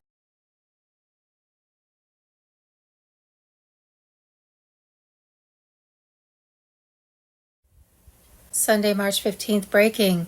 Maduro implicates Pence and Pelosi in massive 2020 election probe. USA Department of Labor on Telegram. Former Venezuelan President Nicolas Maduro has reportedly told federal investigators that Mike Pence and Nancy Pelosi were lavished with millions of dollars, luxury vehicles, expensive jewelry, and gold coins by Maduro's narco-terrorist regime in exchange for refusing to allow an investigation into the massive fraud that occurred in the 2020 election. In the 2020 election, Venezuelan bought and paid for voting machines and software known as Dominion and Smartmatic turned Trump votes to Biden. In other words, Pence and Pelosi took Venezuelan drug and blood money from a hostile foreign government whose drug trafficking activities have resulted of hundreds of thousands of Americans every year. And in return, they knowingly certified a stolen election, thereby robbing 80+ million Americans of their will and their voice. This is the political crime of the century. That makes Watergate look like small potatoes. Maduro's cooperation and testimony is about to take down lots of powerful people who committed the ultimate betrayal against our country for their own personal gain. Arrest Pence and Pelosi now. My prepared comments were sidelined a bit as I woke up to the news of the big Israeli attack on Iran. But to be honest, if I think about it hard, it doesn't really change very much. What's really been happening is that the owners of the United States of America Corporation have not been able to get enough gold to prevent their bankruptcy. This is the real story. They were trying to get Iran to hand over a Persian gold, the legendary gold of the Persian Empire, to help keep their corporation going, because at the highest level of international finance, they don't accept paper. They accept only things that really exist, and the people controlling that entire fake Zionist show in Washington, D.C. and in Tel Aviv are being isolated by the international community. Now remember, this has never been about Iran getting nuclear weapons. The first time that Israel said that Iran was about to get nuclear weapons was in 1992. They'd said they'd have it in a couple years, and that was 33 years ago. And then since then they've been saying they're gonna get it in a few months. Iran has always had, or they've had nuclear weapons ever since George Bush Sr. gave them missiles equipped with neutron bombs, but leave buildings intact. And I got that information from the son of the Shah of Iran directly. During the Iraq War, the Iranians offered to hand these missiles back to the United States. President Obama refused. The point being that this is all fake. And I think what triggered the attack at this moment was just sheer desperation. The other thing is that the Iranians were given a huge cache of Israeli nuclear documents, and one of the most damning things in those documents, I'm sure I get the name right here, is that the head of the International Atomic Energy Association, IAEA, the people who are supposed to be overseeing the nuclear negotiations with Iran, is actually a Mossad agent by the name of Rafael Grossi. So basically, the Iranians had documents to prove that this whole nuclear thing was fake, and that the IAEA was a fake, compromised institution. So what they do, they try to blow everything up. But remember the Mossad motto, through deception thou shalt wage war, and I guarantee you they're wildly exaggerating the extent of their attack on Iran. And Israel is a tiny place. It's no bigger than New Jersey. And if the Iranians wanted to, they could wipe it out with hypersonic non-nuclear missiles.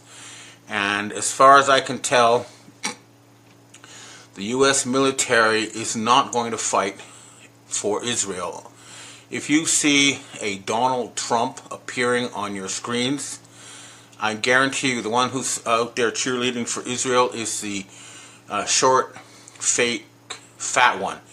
Here I'm going to insert a picture of him standing next to Elon Musk.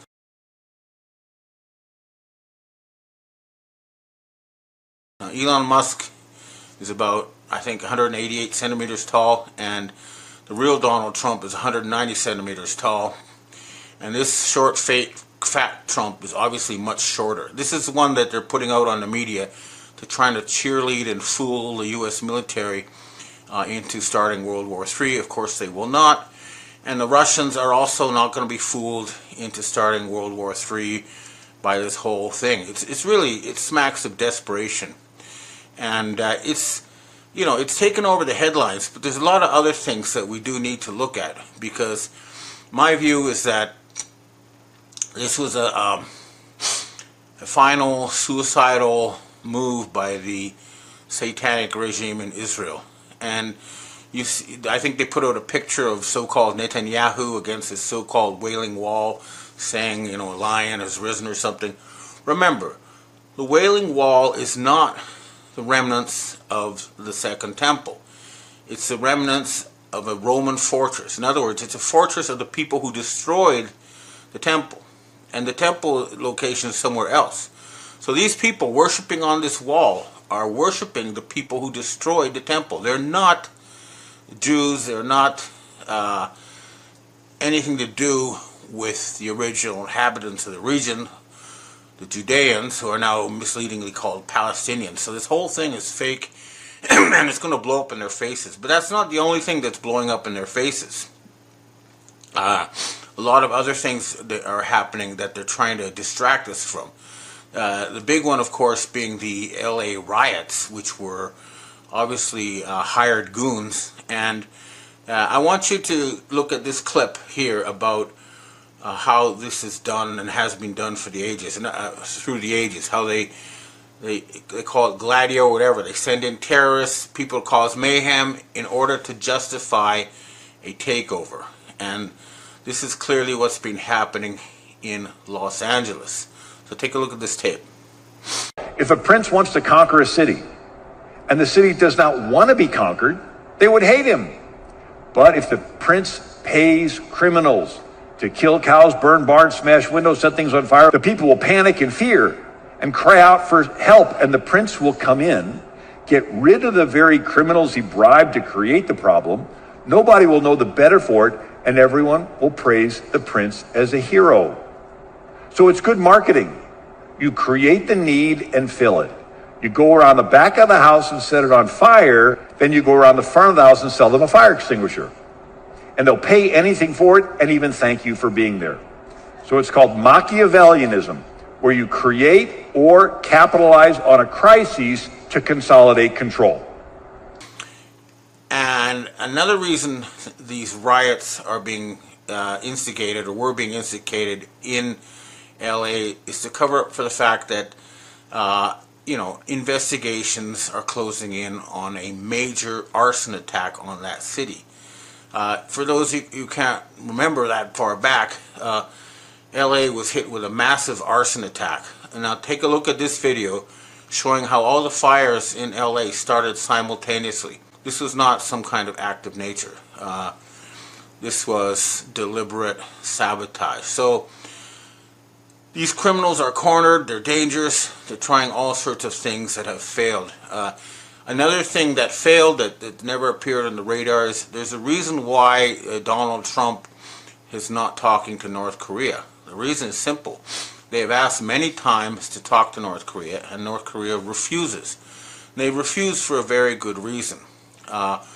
When Kim Jong-un met Donald Trump on the North Korean border, Kim Jong-un was hit with an electromagnetic weapon and died a few months later. I know this from senior North Korean sources, and they've had an avatar, a lookalike, playing a role, but it's his sister who's in charge, and they're not the last time they met, so they're not going to get their hands on the giant mineral wealth of North Korea. They're not, in other words, they're hoping to get gold from North Korea since they couldn't get the Persian gold, and they failed. Now, another thing that we need to look at in the background is the Trump negotiations with China that took place in Switzerland over the weekend, and on. They're trying to say that everything worked out just fine, and the U.S. got what they wanted. But basically, they've put in huge tariffs, but it's not going to help stop the U.S. bankruptcy, and the Chinese have made it clear they're not going to just infinitely finance a criminal rogue regime. That's just not going to happen. So the answer is that the United States corporation needs to be bankrupted and replaced with something new. That process is underway. There are negotiations taking place behind the scenes, and I am involved in those negotiations, but hopefully this entire Zionist nightmare will end soon. But you can tell Israel really is over this time because none of their allies have supported this attack. Even the U.S. officially is not supporting this attack. There are bribed and compromised elements in the U.S., especially CENTCOM, who might go along with this, but overall the U.S. military understands that their job is to defend the United States, not the criminal regime of Israel. So it really does look like an end game for that whole country, and a lot of other things will be happening. A couple other items that crossed my radar. There was an airplane crash in India, and my sources say that 2 British agents on board that plane who had compromising material on the Bilderberg people meeting this weekend were killed, and that's why that plane was taken down. It was taken down remotely, and so at this point, almost all the plane crashes we've seen in recent years have been deliberate sabotage, because in the 1990s they put in mechanisms on airplanes that allowed them to be remotely controlled against the will of the pilot. The idea was to stop hijacking, but it's been badly abused, and my view is that a criminal investigation should be opened against the Boeing Corporation to find out who has been using this remote control, and it will be paid for. But this is a sort of criminal regime that we're seeing that's on its last legs for sure. The other thing, of course, the other reason why they're freaking out and trying to start World War III is because the wheels of justice are grinding slowly but steadily towards their pedophile crimes. And this is not about, they're trying to spin the story now like, oh, well, a billionaire got 15-year-old. Tut tut, that's not nice. This is not what this is about. Prepubescent children in front of cameras. Okay, that's what's on those Epstein tapes. This is not about a guy, and that's why they're fighting tooth and nail to stop this from coming out. But it is going to come out. And the other thing, Robert F. Kennedy Jr. is slowly but surely turning around the U.S. Medical regulatory establishment to once again support science and truth, and this is leading directly and inevitably to the mass murder by heads of the pharmaceutical corporations. So again, even though it looks like the end of the world, it really is the end of Israel and the end of the cabal, and this Friday the 13th will go down as a huge defeat for these people. Events will prove this. You watch and see. Okay, well, that's more or less what I have to say for myself. Let me just quick check my notes if there's anything else I missed.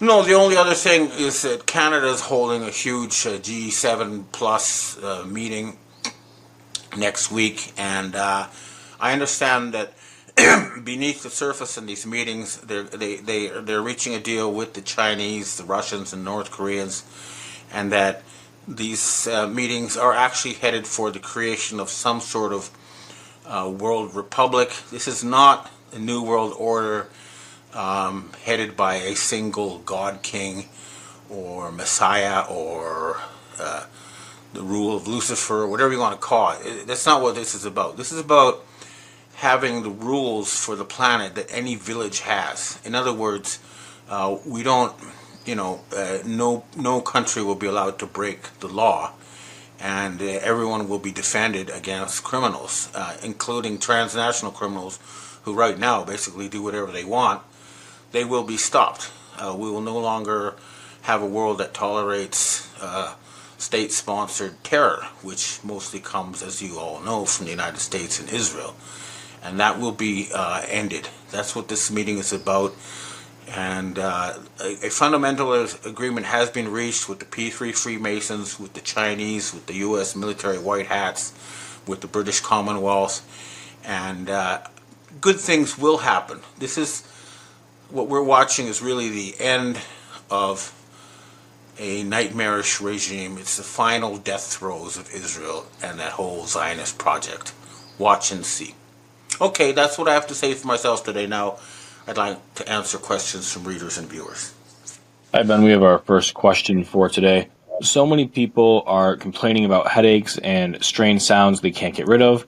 This, in large part, has been proven to be caused by microscopic nanobots implanted into people without their knowledge or consent.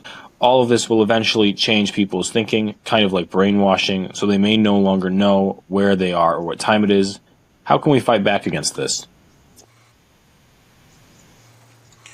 Well, first of all, anybody can buy a microscope, and you can take a sample of your own blood and look under the microscope yourself to make sure that's what really is the cause. My own view is that You have much more to worry about from Wi-Fi and from electromagnetic pollution.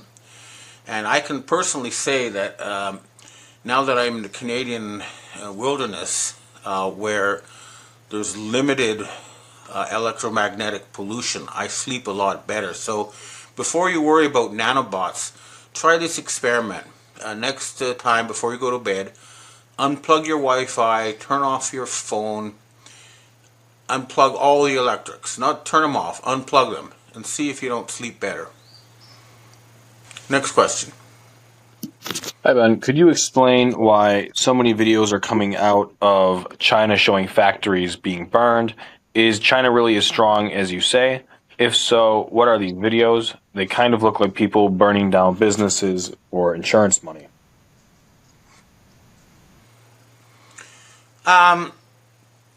China does have real problems for sure.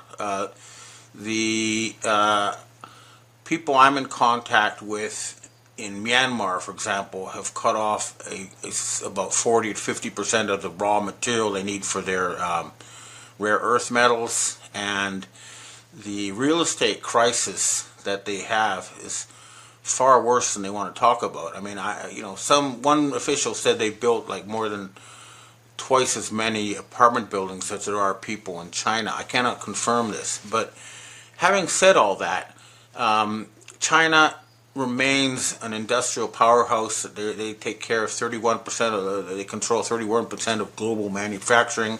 That's more than double what the U.S. has and more than what the entire G7 has. And they have very good economic relations with most countries.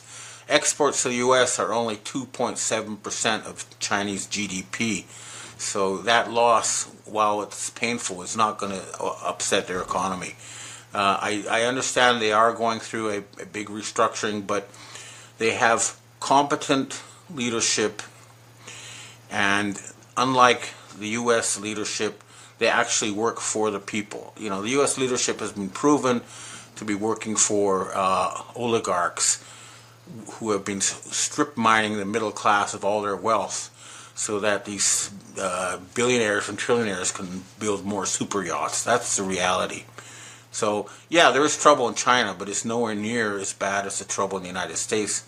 But at the end of the day, China wants to work with the West in a win-win manner, and the Western white hats agree 100%.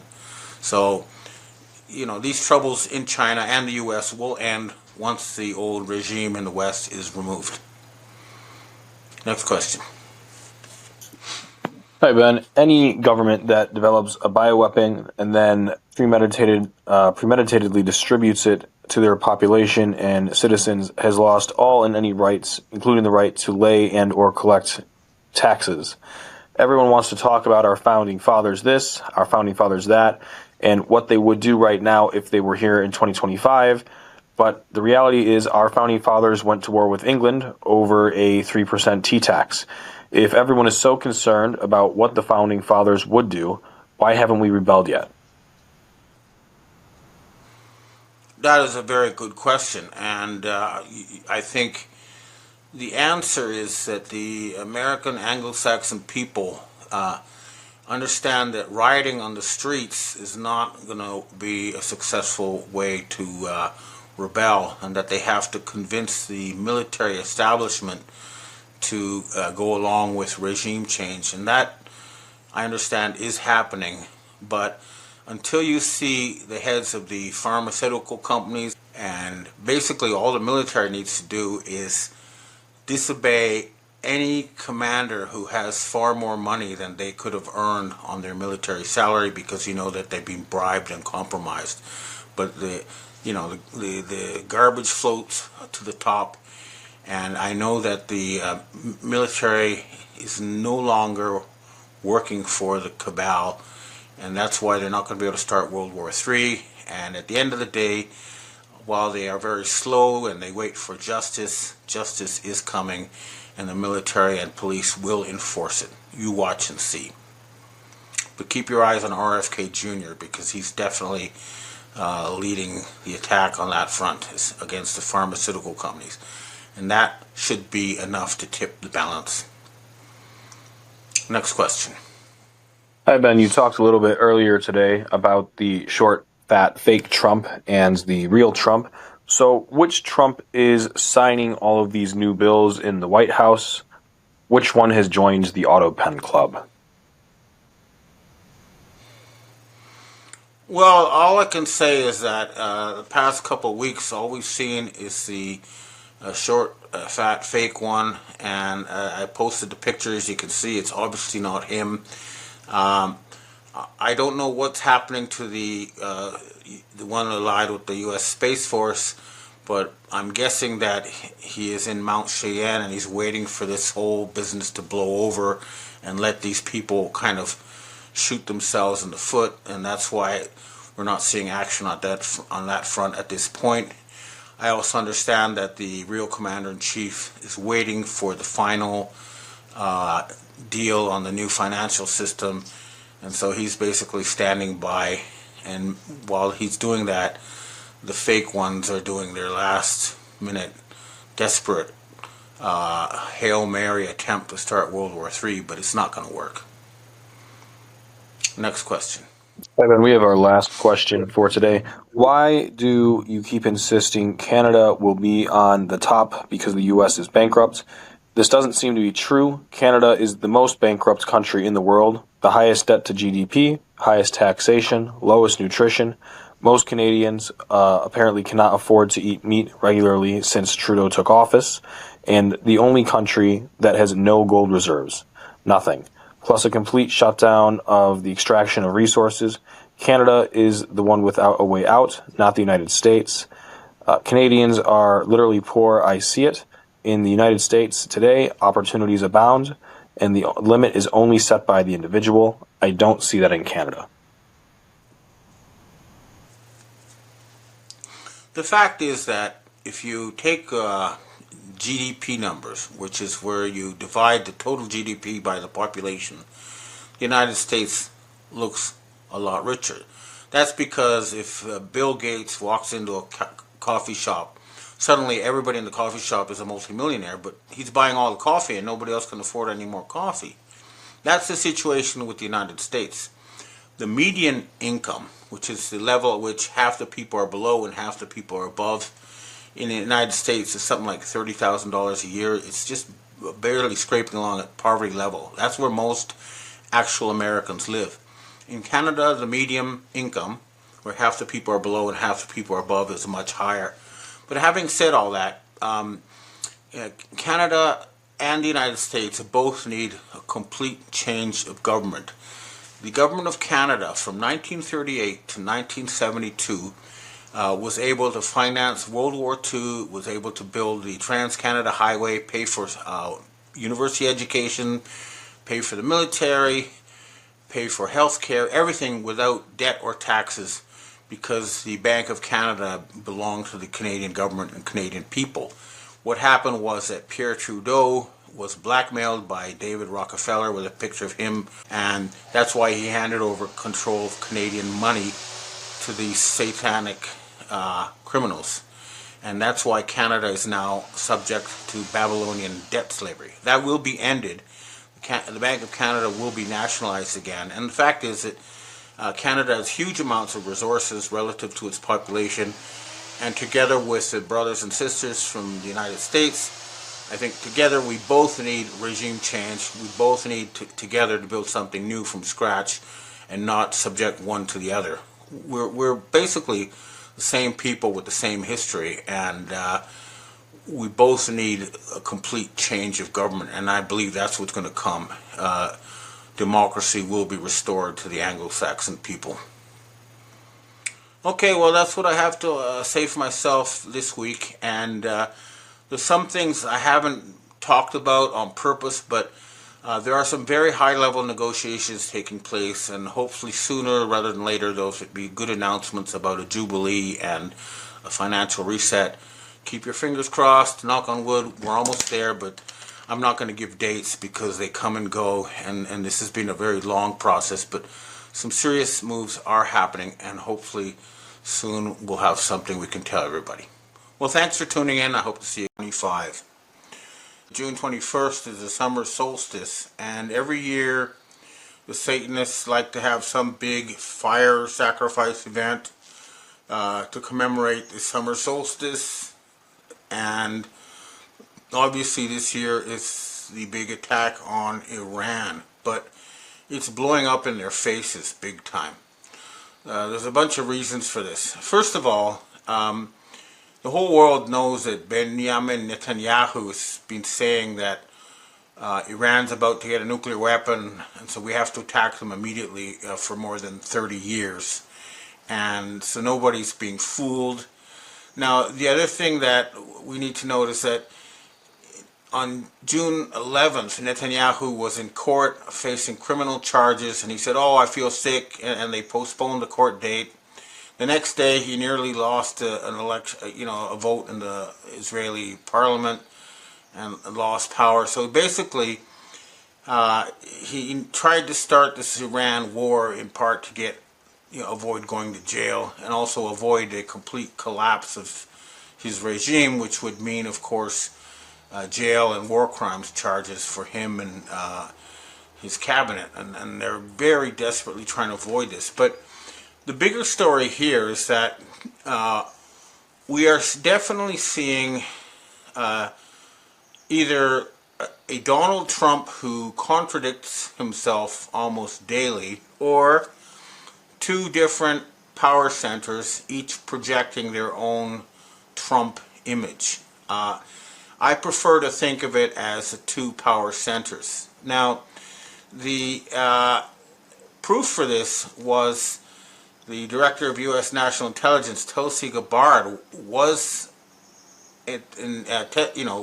providing testimony to Congress that the CIA, the FBI, the Defense Intelligence Agency, the NSA, and all 18 U.S. intelligence agencies agree that Iran is not developing a nuclear weapon. Iran's cyber operations and capabilities also present a serious threat to U.S. networks and data.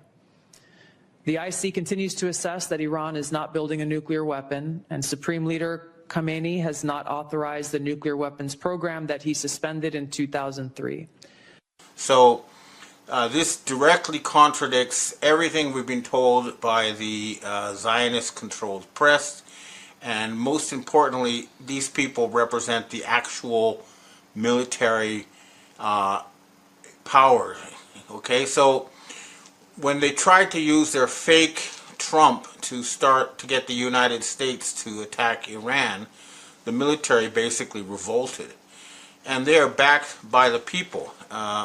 An Economist YouGov poll showed that only 16% of Americans support fighting Iran on behalf of Israel. So it's really a very dangerous proposition for these people.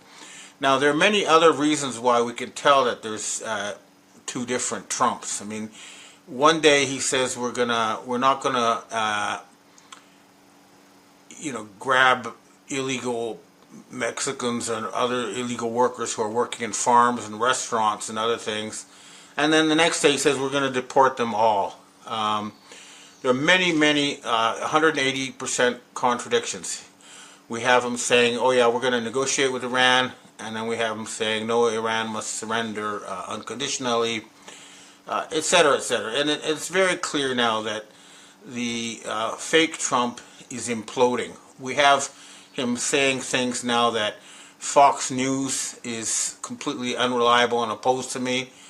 Well, Fox News has always been their main cheerleader in the corporate media, and suddenly they're the enemy.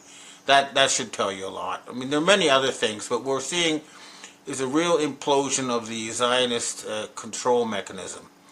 Now, the other thing we do note is that we have been in touch. The Iranians have been contacting me quite frequently, and the main message I'm getting is that they support the Jews, they support the creation of a nation-state of Judea, which would include both the native-born Judeans, mistakenly called Palestinians, together with the Jewish or Ashkenazi immigrants, as equal citizens in the new country of Judea. And they can go ahead and rebuild the temple if they want. So what we're seeing is the end of Israel. And, because there's these days, there's so many computer graphics and fakes, I tried to find out from my own sources if the attacks on Tel Aviv were real or just computer graphics. And I confirmed from a long-term resident of Tel Aviv, as well as from a Japanese diplomat stationed there, that Tel Aviv is being destroyed. It is not computer graphics, so this is very real.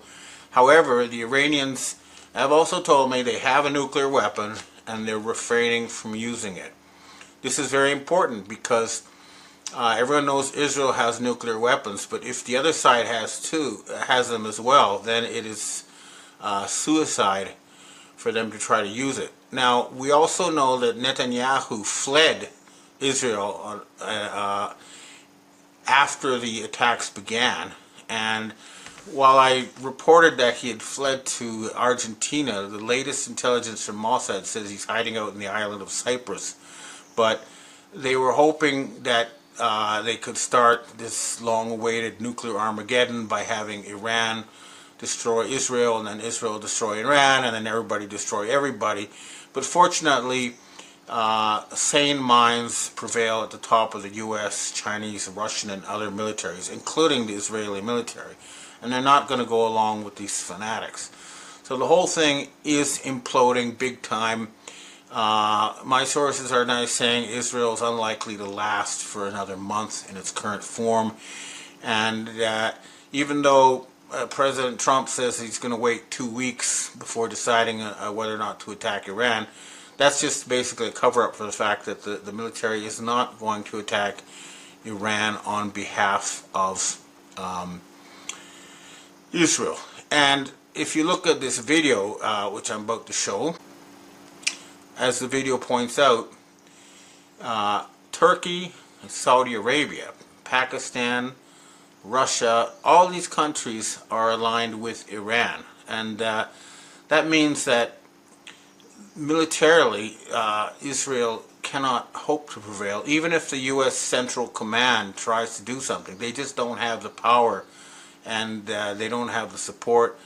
Saudi Arabia is allowing Iranian flights to attack Israel over their territory, but they're not allowing Israeli flights over their territory to attack Iran. So that should tell people what's going on. But I think the bigger story is still that the United States corporation and its Zionist owners are bankrupt, and they're trying very hard to avoid declaring bankruptcy by starting World War III. And it's not going to happen. What is clear is that the United States in its current form cannot be reformed. They cannot save themselves from declaring bankruptcy. Discretionary spending is only 15% of their budget. It's not enough to deal with it. Even all these DOGE cuts were only a fraction of the debt. The U.S. now pays more money on interest than it does on defense. And remember, they shouldn't be paying any interest. The U.S. government should be producing its own money and not borrowing from Zionist bankers. So the United States is in a state of hopeless debt slavery, and there's no way around it.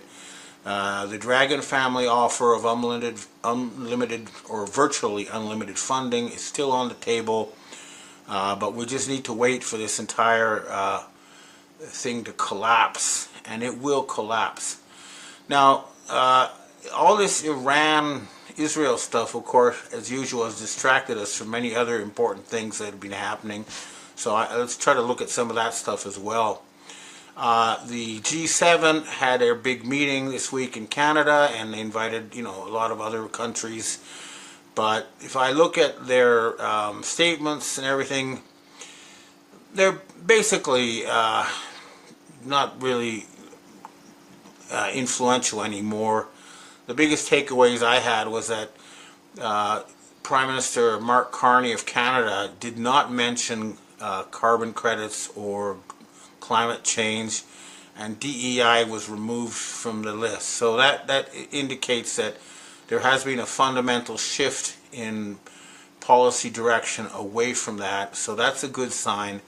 But, Donald Trump showed up, but he refused to meet Macron and Zelensky. In other words, he did not want to talk to the Rothschilds in Europe and left without doing that. So we're still stuck with the French Rothschilds and their little group of European and Canadian politicians under their control.